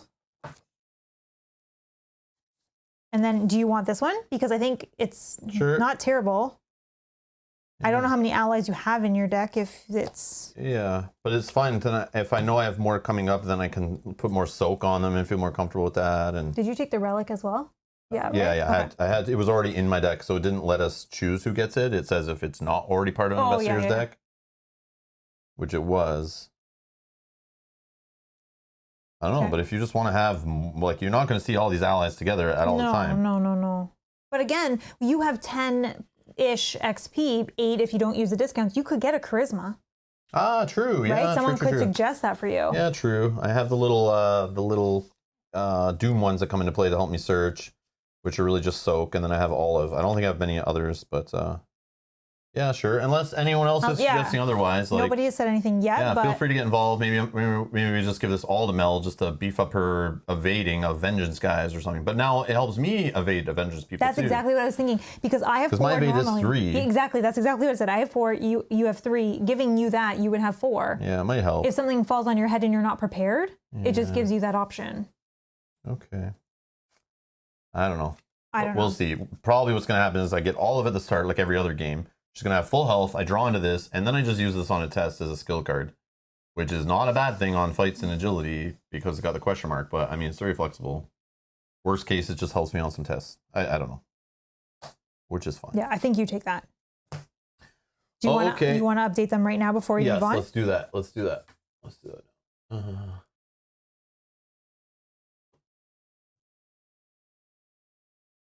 Cynthia agrees with our choices, and Cohen says you can choose who gets the relic. No, I think it said, but that's fine. He can have it with the question marks. That's okay. Yeah, I don't know. It said if it was not part of Investigator's deck, but the scenario knew.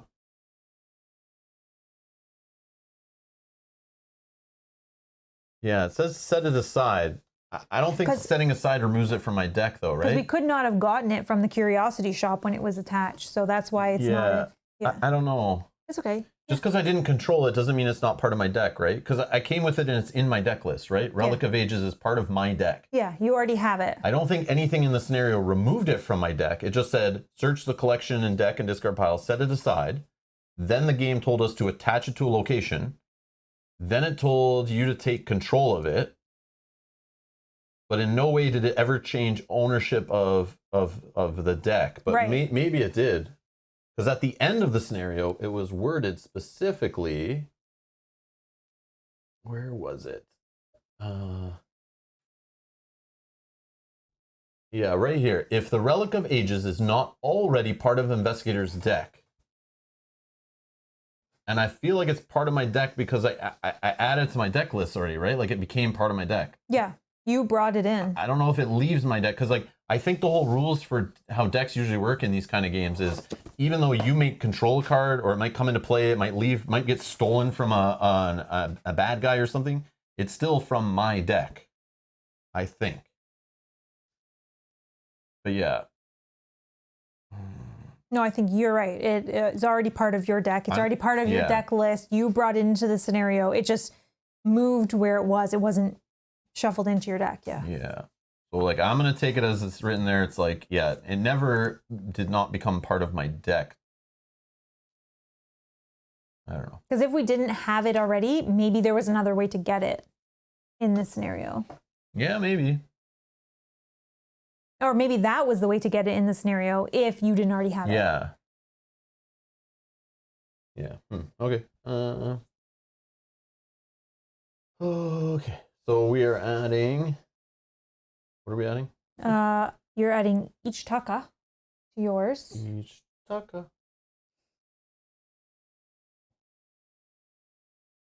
The Forgotten Guardian? Yeah. The one with the sick art. Yeah. Who is this artist? Magali. I knew it. I knew it was Magali. I knew it. Oh my God. And then you're also adding. Yeah, I'm like, looking at this art. I'm like, man, this is good stuff. This is like great art, like high quality, you know, higher than most of the other cards. And then I look down here and there's a Magali, the best artist that I love having art for in my card games and stuff. Great artist. She's the best. She's the best. At least on people art. Then Thomas Jers something, starts with a J. He's the best at drawing scenes. The best at scene art in the board games and stuff and the card games. I love it. Anyways, Thomas. I love looking at Thomas's art. I want it on my wall. Anyways, all right. You're also adding Expedition Journal. Expedition Journal. Right, yeah. All right. That's it for me? Mm-hmm. Save.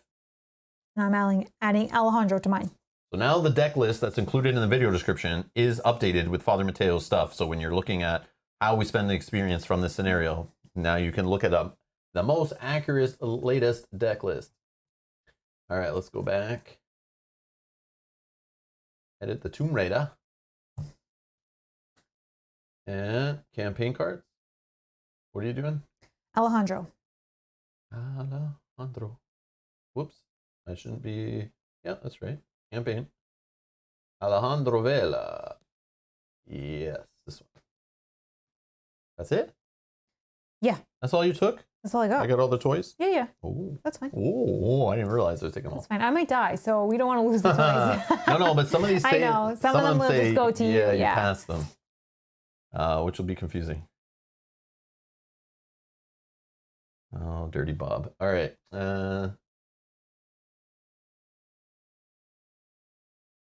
Save. Okay, Ursula's deck is updated. Okay. Brian says, I dare not remind you that the scenario put the relic under her control, and hence her hand/deck. But I'm not all fluent on the rules. I think it just like was a temporary control. Yeah, I don't know. Either way, I would have died, dropped it, it would have went back to your deck because you're the actual controller of it. I'm going based on all the LCGs we've played, all like 12 of them over the years, and there are many games, and I'm assuming this card pool has it. We haven't got there yet, I know of, but or that I haven't read a card that does it. But there is usually, you can play cards from your hand and put them into other players' play areas all day long. That exists in Marvel Champions, Lord of the Rings. That exists in so many games. Any game, the Game of Thrones was doing that stuff in the multiplayer. There's other card games that I'm thinking of. But anyways, if I play a card from my hand, I show up to game night at the board game store, and we're playing a game of Arkham Horror or Marvel Champions or whatever, let's say. I play a card on my hand that goes into play on another player's control. Like in Marvel Champions, the ones that like reduce the cost of something, says 1 per hero. You know, or like endurance. Yeah, I put an endurance into play in your area. That is never part of your deck. That is never part of your deck. So, that's just in play under your control temporarily, right? But obviously, I take it back. It's part of my deck. I leave with it, right? Mm-hmm. And the only cards that Daniel's saying in chat, the only cards that get added to your deck when you gain control of them is weaknesses, I think. And I think you only gain control of them, and they go in your deck at the end of the scenario when you're like when you're told to. Yeah, when you're done, I think. But yeah, but I feel like this game has the rules written for this stuff. I just don't know about looking them all up. But there was the control stuff we can read, right? What was it? Something in control, ownership and control, right here. It'll be the answer. Will be in here probably. A card's owner is the player whose deck or game area held the card at the start of the game. So at the start of the game, it was part of my deck, is why I was showing it on Arkham DB. I showed up to the table, it was in my deck. That's how it works, right? Yep. A player controls the cards located in his or her out of play game areas, such as the hand, the deck, or discard pile. So out of play areas. So Mel, this Corian doesn't say she controlled it or anything, or it's part of her deck. The scenario controls the other cards from the encounter, act, agenda, and encounter discard pile. Cards by default enter play under their owner's control, but some abilities may cause cards to change control during a game. If a card would enter an out of play area that does not belong to the card's owner, the card is physically placed in its owner's equivalent out of play area instead. The card is considered to have entered its controller's out of play area, and only the physical placement of the card is adjusted. So then technically when I died, it went into my discard pile, then goes to your discard pile because you own it. I guess so, yeah. Control of attachments. An attachment may change control depending on the card. Oh yeah, you were dead at the end of the scenario too. Yeah. So that's what I'm saying. So my cards all got cleaned up and went in their discard piles and stuff. I think so. And it would go back to the owner's. You might be right, Cohen. I want to go through it because I want to figure this out. If it should be part of Ursula's deck, that's a good thing too. I'm okay with that. I just want to make sure we're not like doing it wrong. Hey, Mario. Hello. Well, yeah, I love discussing this stuff and trying to figure it out and solve it based on the information at hand. Because I'm sure this has come up before, right? Control of attachments. We don't care about this stuff.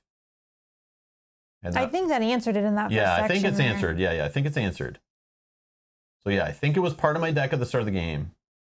And it just stays in my deck already. I think it was just kind of asking the scenario of, hey, if you guys didn't find the relic already, someone can choose the owner now. Yeah. But if you've already chosen the owner and somebody already has done this in a past scenario, just keep the relic. It's yours. I think that's why it specifically said if not part of an owner's deck. Yeah, that's what I think it was asking. Oh, getting an update? Yeah. Okay. So we updated the decks. What else do we need to do? Anything else? Oh yeah, we need to go back. We need to go back to the supply. We must go back. Yeah, so I did die, but I'm not defeated by so far. Oh, we don't know. So far. Proceed to resupply point. Okay. Okay, so it is like an interlude kind of thing.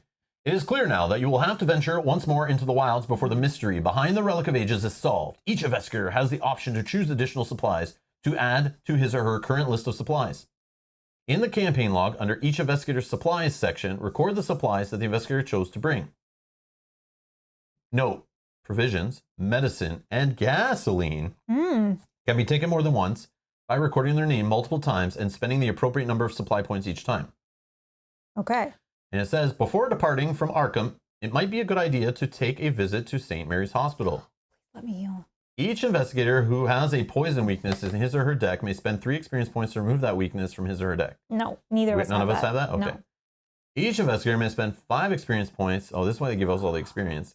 To remove a single point of physical or mental trauma from his or her investigator. Wow. How much did you have so far? Nothing yet, right?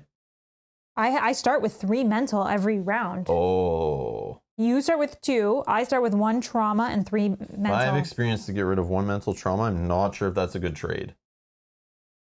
Well, this would be an option for them to vote on. Like, we're not picking what we do with the experience. This is just an option. If you want to vote on it, you can spend 5 experience to heal me. Exactly. So in the comments down below, when this stream is over and you guys are suggesting what we spend our experience on, unless it's about to ask us with experience left over, but feel free to comment down below in your recommendation to, spend X experience on this card or that card, or spend it all on getting rid of this physical or mental trauma. That'll be part of it. Yeah.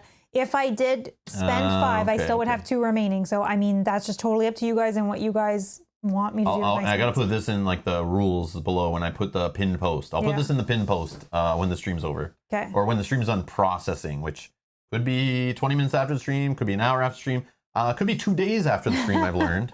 It's gone back to being annoying sometimes. All right. So each investigator may spend supply points to purchase 1 or more of the supplies listed below. The number of supply points available to each investigator is based on the number of investigators in the campaign. We have 2, so we have 5 supply points each. Yep. Available supplies. We have provisions, which is 1 supply point each. Food and water for 1 person must have for any journey. Do we have any left, or we spent that before? No, we have no provisions left. Do you want me to go over what we have? Sure. You have medicine, blanket, compass. I have medicine, map, and pendant. So neither of us have provisions. So we should each probably probably buy a should provision. buy a provision. You want me to do that? Yeah, I'm down. Okay. So must have for any journey. But I'll just buy 1. Yeah, me too. Unless I have extra at the end, but I doubt I will. Okay. Yeah. So now Rob has medicine, blanket, compass, provisions, and 4 points remaining. I have medicine, map, pendant, provisions, 4 points remaining. Okay. So We're we good don't with really need medicine, yeah. Okay, that's fine. Gasoline. Well, one of us should probably have gas. Enough for a long journey by car. That's going to help us get through a scenario quicker, I think. Yeah, one of us should definitely have gas. But then also there's blanket. Do any of us have a blanket? You have a blanket already. So that's 2 supplies for warmth at night. I'm sad that we can't share this blanket.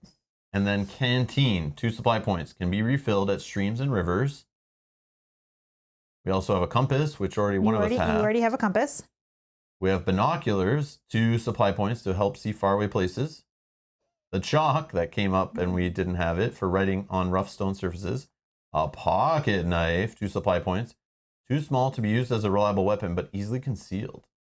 And then a pickaxe for breaking apart rocky surfaces, 2 supply points. So we'll just pick for fun, like what we think is like interesting. The only problem is the wrong character might pick the wrong thing. That doesn't help. Like, oh, this helps you get through the, it's going to help us get through the explore deck, some of this stuff. Yeah. Like binoculars, compass, pickaxe. Well, I think one of us should buy gas. The problem with that then We is... each have 4 left, right? Yeah, It's just a 1-pointer, right? Yeah, if someone buys gas, then they have an odd number because everything else is 2.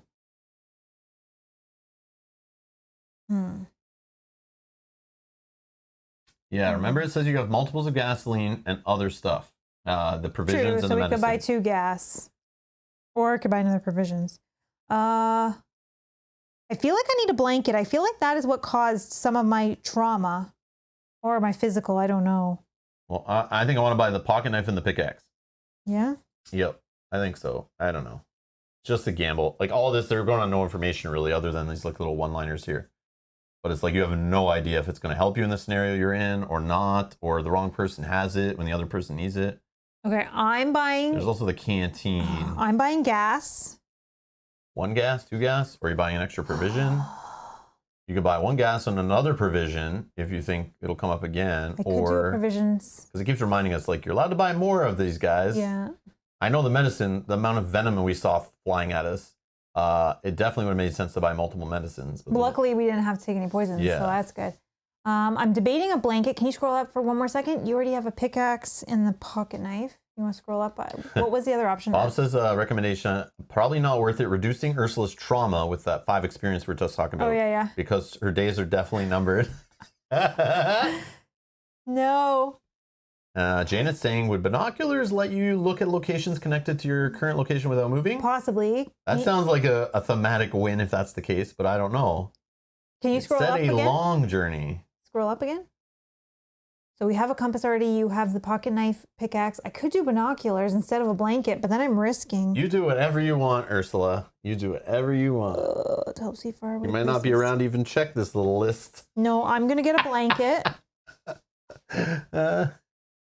I'll be sad if it doesn't even come up anymore and it's already over. Hopefully you get to pass this stuff forward to the next character you use, if that's the case. Hopefully. Okay, I have 1 more point, so we can either do another provisions or another gas. The only thing we've actually used is a provision, so I'm wondering about getting another provisions, and then maybe I just don't have to buy 1 later if that's the case. Or gas. I could see something coming up if you have multiple gas. We're only on scenario 3 here, so there's still like 4? There's still like 5 more scenarios-ish to go, I think. Not to mention, who knows if there's like A's and B's and repeating. We already have seen in this one we had to repeat 1. Gas? Should we ask? Long journey. So yeah, Bob's saying get the extra gas for the long journey. Do it. Gas. Okay, so we're doing 2 gas. So maybe we can take 2 long journeys. Times 2. Okay, so now, just to recap. Well, no, now we have enough gas to get there and back. So yeah, exactly. We can get home.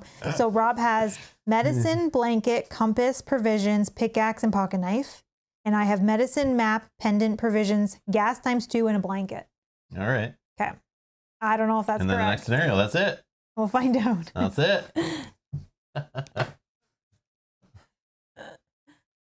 I don't know. It's fun that you guys, some of you know how bad or good of shape we're in or whatever, but we have no clue. No, like, we have no idea. We don't know if we're like, yeah, we're picking good things, or Mel's not going to die anytime soon, or she will, or like, you know, are we upgrading the right cards, or did the right person take these people into their decks? Maybe the wrong person did, and now it's going to be a punishment for it later. I don't even know. But anyways, don't spoil it, but it's just, it drives me nuts, all the unknown. It's so much unknown in the game. I'm just like, and I know it's doing its job, but man, I'm just like, I want to know. I want to know. I also want to say I really liked this scenario. Yeah, that was of having the multiple act decks that we were trying to advance. I find it interesting. The one miss. Yeah, we're bone. Of course we're bone. No, if Rob can keep winning the scenarios, I can just die every time. We'll see. No, that's not true. I feel like I've died every scenario we've played. The one thing, though, about this scenario I was not kind of a fan of is the 3-act decks. It ended up you need to do all of them anyway, kind of to win, or you resign and only do a few, which is neat. But I thought there would be more of a punishment based on doing... I thought there wouldn't be a chance to do all 3. Most of the time you think you can do that stuff, and then you find out it like... I was surprised we didn't draw to the bottom of one, and it was like, you know, oh, if you've already done this one first, you now can't do this one. Yeah, like and now, now this something is now changed that you didn't expect. It seemed a little too straightforward. It was like either, you know, keep pushing it, try to do all 3, or just quit, which is fine. That's cool. But I just expected the last card on some of these to pull up and be like, oh, we did the wrong one first. Yeah, yeah. Oh, now it's over. We should have got Alejandro before chasing down Ichitaka. Oh, like who knows, right? I see that, yeah. And the fact that getting them, I don't know if they really helped. Like, I know Ichitaka was supposed to help you with the enemy, which that guy was a victory point guy. So it should have helped with fight, but just we have the wrong players that don't fight with fight. And that's what I said when you were in the bathroom, that it doesn't really matter because none of us are fighting with our fists. Unless we're in a horrible situation and we have no way to fight. Yeah. Thank you, Cynthia. You have a great night too. Good night, Cynthia. But yeah, so I do like the scenario. It's really cool. I still like this campaign so far. It's very much unknown, and it's like it feels like we're just got blindfolds on, swinging our hands in the dark, hoping to succeed. But I like the creativeness to it. I think it's very cool. Thematically, it's a win, I think. But Definitely. Yeah, we'll keep going. This is only the first Mythos pack of the campaign. So I know people hate this campaign and say it's not very nice to the first playthrough, blind playthroughs and stuff like that. So I'm sure it gets worse, and I'm sure we're going to hate it as it goes on. But for now, I think it's really cool, and it's doing its job. But it's really neat. It's still doing the Tomb Raider, Indiana Jones stuff, which is cool. Bob is also saying one of these times that dying every scenario is going to be permanent. I always like die right at the end, like the last. But that's what's expected. If you push it, this whole thing, this scenario was designed like most of them are. Push it for the win, but you're risking it, or run away with what you have, and you're also risking it. You don't know. Oh, so first Arkham Horror. Okay, you've never seen us play Arkham Horror. Every Sunday. Every Sunday we play Arkham Horror, and you can recommend what we put in our decks.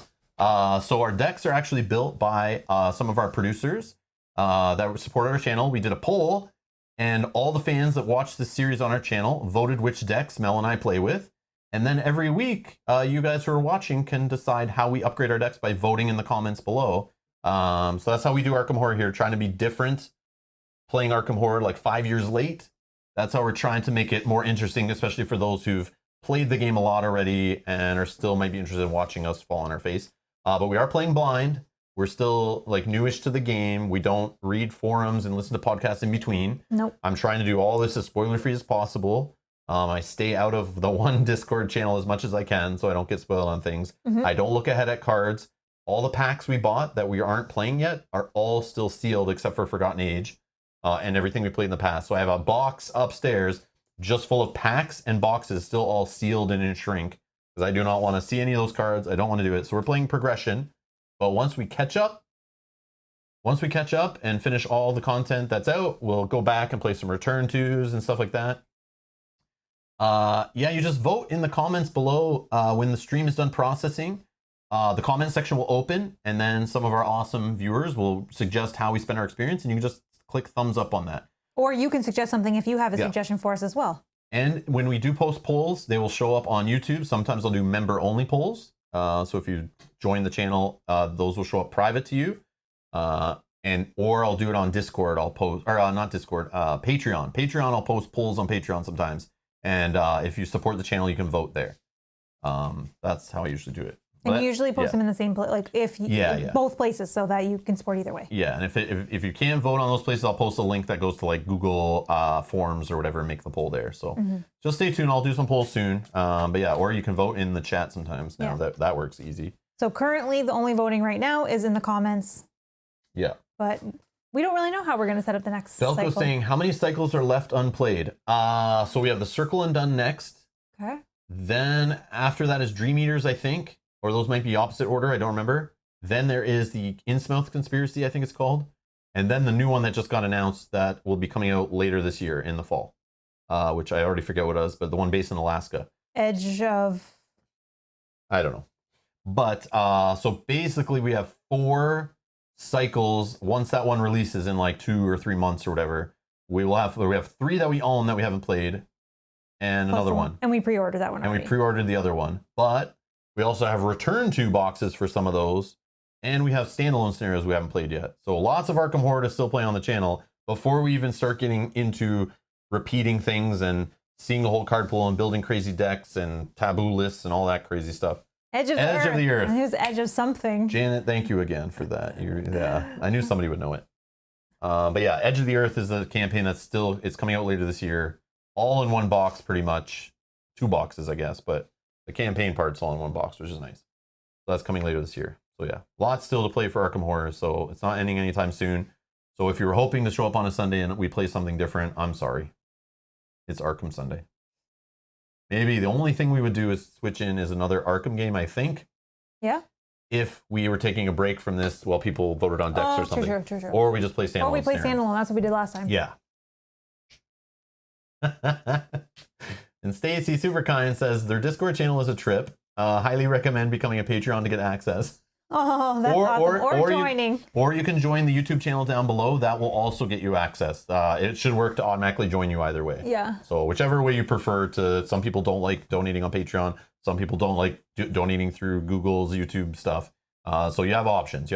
And all that stuff's down in the video description. It is funny. I was laughing out loud yesterday. Yeah, I go in there and read, and I'm just like, oh my God. Or Mel tells me stuff as I'm like doing things. She's like yells to me. Yeah. Bob just said this about his wife, the marriage thing with the pineapple pizza, Bob. I was crying. I was laughing so hard. That was the funniest thing ever. Also, I'm sorry, Bob. I thought your wife was going to keep it a secret, but she actually bought that pineapple pizza for her and I. So the cat's out of the bag. I'm so sorry, Bob. I'm so sorry. I didn't want you to find out this way. What are you telling me? Mel, I'm sorry. Also, Mel, I'm sorry you to find out this way.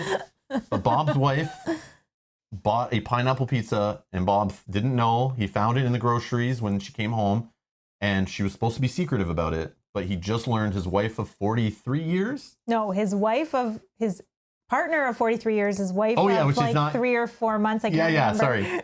Yes. He's known his wife for like 40-something years, they've been together right? for 43 years. Yes. But they've been married for a few months. But yes, he thought he knew her over that time, that she wasn't a crazy person into pineapple on pizza. Like, not crazy. She wanted to try it. But she said she wanted to try things a little different. But I'm sorry, Bob. I called and we started talking, and, I told her about pineapple on pizza, and one thing led to another. I'm so sorry. But you need to let us know when you try it. You need to at least try it. I'm just joking, Bob. I'm joking. Please don't yell at your wife.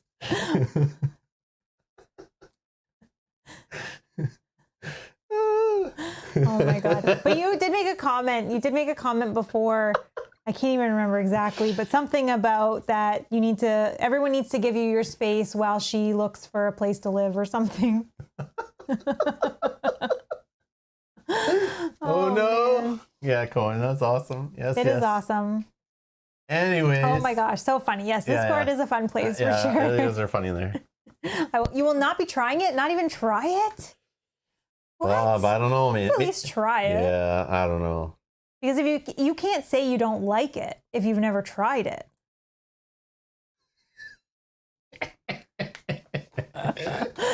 Anyways. Oh, we're getting off the rails here. Yes. Thank you all for watching. We're going to take off. Enjoy the rest of your weekend. We are back tomorrow all week. Oh, yes. Mel's taking off work. She's I'm on going to vacation. join me. We are playing, continuing our Madara, Unintentional Malum Act 1 epic campaign playthroughs, starting again up tomorrow at 12 noon Eastern. You can set reminders for that stuff at youtube.com/Rob's Gaming Table. You'll see all the upcoming live streams, which I don't have open anymore. And you can set reminders, but we will be back tomorrow streaming some spoilerific Madara campaign. And we'll be also playing on Tuesday, and again on Friday, and again on Saturday, and then back again from our Arkham Horror next Sunday. So stay tuned for that. And remember, suggest your deck upgrades down below in the video description about an hour probably after the stream ends. Thank you all for taking the time to help us decide how we spend our experience in the playthrough. And we'll see you next week for some Arkham Horror, or tomorrow for some Madara. Thank you all for watching. Happy 4th of Happy July. 4th of July to our Enjoy. American neighbors, and we'll see you in the next one. Bye-bye. Bye.